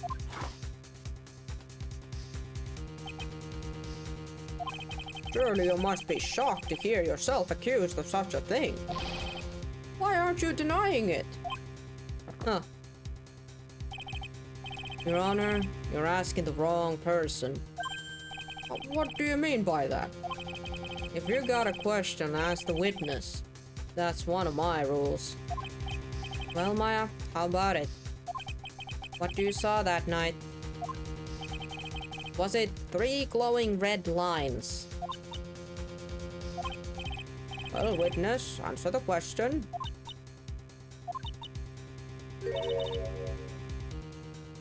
Stop. defending him? Can we please get a move on? What is happening? It's so nice when nobody tells us what the frick's happening. I never saw that.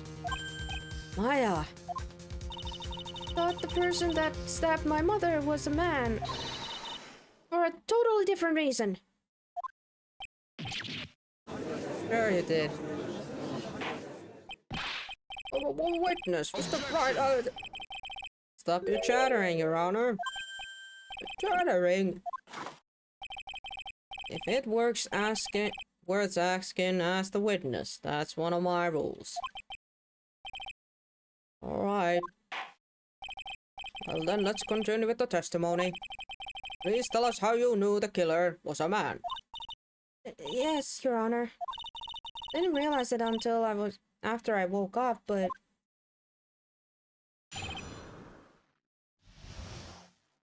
Ai pertana. When I came to, I was just lying there in the training hall floor. By the time I got back to the garden, the place had totally changed.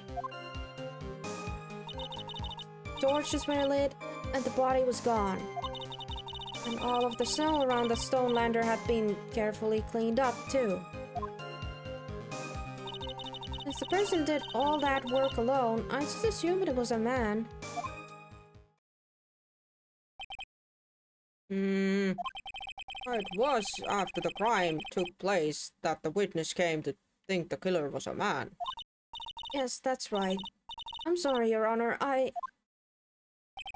No need to apologize. It's, as Mr. Korot said, you're utterly exhausted.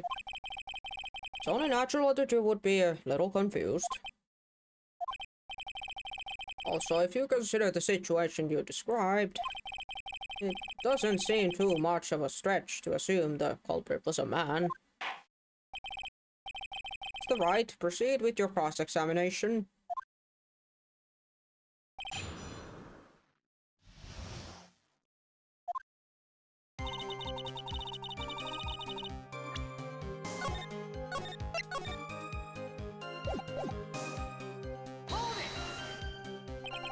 So you lost consciousness when you were in the garden, is that right? yes, I think it happened when the victim was stabbed. So when the person that carried you into the inner temple, it could only have been the killer. That's what I think, too. The killer carried Maya into the inner temple.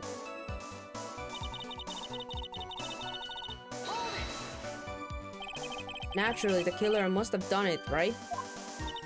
Yes, I think so. But why would killer tamper with the crime scene like that? There must have been something that the killer desperately wanted to hide. I don't know. Looks like she doesn't have enough confidence. I think I need to gather some more information before I ask her again.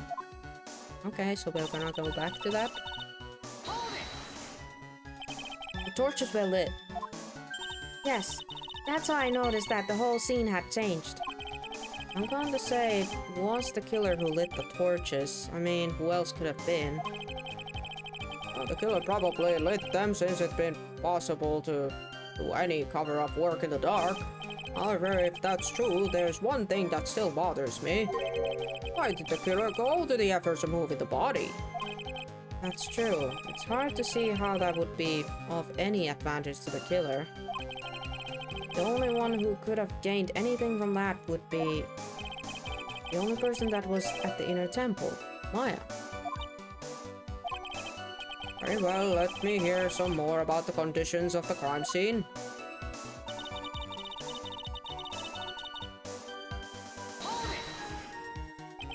So you're saying the killer cleaned up the snow? Didn't look very odd.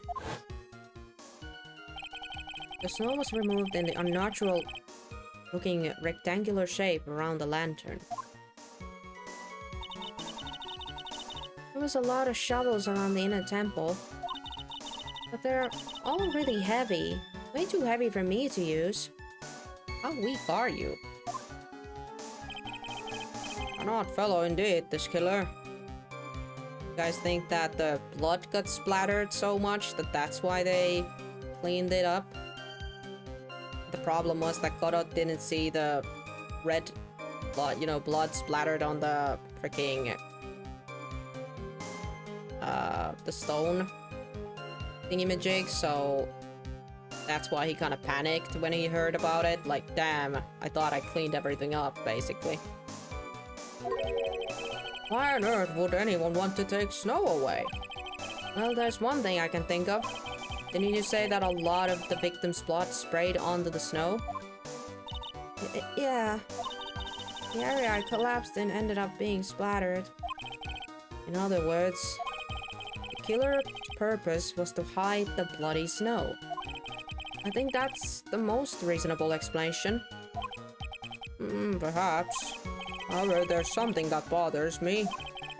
If the killer just wanted to hide the snow with blood on it, there was no need to remove that amount. That's true. He could have scoped up just the snow that was stained with blood. But the problem is he couldn't see proper it, so he made sure that he got like a stupid amount of area. It looks like there was some mystery behind this issue. I think this will help explain them.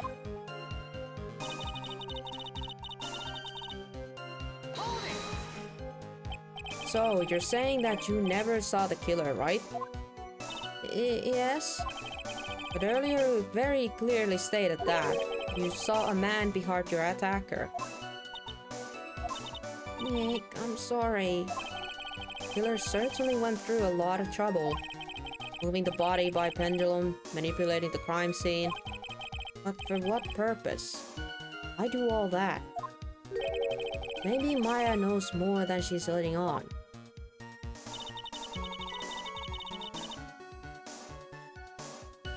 Guess now we're gonna start poking her a little bit more. See if she says anything new.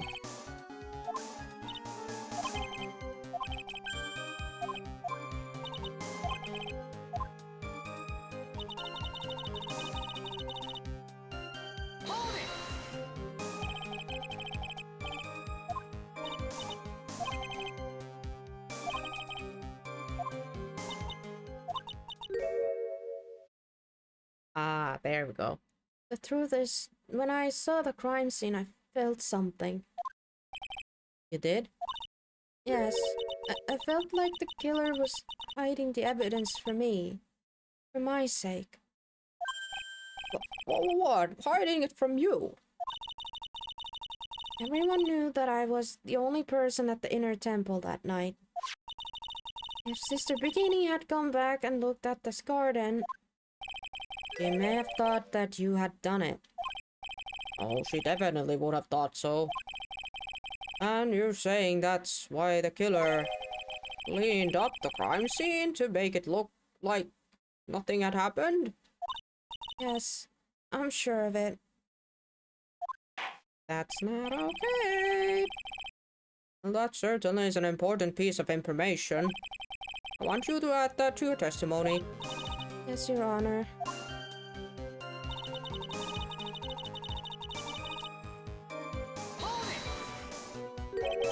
They did it for your sake? Well, if the body and the blood hadn't been removed, I would have immediately been the prime suspect, right? Yeah, but we would have proven your innocence. So this Ding Dong thought that they were doing the right thing, but I guess they weren't. Yes, I suppose that's true. Yeah, and if that happened, the body would have caused some other problems too. If her real identity had come out right then, it would have been terrible.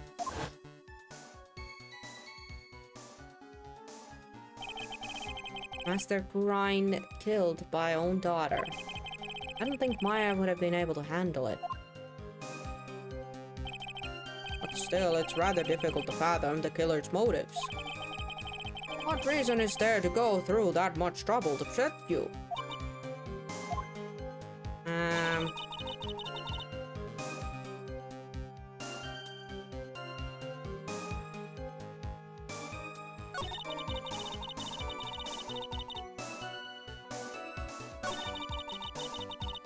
Well, if she added that...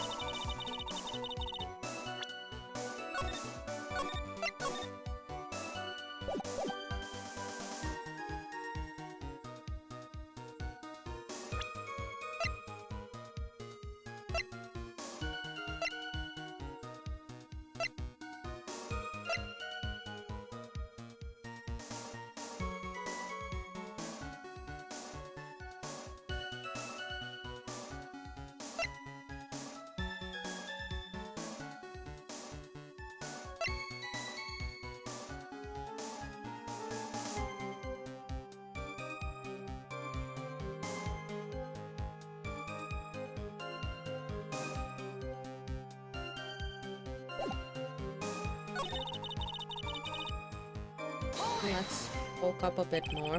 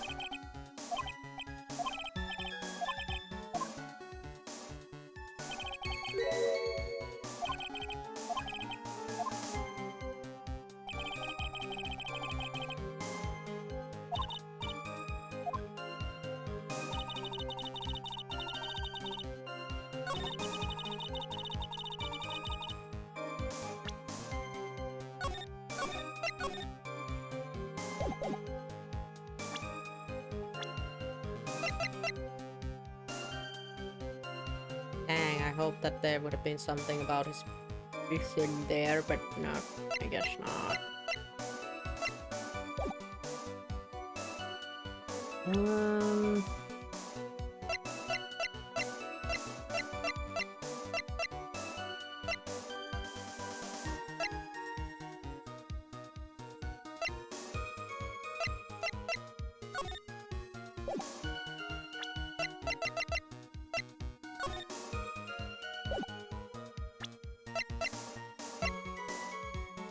Hello, Error.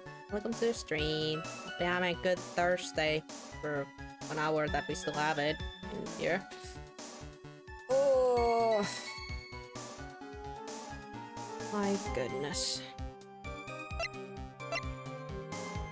Sorry, I'm not doing any recap right now. What's happening? We're so at the end here. Can't even fathom. Somehow we are in a scenario where I'm trying to prove that the real killer of this Ellie's Diamondments is Godot. But for some reason Maya is covering for the dude. And I just wanna shake her and tell her to stop and just give us the freaking name. And we are done with this, but for some reason we gotta go the hard way. I'm trying to see where I can poke it out of her. Just for your sake. What are we trying to establish here?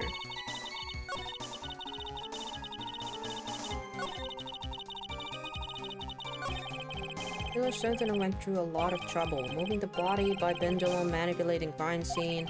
But for what purpose? Why do all that? Maybe Maya knows more that she's letting on.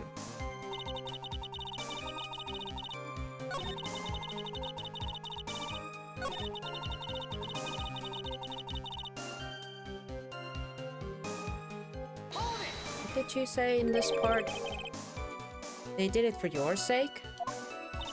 Well, if the body and the blood hadn't been removed, blah blah blah, it would have been pointed at her.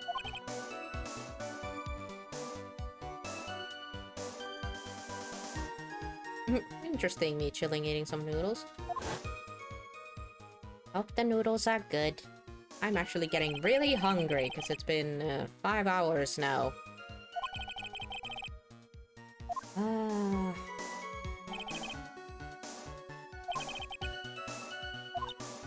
Are we trying to like...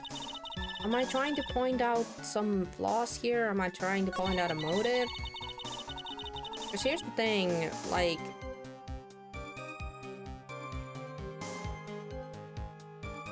Let me think.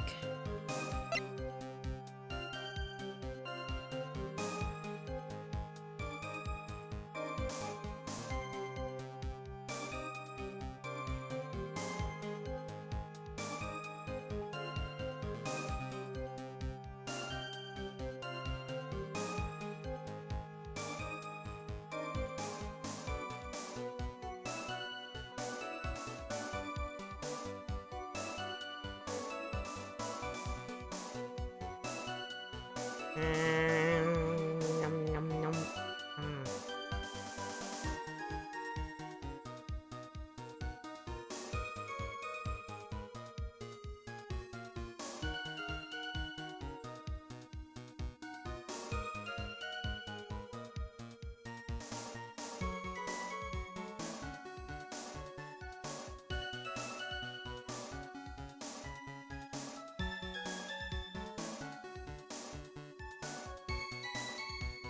I think we can still use the lantern.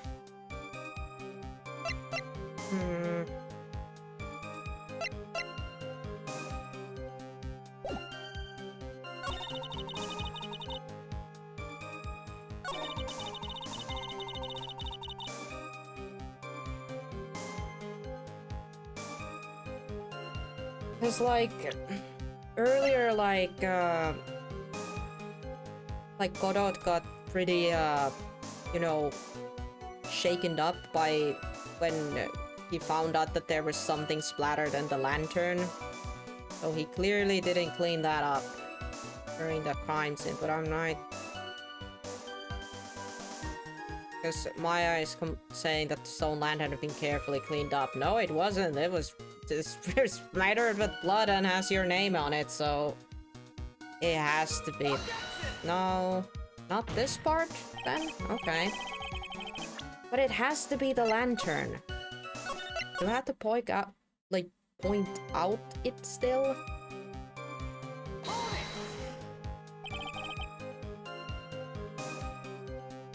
Good up to know. Yeah. Yeah.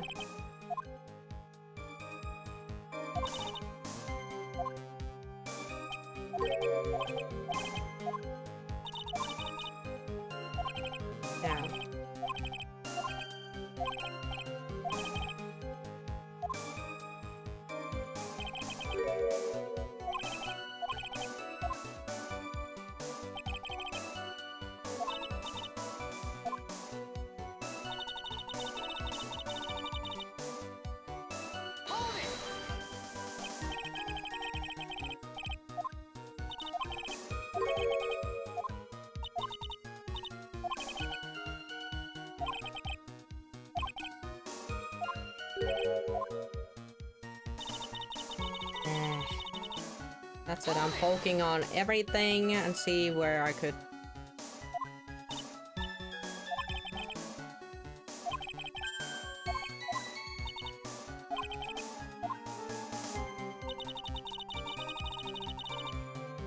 Is that totally changed?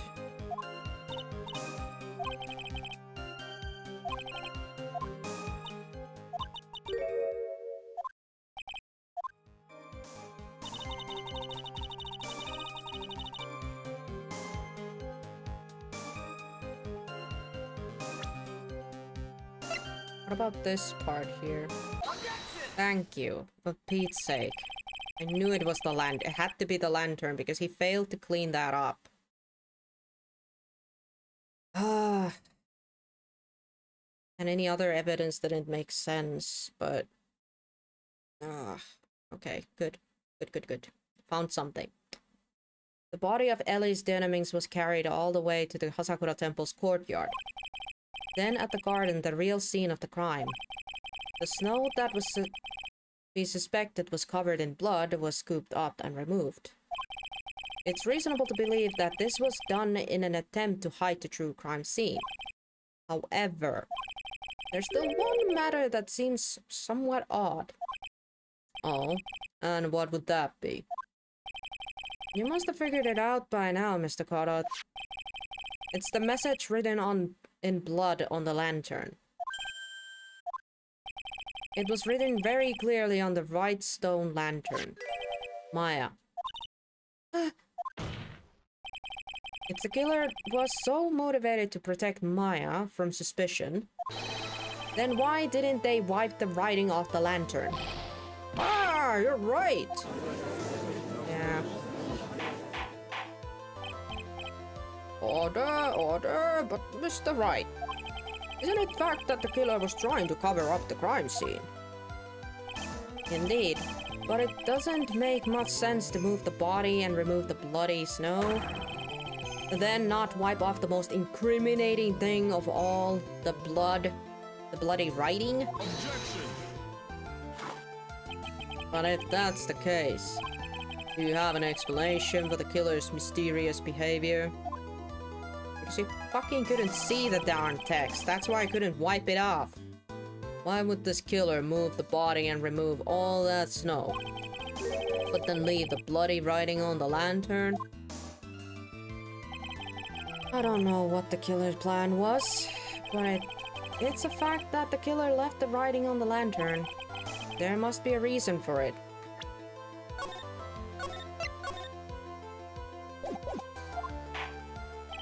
Well then, Mr. Wright, let's hear your opinion. Why did the killer leave the message written in blood on the lantern? Prosecutor Goddard, earlier this trial you gave me a good advice. Once you eliminate the impossible, what remains must be the truth. Maybe you're not as dumb as I thought. The real killer wanted to disguise the fact that the crime had occurred there. And if that's the case, they wouldn't have left the bloody writing on the stone lantern on purpose. Therefore, it must have meant that they didn't notice it. But that doesn't make any sense. The torches were all lit and everything. There's no way any normal person would miss something as glaring as that. You're right. There is no way any normal person would. What are you trying to say, Mr. Wright? There's only one person involved in this incident who could have missed seeing the bloody writing altogether. And who would that be? Who is this person that could have failed to notice the bloody writing?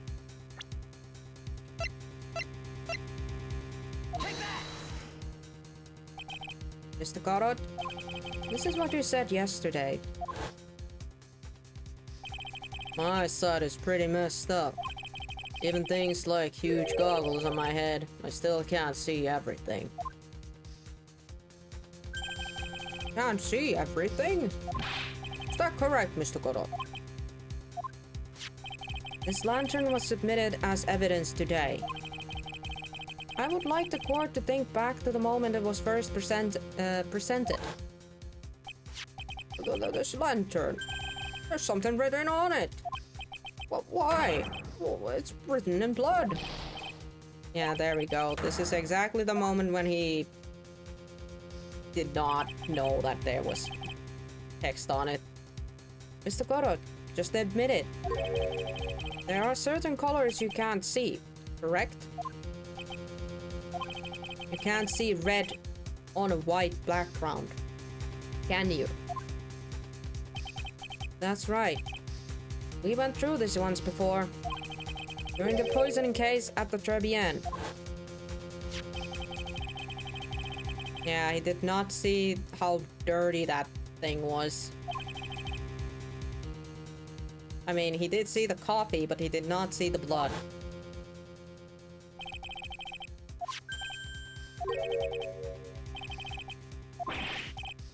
Yeah, that's an old case, but like, he did not freaking know there was blood on it.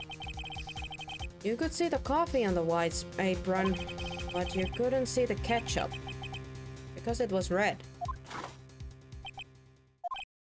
Huh. It's strange. In a black and white photo, those letters would have appeared black to me. I wonder, why am I the only one that can't see them? So then, Mr. Goddard, are you admitting it?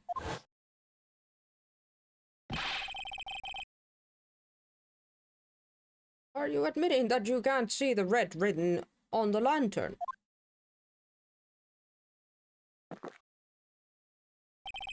Hey, Cramps. Didn't you know?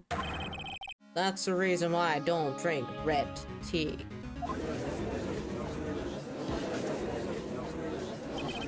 I wasn't sure about it until now, but I just can't believe it.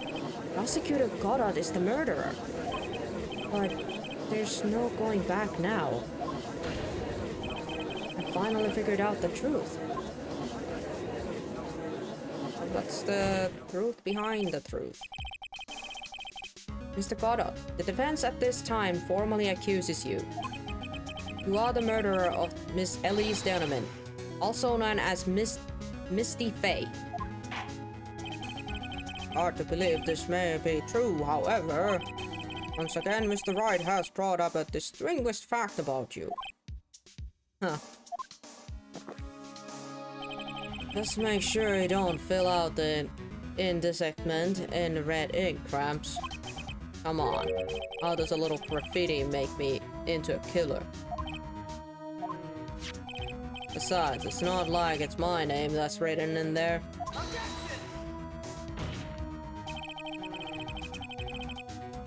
I'm certain that the killer wasn't able to see the color red. Oh boy, oh boy, oh boy. This is rich. Do go on, try. The answer is right there at the crime scene. In the snow. Snow? How so? Well, for example, why did the killer move all that snow? Your Honor, you said it yourself. If he wanted to hide the bloody snow, why not take out just that area? Oh, yes, didn't he take just that area? Ah, could it be? Yes, the killer couldn't see the red blood that had shaped into the snow. And so he had to remove all the snow. He couldn't be sure where the blood had landed. He removed the whole area. Objection! Isn't it more likely that the killer couldn't see the blood because it was dark? No, not a chance. The torches were all lit.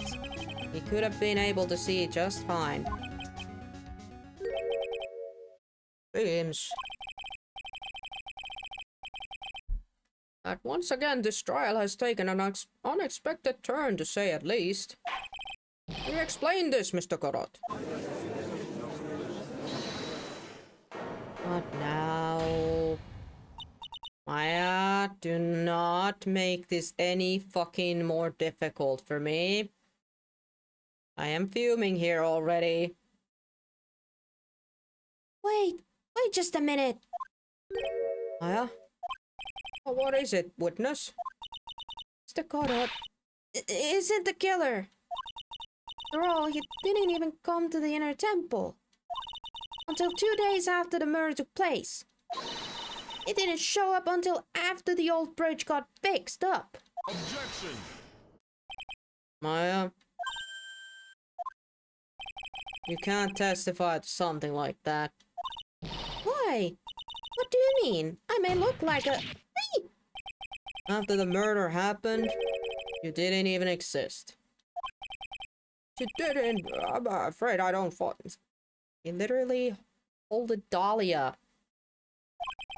Are you senile, old man? We established this just a little while ago. After the murder, this witness was unconscious for a long time. Because she was channeling Dahlia Hawthorne. Oh, that's right. Please, Your Honor, let me add to my testimony. Nick, please listen to me. Maya? You plan on covering for Goddard no matter what the cost? that's the case, then I've got no choice. Your Honor, let's hear her testimony. It means we're going to hear the whole truth. I say we should not silence her. Huh. Nicely done, tried. Very well, let's hear the witness's testimony. Please tell us what happened at the inner temple after the murder. Yes, sir. After I woke up, I began channeling and my spirit left me, as it were. But a little Pearly was there at the inner temple, too.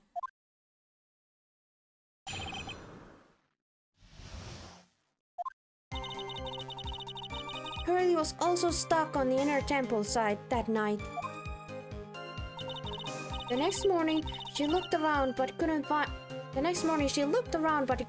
anyone. The next day, when the bridge was finally fixed, she was in the spare prep room. That's when Mr. Korot arrived at the inner temple for the first time. He found Pearly first and cheered her right up.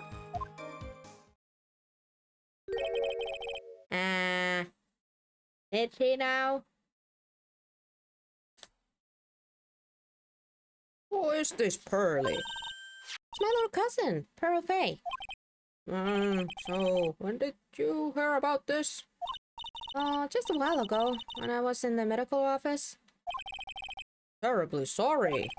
But what you heard from someone else is simply not admissible as testimony. What? Come on! Pearly would never tell a lie. This is a way more honest person than I ever be. Real smart, Maya. You always know the best things to say when you're under an oath. Huh. The prosecution has no objections. We believe the witness. Mr. Goddard, let's just move on to the cross-examination. If the defense has no objections. It's highly unnatural, but, well, Mr. Wright. Let's get this cross-examination started.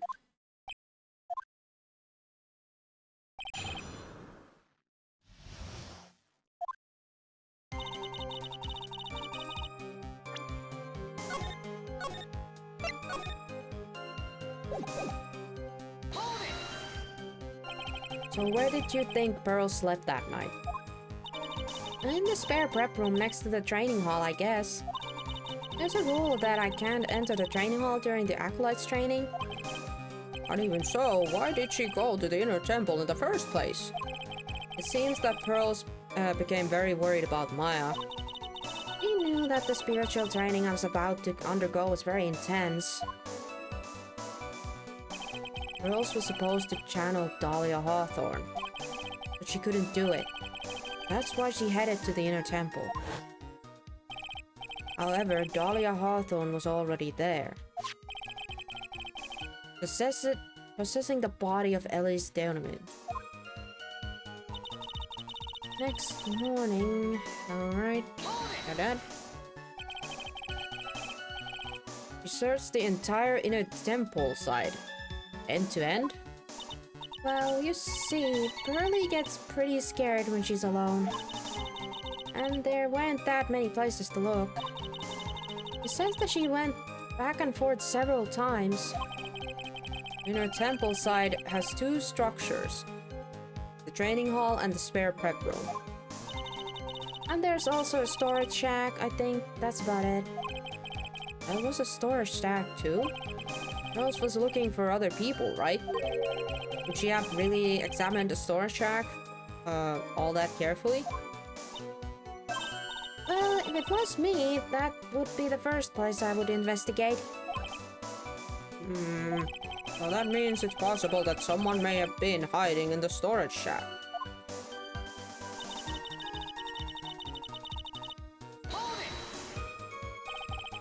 Girls didn't hear the sound of them working on the bridge. What do you mean? I was just wondering why she couldn't stay in the prep room. If it was me, I'd at least go out and wait at the foot of the bridge. Oh, well, Pearly said she was sleeping at the time. She said she was so scared during the night that she couldn't sleep well and woke up a bunch of times. Poor little girl. All alone like that. Well, we know that she had at least one friend in the sacred cavern. Dahlia Hawthorne, who was busy battling with the trick lock. She couldn't let anyone see her, so she couldn't have shown herself the pearls. What happened after the bridge was finally fixed? That's when Mr. Goddard arrived. Sure. It was your first time on the inner temple site, Mr. Goddard? Huh?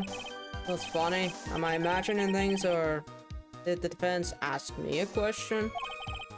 Mr. Wright, please save your questions for the witness. That's what you heard from someone else is simply not admissible as testimony. Those are your words, Your Honor. Touché, Mr. Wright. Oh well, what do you have to say, Mr. Goddard?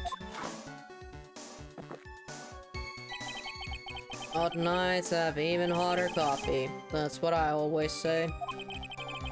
If it hadn't have been for this case, I never would have had visited there. A freezing cold temple in the mountains. I think I'll pass. So he had never visited Hasakura Temple or Inner Temple, huh? Huh. You want to say something, Trud? In any case, I have to find a crack in Kodot's armor. While I cross-examine Maya, that is. Very well, please go on with your testimony. After fixing the bridge, the police men came over to the Inner Temple site, right? Yes. Then Mr. Goddard.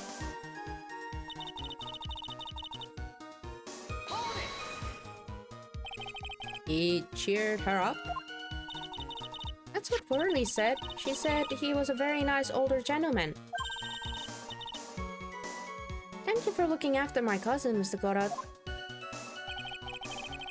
And there I was thinking we're nothing more than a coffee addict. Huh. Cut it off. You're making me blush. This guy's really being... need to get my nerves in more ways than one. The truth is there aren't that many places to look on the Inner Temple side. Policemen were all busy going over the garden with the fine-toothed combs. So I decided to carry out an investigation in my own way. Goddard style. The same way I like to hand down verdicts in my own way, judgy style. Maybe I should ask some questions, Phoenix style. Goddard's investigation? You said that you conducted an investigation on your own. Did you find anything? It looks like my investigation went about as well as yours tried. After all, I did miss the bloody writing on the lantern. Well, I didn't miss it, so speak for yourself, Goggles. The only odd thing I discovered was the beauty in the training hall. Beauty? Misty Faye, naturally.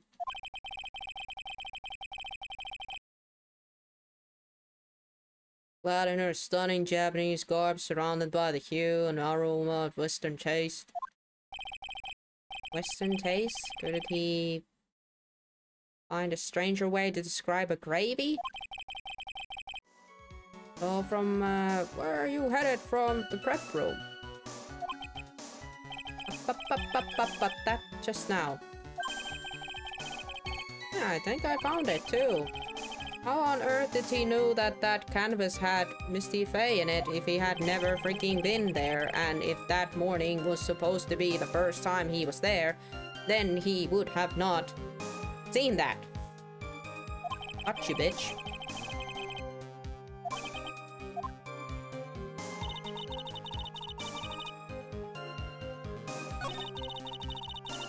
How do we get him from that?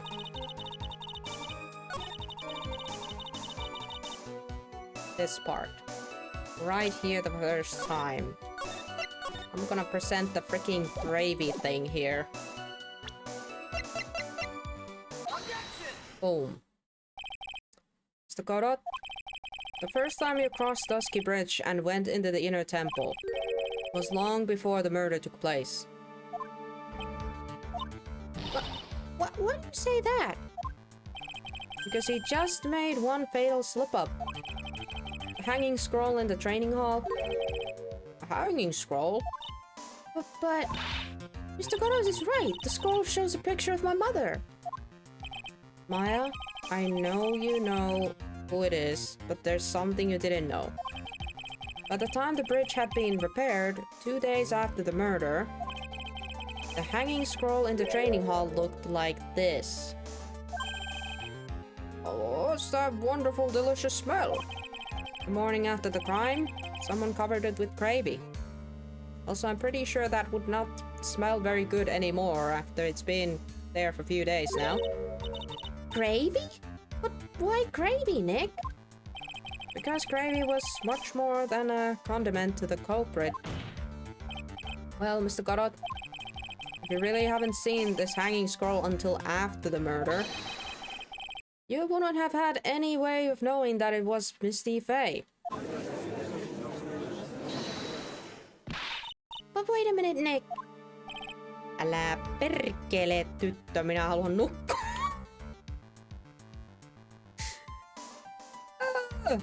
Yes, Maya.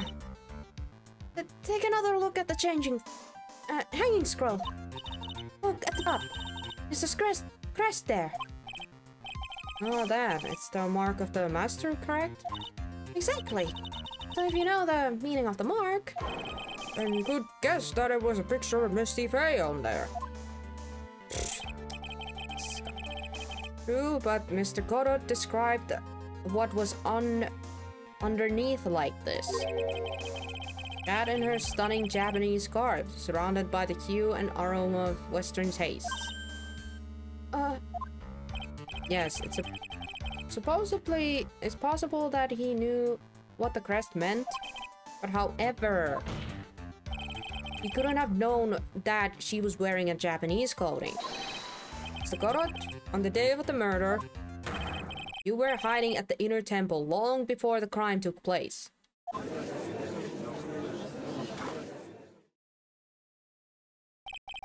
Can I ask you just one little thing, Tried? What is it? This whole theory of yours, it all rests on a certain assumption that I knew beforehand that the crime was going to be committed.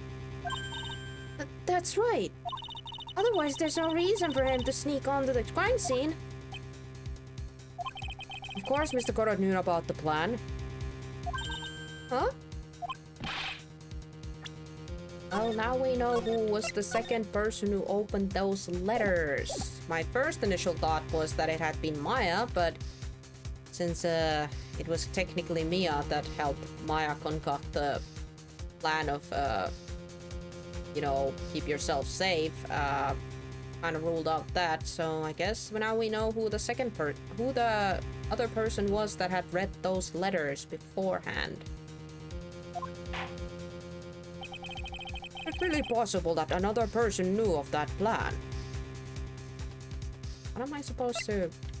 Oh, here. This opened once before. This crime was actually planned over a year ago. Morgan Faye authored a plan for her daughter's future. And these instructions were hidden somewhere in Faye Manor for a year. However, by the time little Pearls found these instructions, they had already been unsealed. Unsealed? Yes. The killer had read these instructions long before Pearls ever found them. That's how he knew crime was to take place at the inner temple. And you still insist this crafty killer is me? You bet I do. But you just said that the instructions were hidden. That's right. Mr. Godot couldn't have known where the instructions were hidden. That's what I really wanted to know. He had one great chance to find out. Oh boy, did he? Yes, when was that? During a visit. Visit? Morgan Faye told her daughter, Pearls, about where the instructions were hidden. during one of her visits to the detention center. That would be the only time for someone to have learned where they were hidden. Eavesdropping on a visit at the detention center? Yes, it could have been arranged if it were someone with easy access in and out of there. Like, for example, a prosecutor just such as a Mr. Kodot.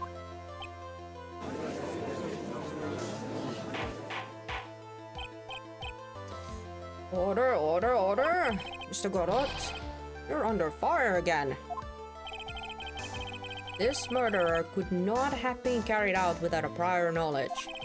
And you were the only one that could have acquired this information before the murder.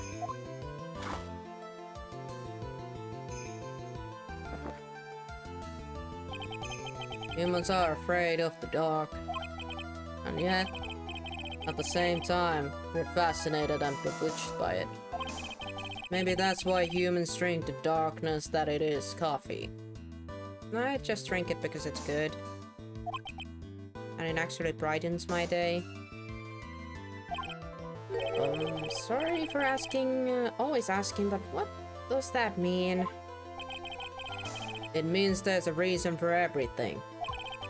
According to your theory, the killer is in this case, eavesdrop on a conversation during a jail visit where he learned of a hidden plan for a crime. After discovering the plans, he hid in the inner temple and waited for the crime to occur. Then he ultimately took a person's life. And he did all that just to protect this witness.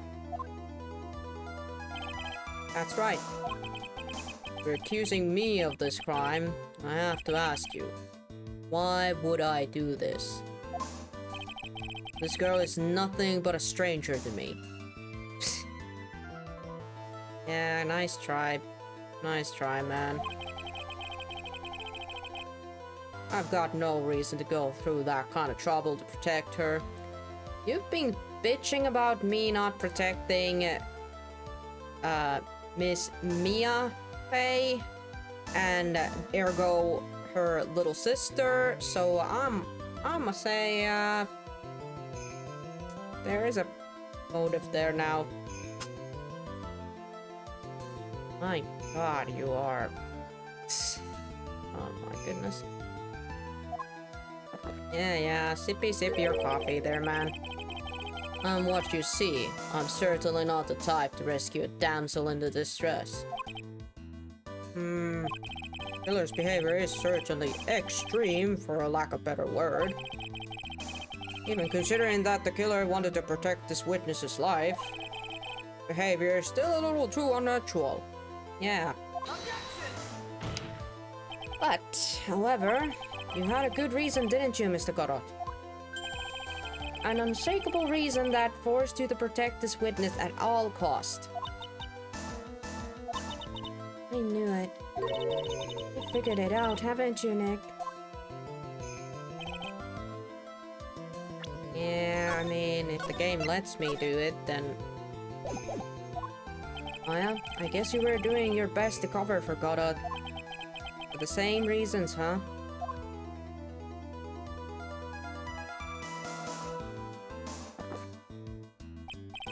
Okay, Troy, I'm all ears. Let's hear it. It's very simple. Maya Fey is a lot more than just a stranger to you. What is this? There's one person who lies at the very center of this whole story. One person that ties you, the Maya Fey, together inextricably.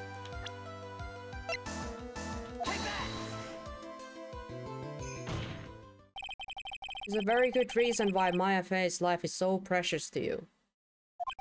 After all, she is Mia Fey's only sister. Mia Fey. You once worked alongside her. That was when you were a defense attorney. Oh, well, wait a second here. Mr. Godot is a defense attorney. With your honor's piercing intellect, you must have figured it out by now. The real name of this man who calls himself Godot. His real name is Diego Armando. Isn't that right?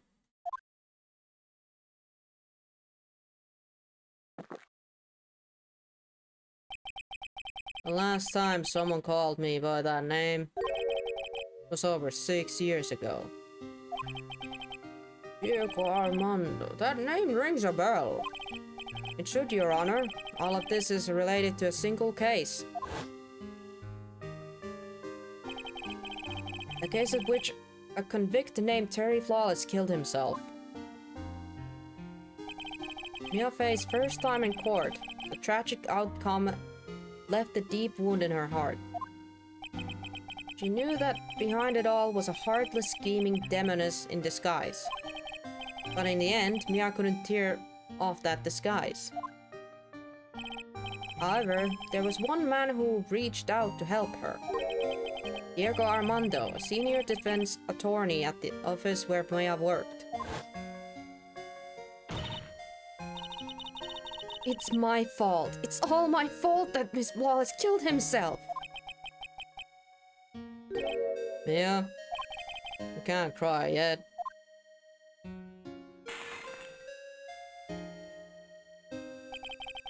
The only time a lawyer can cry is when it's all over. Vähän kahvikupin rikko, serkeli. I was moved by her. The way she put all her faith in her clients, that pure, sweet heart of hers. That's why I could never forget Dahlia Hawthorne. Jan and I thoroughly investigated that fake kidnapping incident. And one fateful day, Dahlia wanted to meet with me. It had been 6 months since the trial. We met in the courthouse cafeteria. I just remembered! 6 years ago, right here in this courthouse, you were poisoned! Even I didn't see it coming. Dahlia Hawthorne slipped some poison into my coffee. Some newspapers at the time called it a murder. Very little information about the case was released to the press. But you weren't dead at all. Not official reports ever actually call it a murder. I was just in deep, deep coma. I see. My body shut down and my life became nothing but a long, deep sleep. That woman's poison did a real number on my certain nervous system. I lost my sight, and all of my hair turned white due to the damage it caused. That's terrible. Apparently it was a miracle that I ever regained consciousness. 5 years had passed since I drank that poisonous brew. And one morning, my eyes flew open from the smell of a doctor's cup of coffee. 5 years? You were asleep for 5 years. And the worst possible news was waiting for me. Mia Fey was dead. From the very moment I opened my eyes, I had already lost everything I thought I had. The woman I loved had been murdered. And the woman I loathed had been sentenced to death. The woman you loathed? The woman who had spiked my skating hot coffee? Dahlia Hawthorne.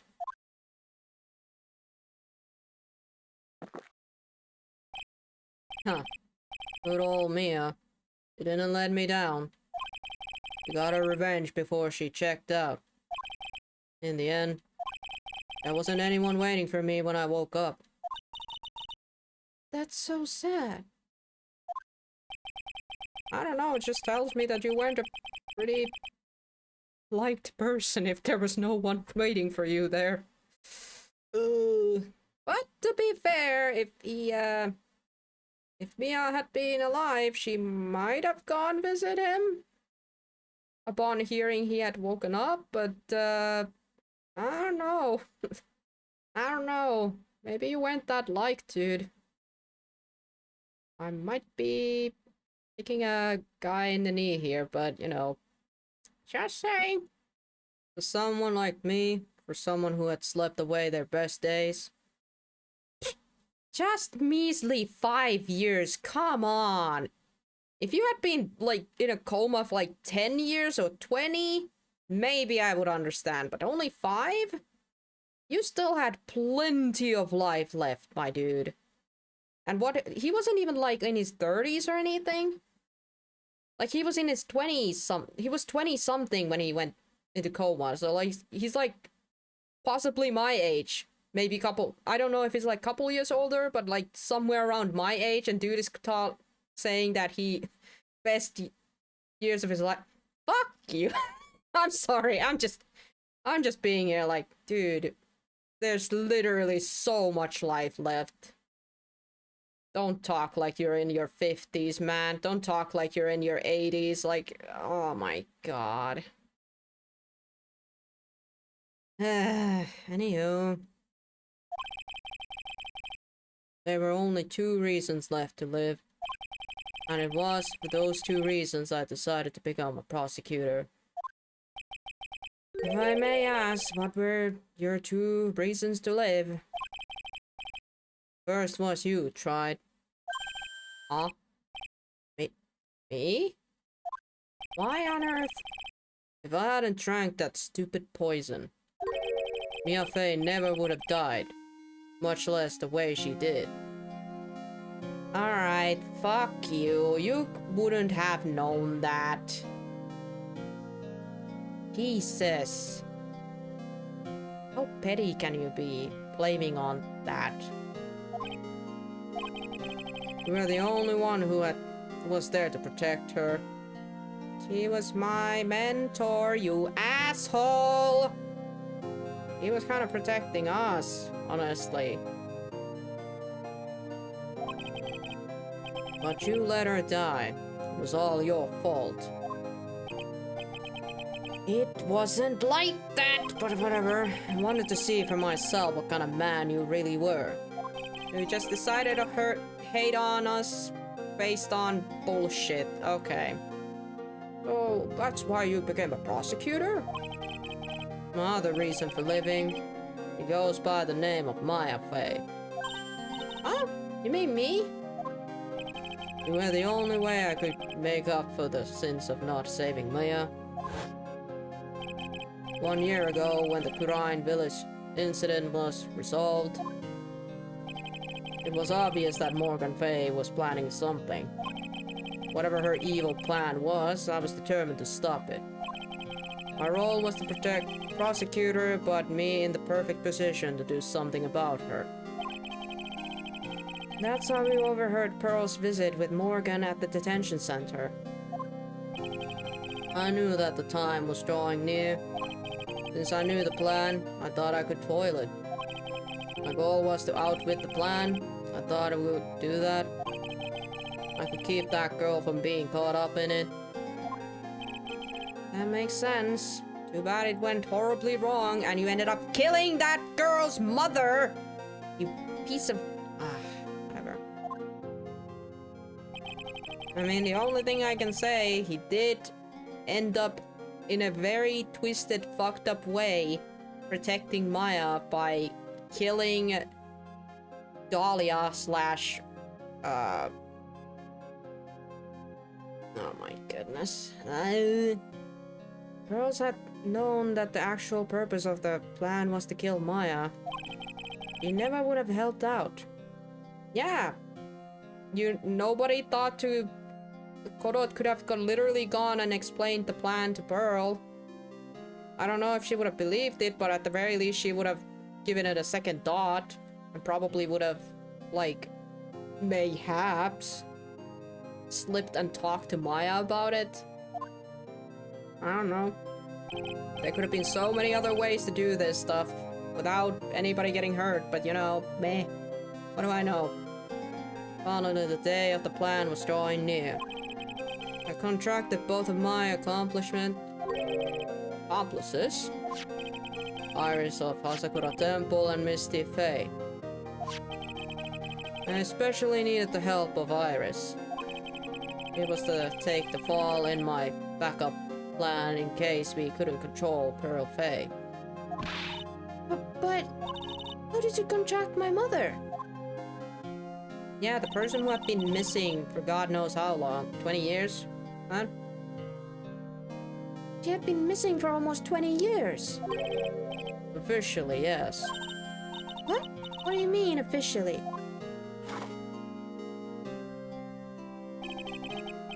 You've heard about it, haven't you? About the strong ties between the main family and the government. Now that you mention it, Bikini did say something to that effect. She said that the Master of Crime had great authority. Even without her official position, Misty Fae still wielded great influence. The police have been keeping an eye on her movements all this time. That's how I was able to contact her. Again, because of my position as a prosecutor. My mother was cooperating with you. Don't ever forget, no matter how far away from you she never stopped thinking about you. There's always... That's why. I knew she would do anything to protect you. If you want to know how strong her resolve was to protect you look at her staff. Her staff? The one with the sword in it.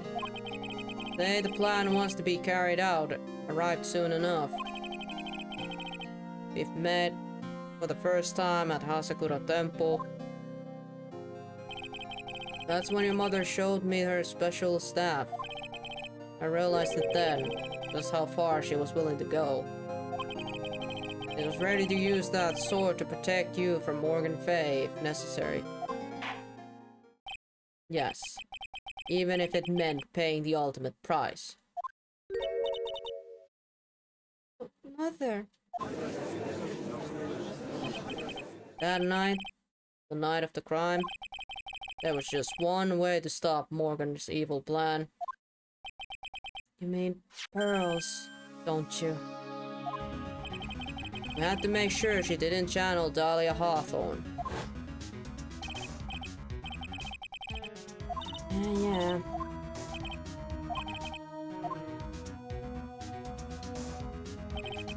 We thought we could prevent her from playing her part with Morgan's plan, but she never showed up. I was worried and followed me into the inner temple. That was the thing we were most afraid of. And that's why Misty Fae had to do the channeling herself. She channeled Dahlia Hawthorne into her own body. What do you mean? If she channeled the spirit first, then Pearls wouldn't be able to do it herself. As Master of Grind, Misty Fae's power was supreme. So that's how it went down. He channeled Dahlia Hawthorne so that Pearl Fae wouldn't be able to. Ding ding ding. What, is this true? My role in the plan was to make sure no one was going to hurt Maya Fae. That's why I hid myself in the inner temple. Just in case you needed to be saved from Dahlia Hawthorne. But anyway, that's all I'm going to admit to. Tried. Huh? There's no doubt about it. You're a great defense attorney. But you're going to have to do the rest yourself. Aina helvetti, päästäkää mut nukkumaan. Ääni loppuu kesken. The background leading up to this incident has been laid bare. There's just one question remaining, Mr. Wright. Who killed the victim? There are two possible suspects right now. Maya Fae And sad to say, you, Mr. Godot.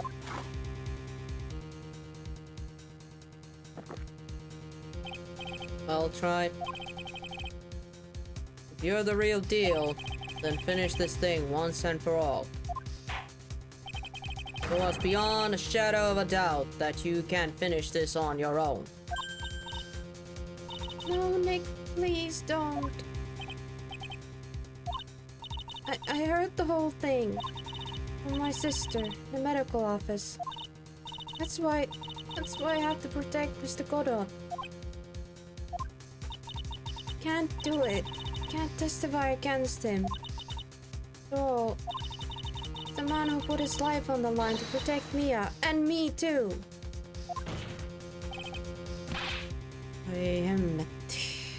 I know that. But even so, it doesn't absolve him of his crime. Please, Maya, testify. Miss Faye? Miss Faye, your testimony, please. This is the final testimony. Don't bother trying to hide anything, because I know. I want to hear the truth from your lips. I understand. I'm sure you're right. I'm ready now, Nick. Alright, young lady, tell us about the moments before you lost consciousness. What exactly happened at the time of the murder?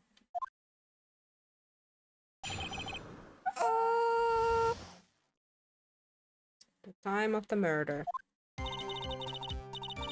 Just before it happened, I think I saw some red lights. 3 of them. I thought I'd ask for help, but just then I splattered with blood. She wasn't dead though, and she struck back the enemy behind her. Suddenly the red lights went out, and the whole area was dark. Just that moment was a horrible scream. Right after that, Dahlia collapsed and I lost consciousness.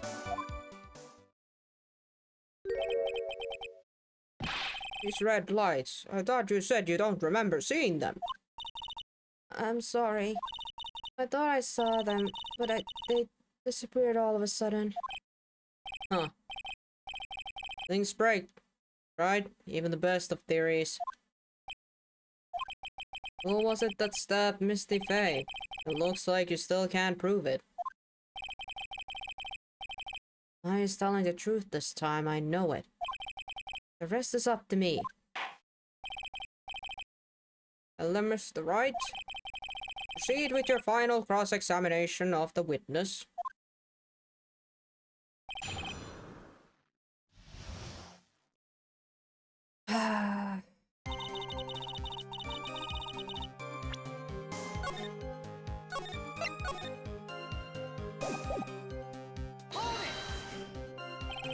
Lights shining in the dark?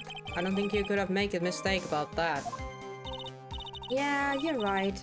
I think I saw them, but I can't say for certain. And I can't tell you for sure they were from Mr. Godot's mask either. I don't get the feeling she's covering for him anymore, but just after that, you turned towards the lights and called for help. Isn't that because you thought the lights were coming from Mr. Godot's mask? Yeah, I guess so. Maybe that's why I was thinking at the time.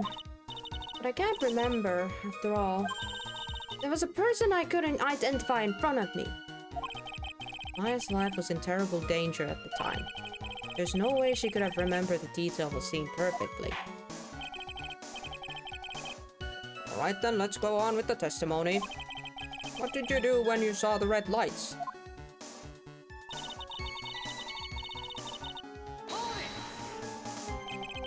That blood, was it Dahlia Hawthorne's blood? I think so, probably. Just at the moment. I heard a soft scream that seemed to be close by. It was a woman's voice.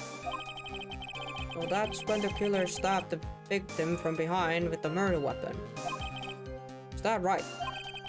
Without a doubt, Maya was in the middle of a real dangerous situation.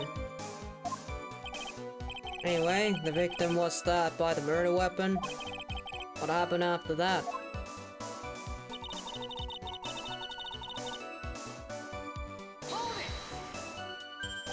Struck back? How do you know that? Well, you're right. I didn't see it exactly. But I could tell by the sound of their breathing at the moment. And also the smell of blood. You have witnessed more horrors than any young lady should ever have to in one life. Oh then, what did you do at the point? I couldn't move. I couldn't just barely make out their shadows moving in the dark, but I had no idea what to do. Did you still see the red lights you mentioned earlier? Yes, I think so. But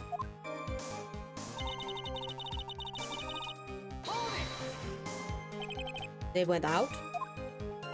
yeah, suddenly I couldn't see them at all. What could it mean? The red lights were coming from Korot's mask. And they went out right in the middle of the fight. Maybe the mask was damaged? Or maybe it was knocked off. Or maybe the batteries ran out. Right, Tried? Or maybe the little red pinhead looking lights just stopped working. That could really happened then.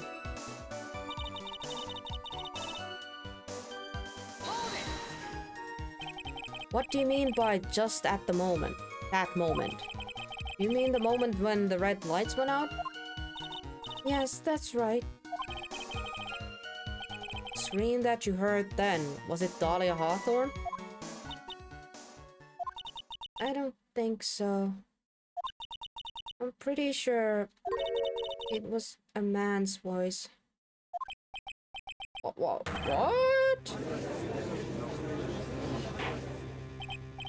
Oh, then the scream came from the killer.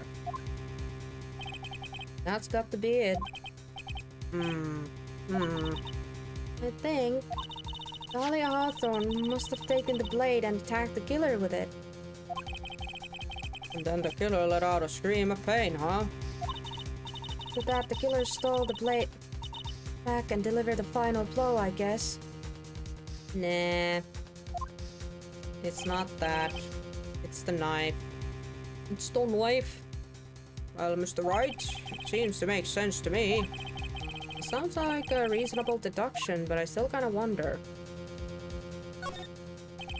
I'm sorry to say this, but that interpretation would create an enormous contradiction. That makes sense. After all, my deductions are almost certainly never correct.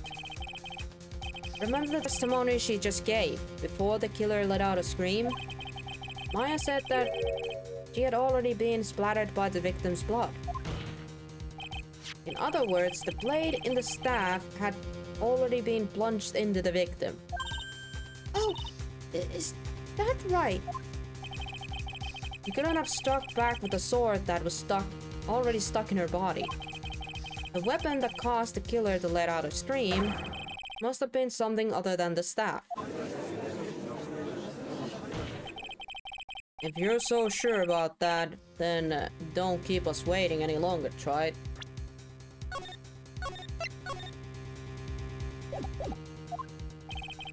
There's only one thing I can think of.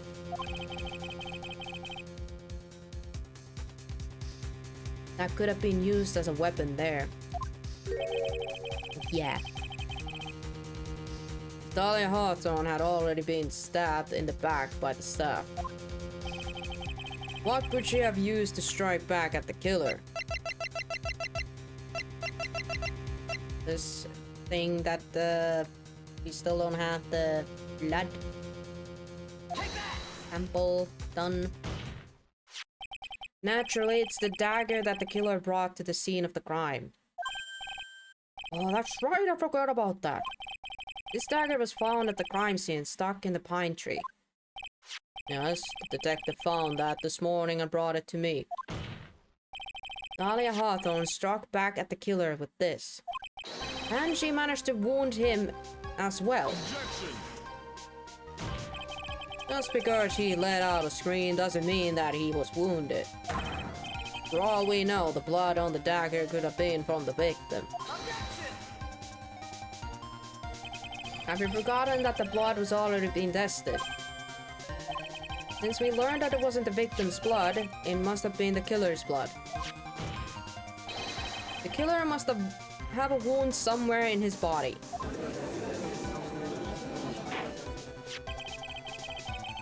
So you're saying the blood on this dagger belongs to the killer? Exactly. The DNA analysis of the blood would prove it beyond the shadow of a doubt.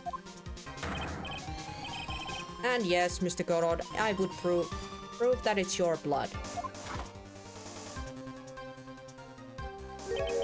Nice theory, tried.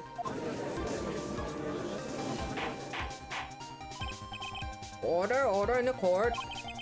Is this the end? Have I done it? Stop saying shit like that, it means it's not over! Even he won't be able to change the result of the scientific test. You wanna bet he's gonna throw that fucking cup of coffee on it or something? Now, let me ask you something, Tried. Let's just say that it turned out I was the killer. Do you really think I would be stupid enough to leave an evidence like that? What? Just think for a second. This dagger was found in this morning by the detective and brought to me. There was already blood on it, correct? But even so, I was the one who brought this dagger here in the courtroom. Yes, what does that prove? Well, if I really were the killer, I could have washed the blade off and then planted another person's blood on it. That can't be. In any case, there's one thing I can guarantee, Tried. That blood doesn't belong to me. Not a chance. What? In any event, it seems to be established that the killer was wounded. Right then, witness, continue this to... But wait a minute. What's the problem? I know I probably shouldn't say this, but there's a big contradiction in Nick's explanation. Huh? This dagger, you said that it wounded the killer. That's right. But if Mr. Gorod had really been caught with the dagger, his clothes would be bloody or have a rip on them, right? Huh? Maya? Maybe he's just changed his clothes. That solves the contradiction pretty easily. What are you talking about? It's not that simple as that. Remember back to the day of the murder? Everyone was on the inner temple side, got trapped there. Oh, that's right. And the bridge was fixed and the police headed for the inner temple. Mr. Gorod was already there waiting for them. He never had a chance to change his clothes.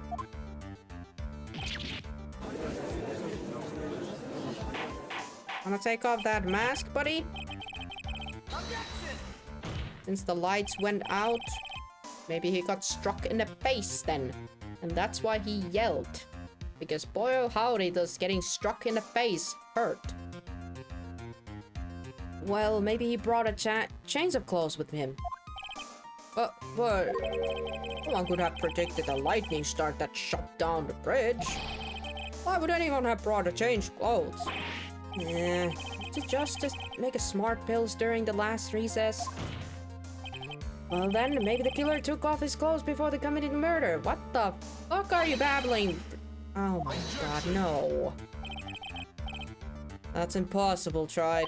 You know how cold it is to get up there late at night? After a few minutes with no clothes on, you're frozen solid. Humans are not that weak, but whatever. Huh. So that's all you've got? I knew you weren't tough enough to finish this.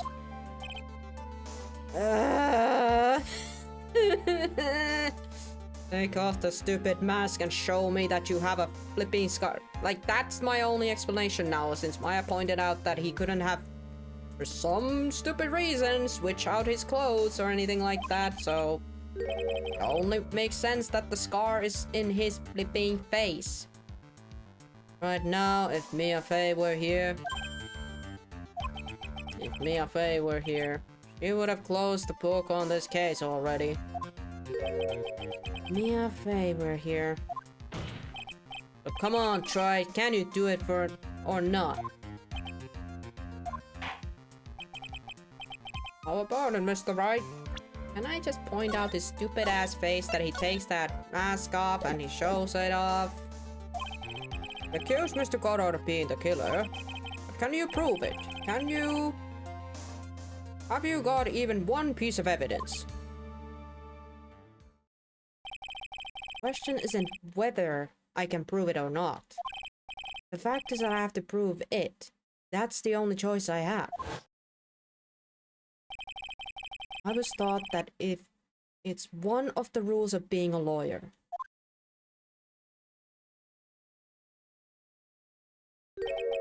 I can prove it. I'm going to bring your magnificent vengeance to fruition just as you want it. Huh. That's good. A fighter till the bitter end, Troy. Since there's just one piece of evidence that can prove your point, why don't we go for an unlimited penalty? Well, I guess we gotta.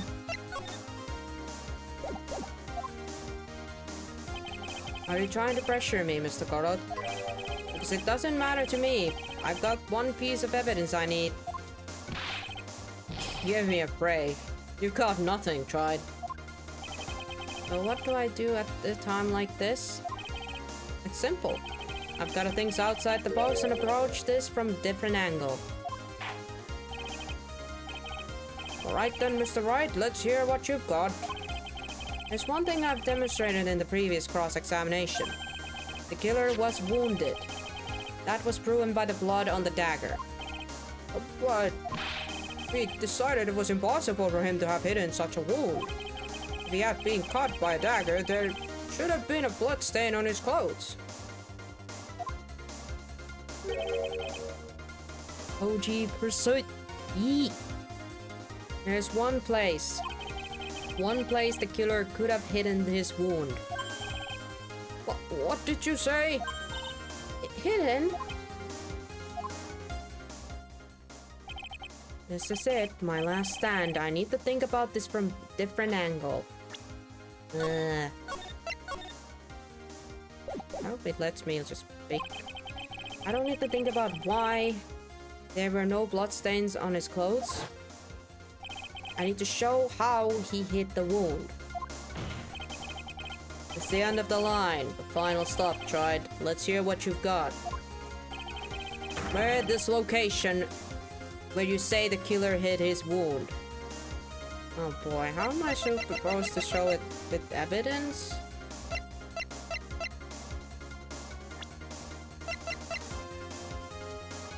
How am I supposed to show this? Do I show his picture? And be like, his mask? Is that how I do it? I kinda don't want to screw this up. Hold on a bit. Hold on a bit. Let me pull out some... I don't want to screw this up. Do I now shove his freaking... Oh my god, what is happening?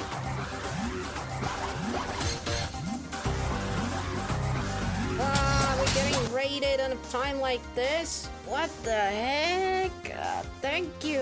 What cool raided? I was reading... Araska, thank you for the raid. How on earth are you still up? Thank you, thank you. Hold on. Let me give you a shout out. This game is keeping me, kinda in prison right now. There we go. Oh, thank you, Carl. Thank you, Carl, for the hydration. Also nice to see you all here. Thank you, thank you. Thank you for the raid, Araska. We are quite literally at the end here, and as you can see, my penalty points are pretty much whole thing goes if I get this wrong. At this hour, and also hyvää itsenäisyyspäivää. Happy Independence Day for all the Finns. Oh my goodness. At this hour, I mean, I thought I would be done, but these bitches keep me still here.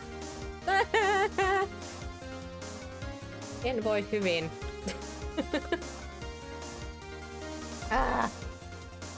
But yes, oh my goodness. But yeah, welcome everybody. All the raiders.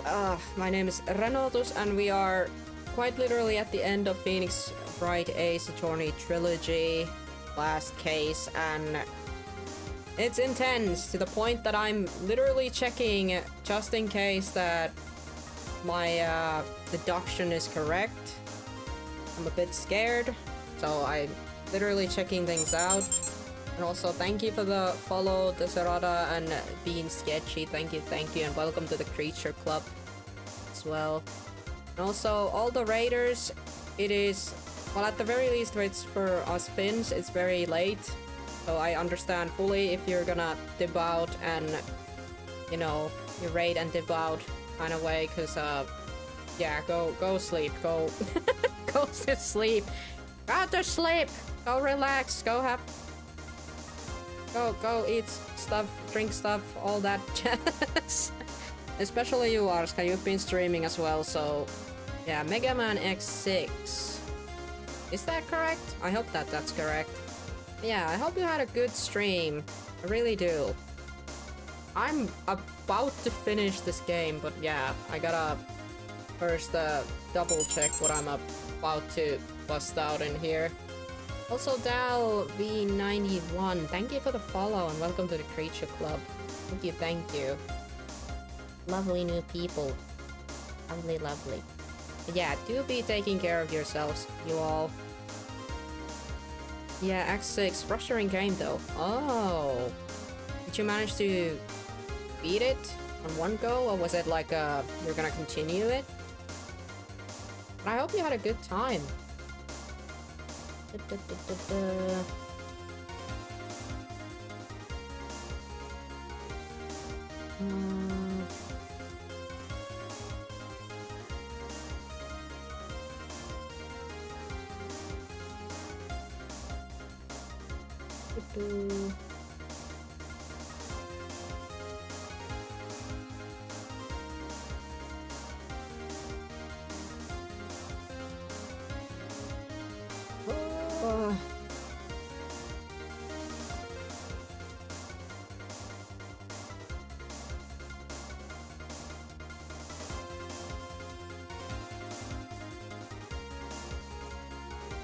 Well, I'm hoping that that's gonna be my ticket out. I'm gonna shove this Godot's own profile into his face, because I don't know how else I'm gonna tell that it's the freaking wound is under his stupid ass mask. Take the mask off, buddy! Yeah, definitely going to sleep. I've ruined my sleep schedule. Yeah, have a good night. Sketchy, have a good night. Fully understandable. Yes. Oh my god, I really hope I'm correct here. Okay, I could always double check. Anything else that could prove it? I kinda don't think there is. Other than the profile picture. So I'm gonna go with the profile picture, and blah. I don't know what you're talking about. And frankly, I don't need to know. What I know now is that you've never been half a lawyer as she was. Isn't that right, Tried? Did I get it wrong? Whoa! I don't think I did! You guys saw that? Either I saw things or my eyes are failing me at this time. Oh, what was that just now? Yeah? Can't be. You're living on through him? He's kind of been protecting us since day one, so... And we've known she's looking out for us. Even as we speak, you're still hiding the wound. Boom. It's beneath your mask. Boom. During the fight, the red lights given off by the killer suddenly disappeared. Seconds later, the killer let out a scream. That's right, your mask went flying off your face. Mr. Gorot, would you mind removing your mask? If you have a dagger wound under there somewhere, then I'd say this whole case is solved. And I can go to sleep! I'm sorry. Whoa! Ah!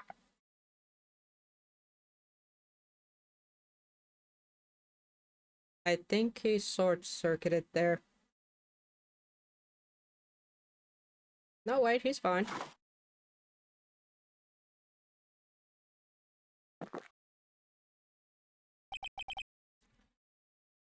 Just now, I saw her spirit in you. You sure it wasn't the coffee? I mean, you've been drinking like 20 cups by this time. I never liked you. You do not have to like me, but you could stop blaming me for her death, because that's not true. 6 years ago, you helped the woman who put me to sleep by hiding her bottle of poison. We were used, buddy. We were used. Phoenix did not know. At all. And then, while I was sleeping, you let Mia die. I'm too tired to get angry anymore. His reasoning is so stupid. I'm sorry. But you didn't care. You just kept living your pathetic, happy-go-lucky life. You even had a nerve to follow in her footsteps as a lawyer. I could never forgive you. That's what I thought. Mr. Gorot? But I was wrong about you. I knew it from the very beginning. It doesn't seem you knew it from the beginning, but okay. Okay. The truth is, the only person I could ever find it in my heart to forgive was me. Yourself? I was the one that failed to protect Mia. Me and no one else.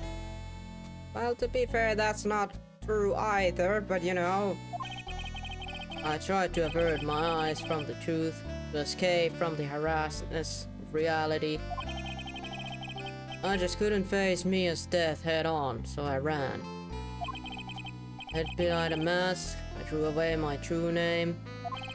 I couldn't even deal with being a defense attorney anymore, so I quit. But you saved Maya. Yeah, that was my plan. Up until just now, anyway. What do you mean? Are you listening, Maya? If I had really wanted to save you, then there's one person that I should have gone and talked to right away.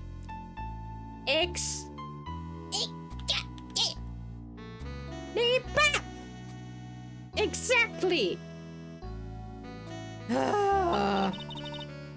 Who would that be? Are you talking about Nick? But I didn't do it.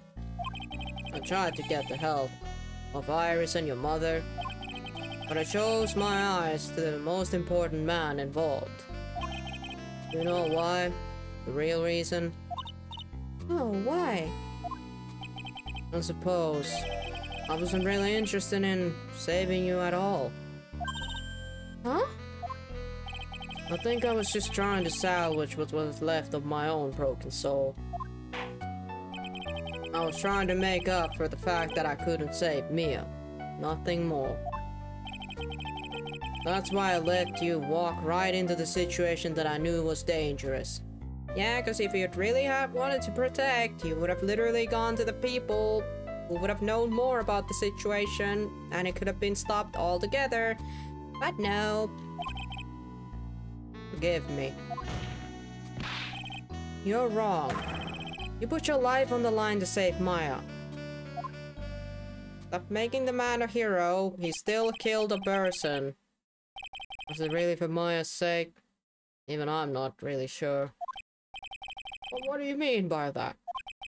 That night in the darkness of the garden, when I saw her silhouette, part of me just have to know the truth. The truth that it wasn't really Dahlia Hawthorne standing there in front of me. Could have been Misty Faye, or even the little girl. But I still picked up the blade. It was like I was dreaming.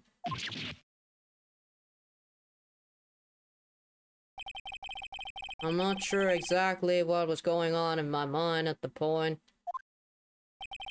Was it really motivated by the pure desire to protect my Faye? Or was it something else?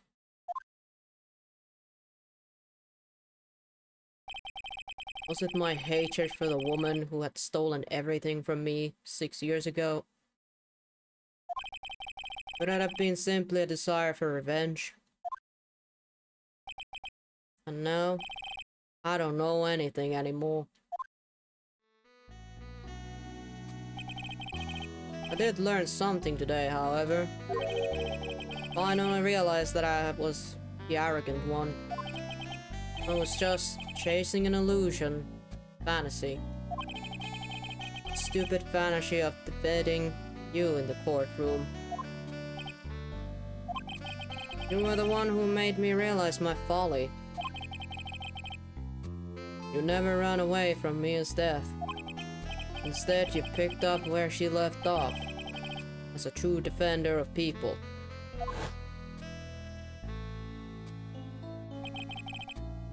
In that moment, I understood everything. Mr. Karot?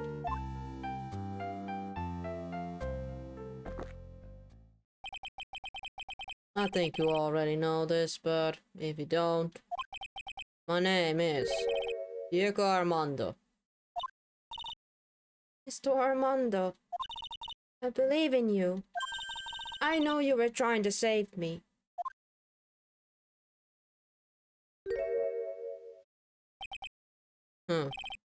Thanks. Your wound, it's bleeding. Huh, did you forget already? In my world, the color red doesn't exist. These must be my tears. Oh god. Tears? Ever since I woke up from my coma, I think I've been waiting for this moment. This very moment. Mr. Armando. You do well to remember, Miss Maya. The only time a lawyer can cry is when it's all over.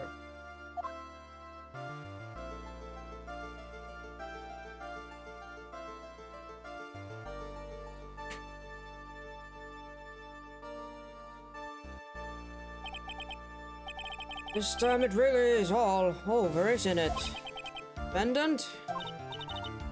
Yes, Your Honor. Although you weren't directly involved in the murder, tampering with the body and the crime scene is a serious offense in itself. I understand, Your Honor. Mr. Armando explained that to me very clearly, very carefully. I knew the risk and I was willing to cooperate anyway. Very well. Go ahead. Hand down my verdict. Is there anything you'd like to say? Well, there is one thing. I would like to say something to Mr. Wright. Huh? I want to apologize to you. Apologize to me? For what?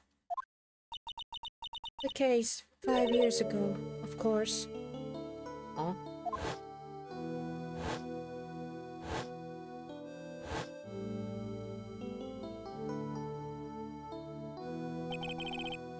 I just remembered. Weren't you poisoned by your own lover? Not exactly, but yeah, something like that. And now, 5 years later, I can hardly believe it. He was going to do it. He was planning to kill me. It's not all that surprising. The two of you hardly knew each other. Huh? What do you mean? You and my sister. You only met twice. Huh? Oh! Oh! Oh shit. Huh? We only met twice? The first time you met was on that fateful day. The day she poisoned Mr. Armando in the cafeteria of this very courthouse. Next time you met her was 8 months later. Hi? You met her again on the day that she stole your cold medicine. And Dog Swallow was killed. No way. It's just, it can't be true. I mean, during our whole relationship, we were... Those 8 months? The woman that you thought was Dahlia Hawthorne wasn't actually my sister. It wasn't Huh?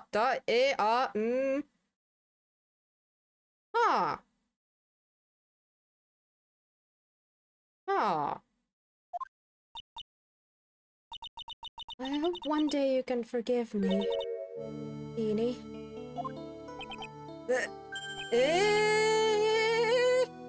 Yeah, you mean... That's right. I lied to you for 8 months. I feel like you could have saved that after the court and not, you know, publicly say that, but okay. So at the very least, that would explain why, you know, Phoenix was so foolproofingly trying to prove back then that Dahlia was innocent. Because he had been technically dating Iris for all that time, and Iris seems to be like a, you know, actually a decent human being, but was also manipulated because of her sister, and but still. Dang, way to drop that on here. Okay, didn't see that one coming. But why? Why would you do such a thing? Ever since she gave you the bottle that day, my sister was trying to get it back as soon as she possibly could. Because of the police investigations and their surveillance, she couldn't move about freely. So that's why you... My sister. From the beginning, she was prepared for the worst. Prepared for the worst. She thought that you might somehow discover the truth. That's why she was always ready to deal with you at the moment of notice. You mean she was ready to kill me, don't you? She already had so much to answer for. I didn't want any more sins on her soul. I begged her not to do it, and she agreed to give me a chance. And that's why you came to me. You came to me to get the bottle pendant back from her in her place. But I couldn't get you to give it back. I failed at something even as simple as that. 8 months passed and I still couldn't get it back from you. Finally, my sister couldn't wait any longer.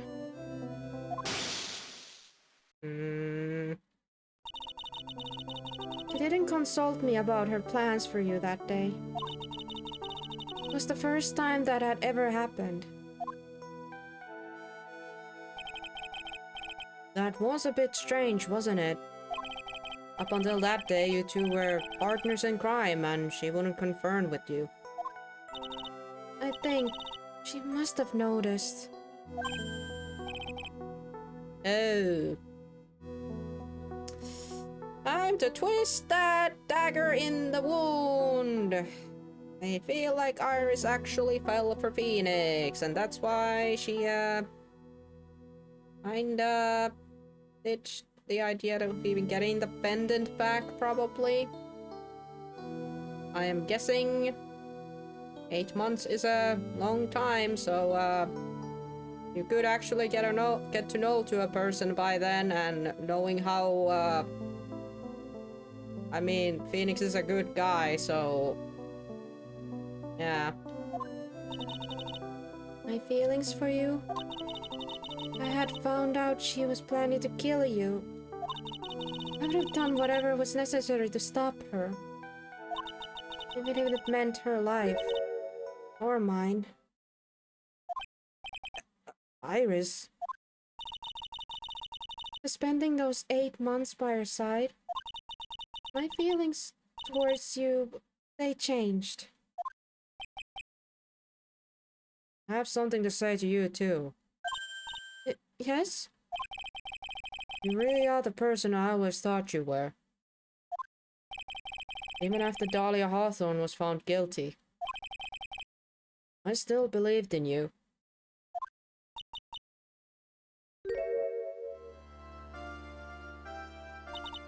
Thank you.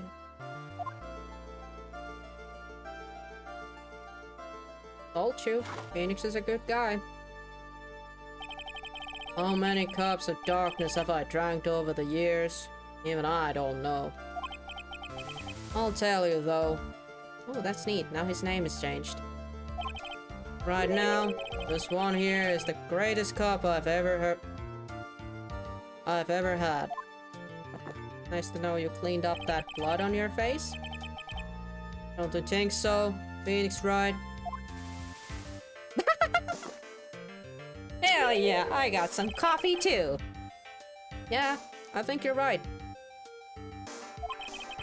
The purpose of this trial was to rule on the murder of the victim, Elise Dierneman.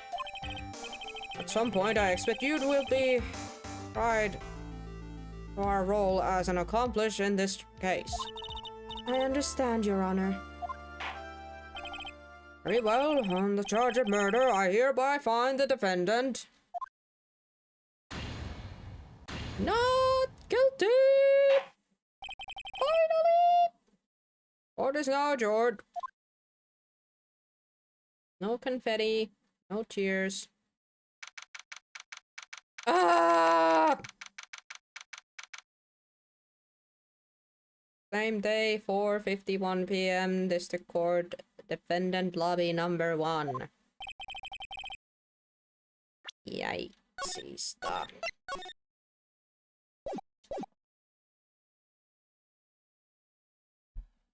Can you guys believe that I've been taking a bathroom break this whole time? I am kinda concerned. Anywho, so I guess it's all over. The way everything ended, was justice really served?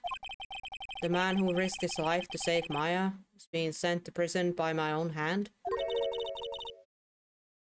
Of course justice was served. Up, Mia. Mia? I'm proud of you, Phoenix.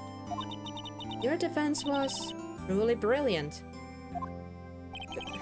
I couldn't save Mr. Armando, the man who cared so deeply for you. You're wrong, Phoenix. You did save Diego. You saved him in the only way possible. You mean with that verdict? I think one day you'll understand too. Phoenix, I want you to remember one thing. You were as good out there today as any defense attorney could ever hope to be.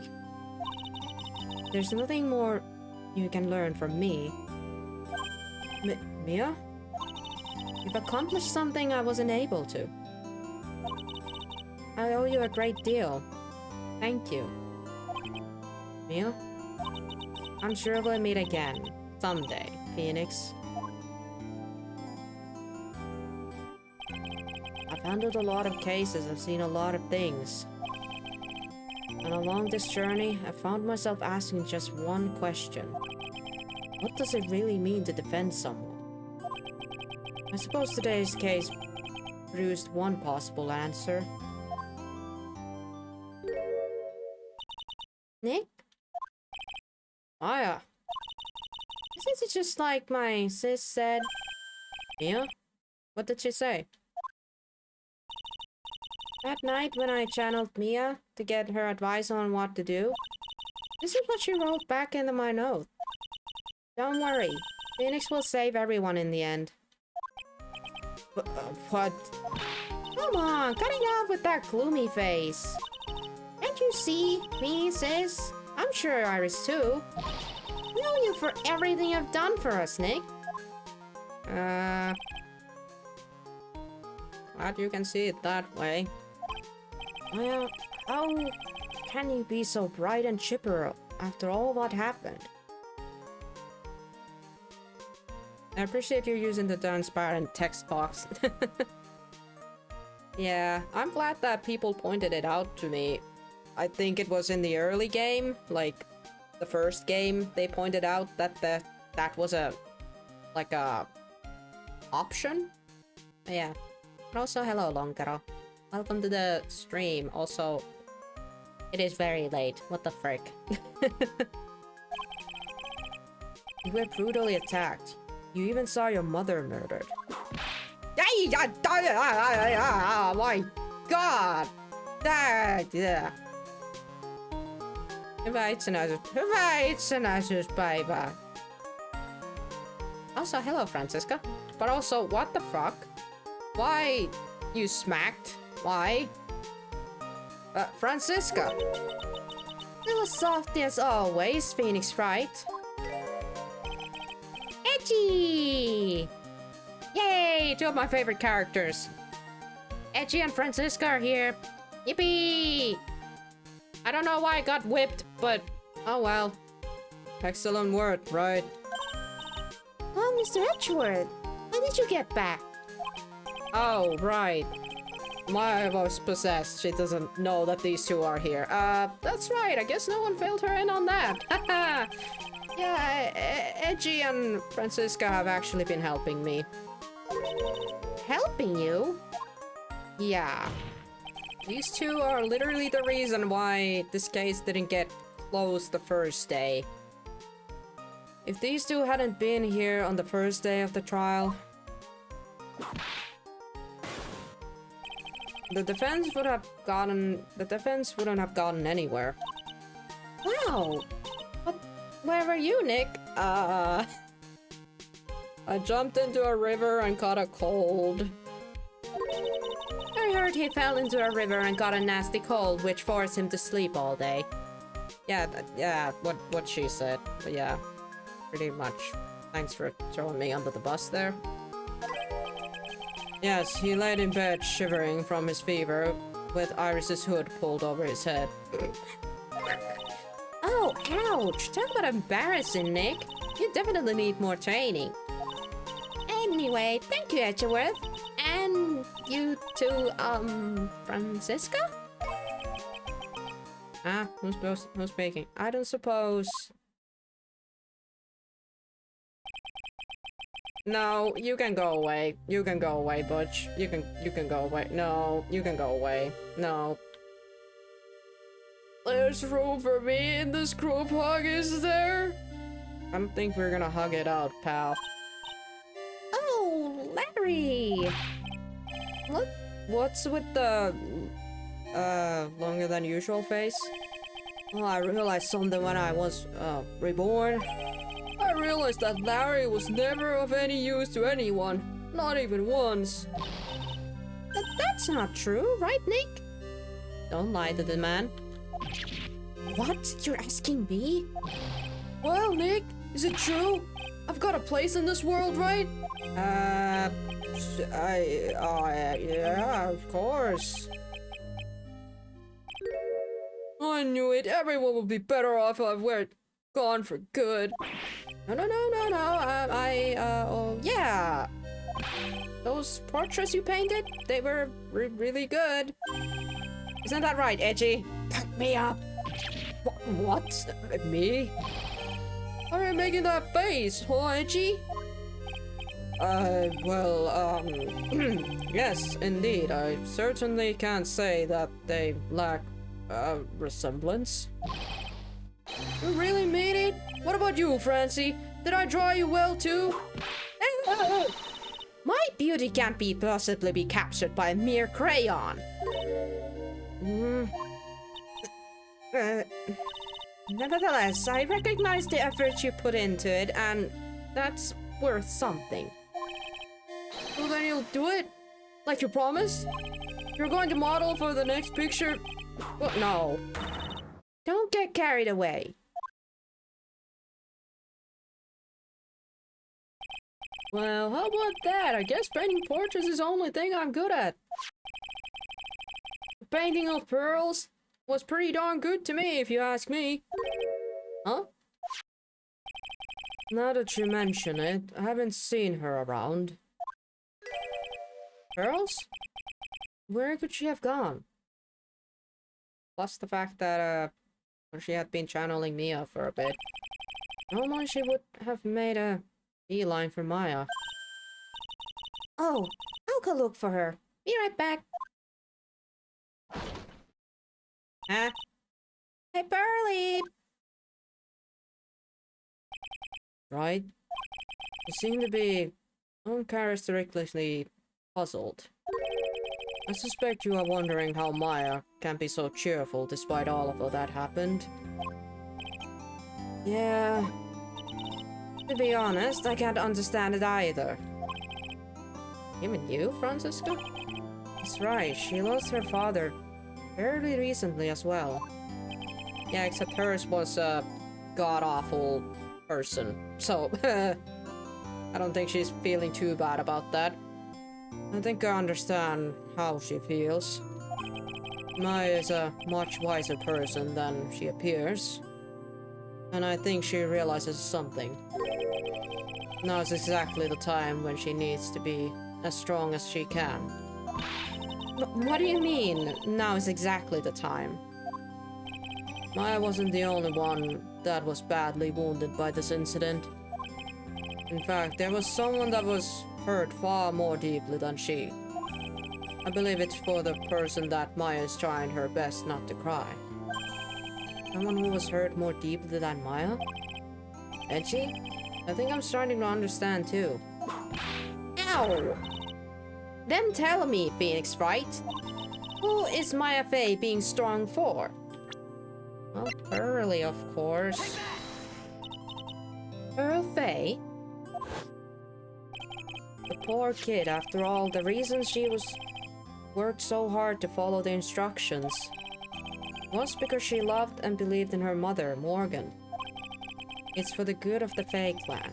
I'm sure she believed in every last word. She thought she was doing it for Maya. That's why she was so happy.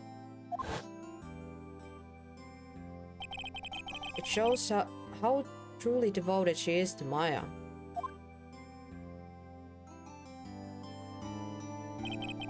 But it's cruel irony that it was her experience that led to the strategy. Maya Fey's mother was killed, and Maya herself was put into the deepest peril imaginable. And that's exactly why Maya is putting on a brave face. She's doing it for Pearl's sake, until she can see her smile again. I mean... yeah. Idiot! Oh hey, so this is where you all were? Oh, it looks like I got quite a bunch- Ow! Well, what that's for, sir? Sorry about that, Scruffy. My whip just seems to have a mind of its own. What's up, Detective Gumshoe? Oh, you know, this and that. Anyway, congrats on your win. Let's go out tonight, pal. Dinner's on me. Can you afford it? My salary is sorta kinda gone down by a teeny weeny bit, but it's alright. I'll make a reservation at the first-class French restaurant tonight. Ow! Pretty good work, Scruffy. That whip was your reward. Okay, Detective Gumshoe? You said the first-class French restaurant? You don't mean... Oh, God, I think you know, oh, God. Let's not go there, okay? Rabian, where else? I knew it. We're doomed. Come on, let's go, everyone. Can't keep Maggie waiting, pal. Hey, you crybaby, you're invited too. Oh, forget about me. Girls and I will be at the loser shack eating potatoes. You know, Maya's taking an awfully long to get back. You still out looking for pearls? Oh, Maya, what's wrong? Nick, what do I do? Really, I can't find her anywhere. Huh? Oh, well, she just went back home, that's all. I thought so too, so I called the village. But no one has heard from her. This has never happened before. As I figured. She has been badly hurt by this incident.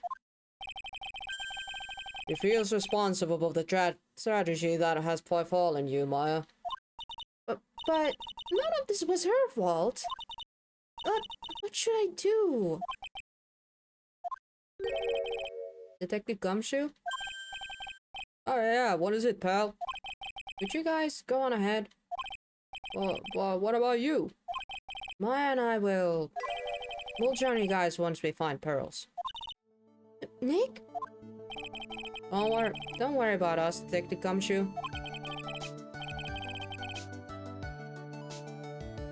Hello, Spicy, and welcome to the stream. Hope you're having good...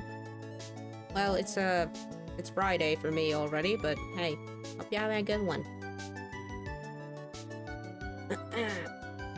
We may be a little late, but we'll definitely be there.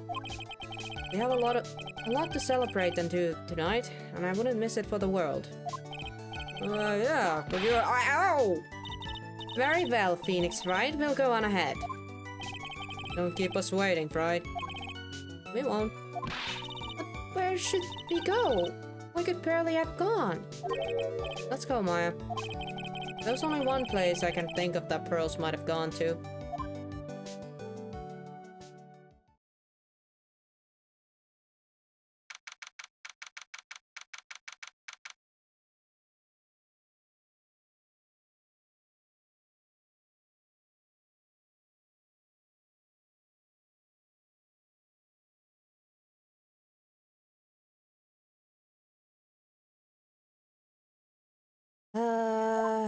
Temple. Okay. Sakura Temple? Pearls, I bet this is a very important place. After all, it's where this whole incident started.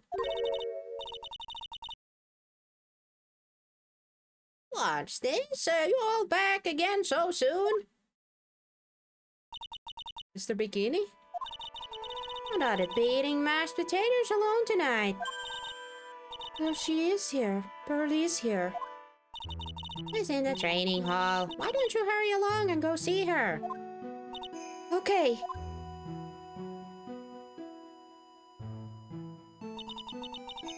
He's not here.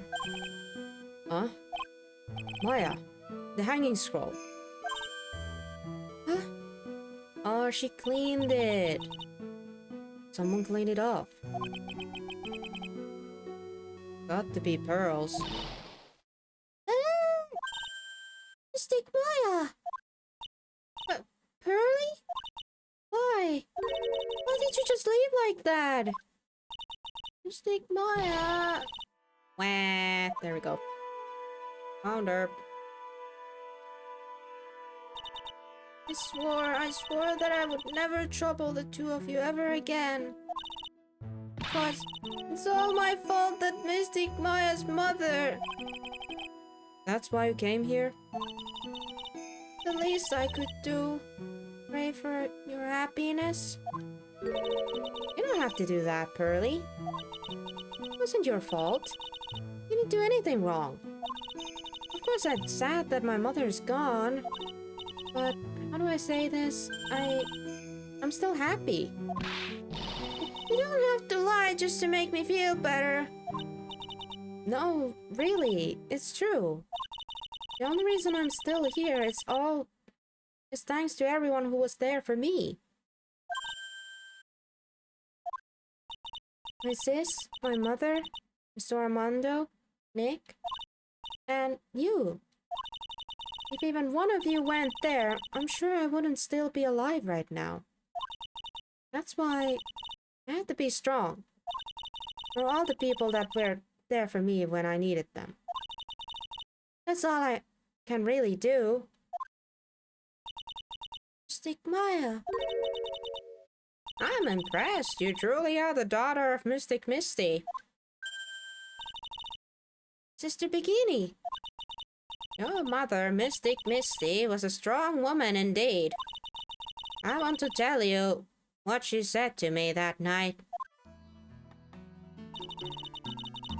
After dishonoring the good name of Kurain, I don't have the right to face my daughter.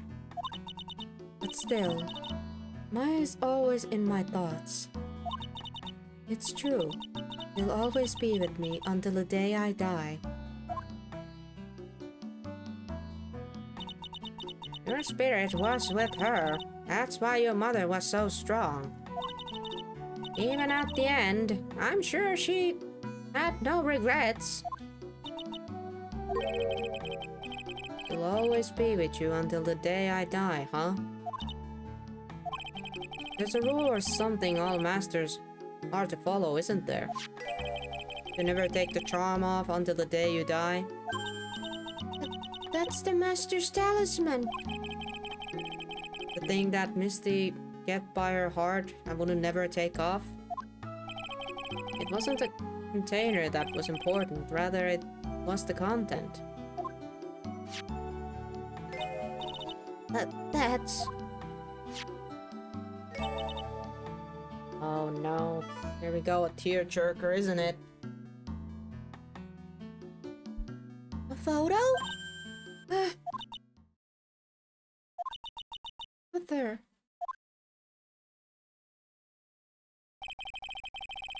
It's only natural for living creatures to fight to protect their own lives.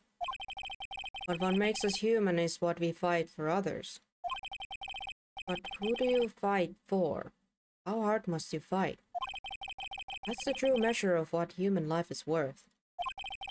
The defense attorneys are warriors who are constantly challenged by that question. Oh my god, that's adorable!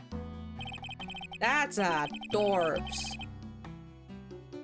Even when the battle is over and the bonds that connect us are severed, we always return, time and time again. Mia, Maya, Earls, Armando, and Maya's mother too. I learned that from all of them. Boink. Well, shall we get going? Everyone's waiting. This is a day to remember. A day when a lot of things were finally put to rest. I think we should celebrate what we've overcome today. But I still can't. Oh, go on, sweetie. You can come back for training anytime. Okay. Alright, I'm going to make a brand new start too. Sister Bikini, I'll be back for more training, I promise. I know, and I won't go easy on you just because you're the future master. I'll make sure to prepare reservations for three for when you come back. Alright, we're going to have a great feast today, Pearly. We might need to go to the burger joint afterwards, because if it's the Tribune we're going. Yikes. Unless the guy has learned to cook. you know why? Because training is a battle of endurance. Okay, Mystic Maya. I'll eat lots and lots of food tonight. You know, there's one thing I don't get, and probably don't want to, but What is it, Nick? reservations for training is fine and all, but why for 3? Come on, what do you think? You're one of us, Nick. Next time you can train right alongside us. I don't wanna! Aw, I'll be waiting for you. Mr. Bikini will take special care of you. Aw, It'll be great, Nick. We're going to do the special course naturally. no! Do I not have any say on this? Hello? That's a great idea after all, Mr. Nick. You'll do anything for Mystic Maya, wouldn't you? Even walk on hot coals, right? Stop. We'll have a nice big meal before we come next time, right, Nick? You know, I was wondering if I can say just one little thing. Sure, of course you can. Oh, I love this part. I can't wait to hear it. I'm getting goosebumps too. Well then, here goes nothing. Objection! Oh, a big long stream. Hello, Bacon. Welcome to the stream. Nice timing. Oh, sorry, you guys are gonna have to read these. I'm not gonna be able to. Yeah.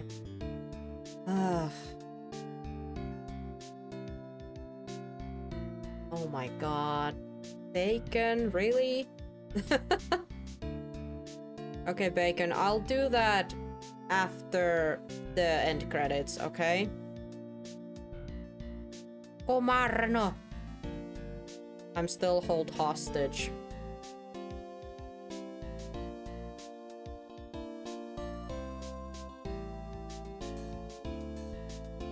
But yeah, you guys are gonna have to read the whatever the characters are saying, because I can't control how fast it's going.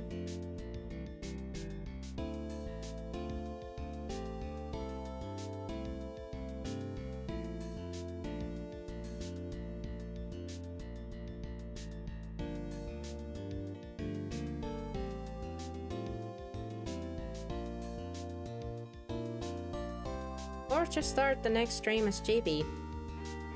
That's so fast. Yeah, it's going very fast. Like, I have no time. Oh, hey, it's Adrian. Wait. Great success. Oh.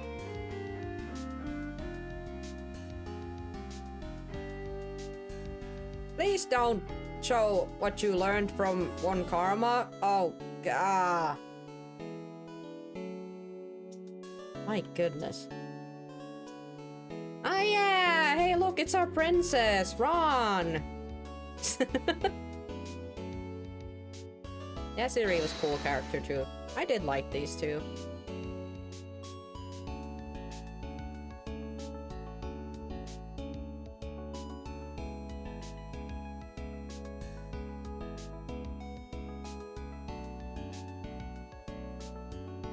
You know what, Bacon? I will take the... I will start as a chibi in the next stream. I have been talking for 7 hours.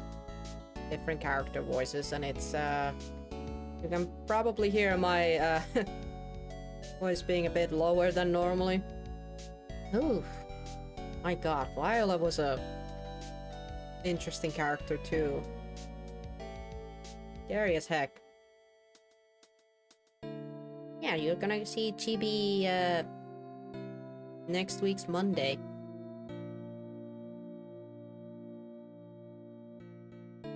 Or the beginning of the stream at the very least.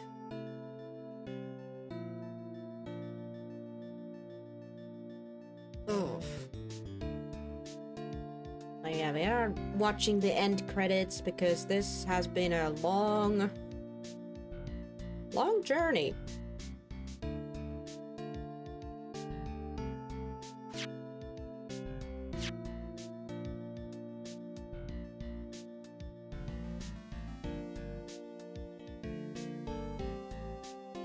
There's probably a lot of like little tidbits here and there. I'm trying to focus on reading what the characters are saying.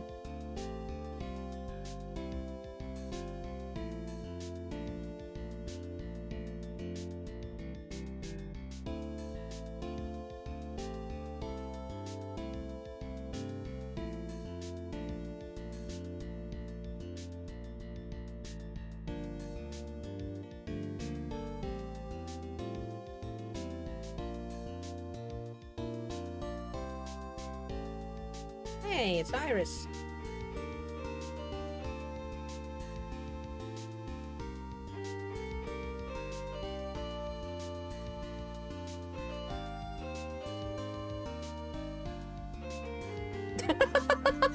Okay, that was funny. That was funny. That was funny. Wow.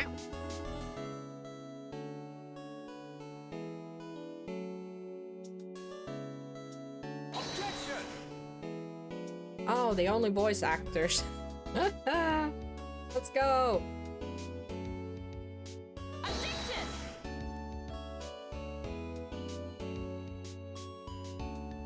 Yeah.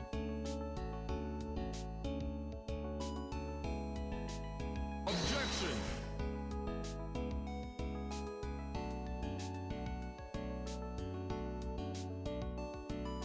Ja, uppi lensi.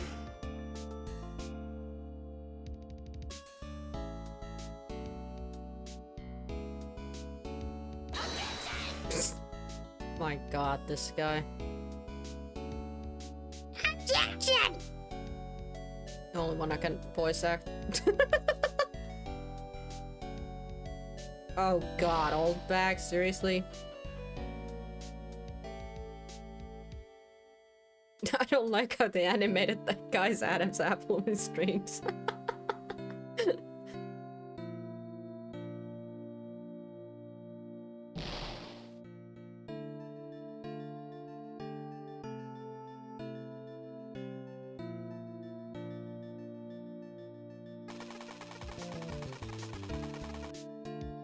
Still shooting people with that.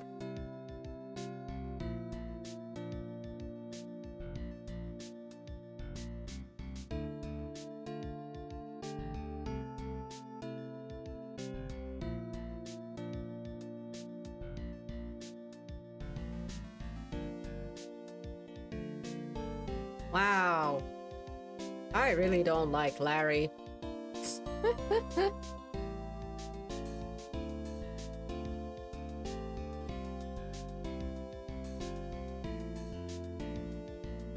There we go, I guess he managed to drew something in the end. Ooh, that's cool.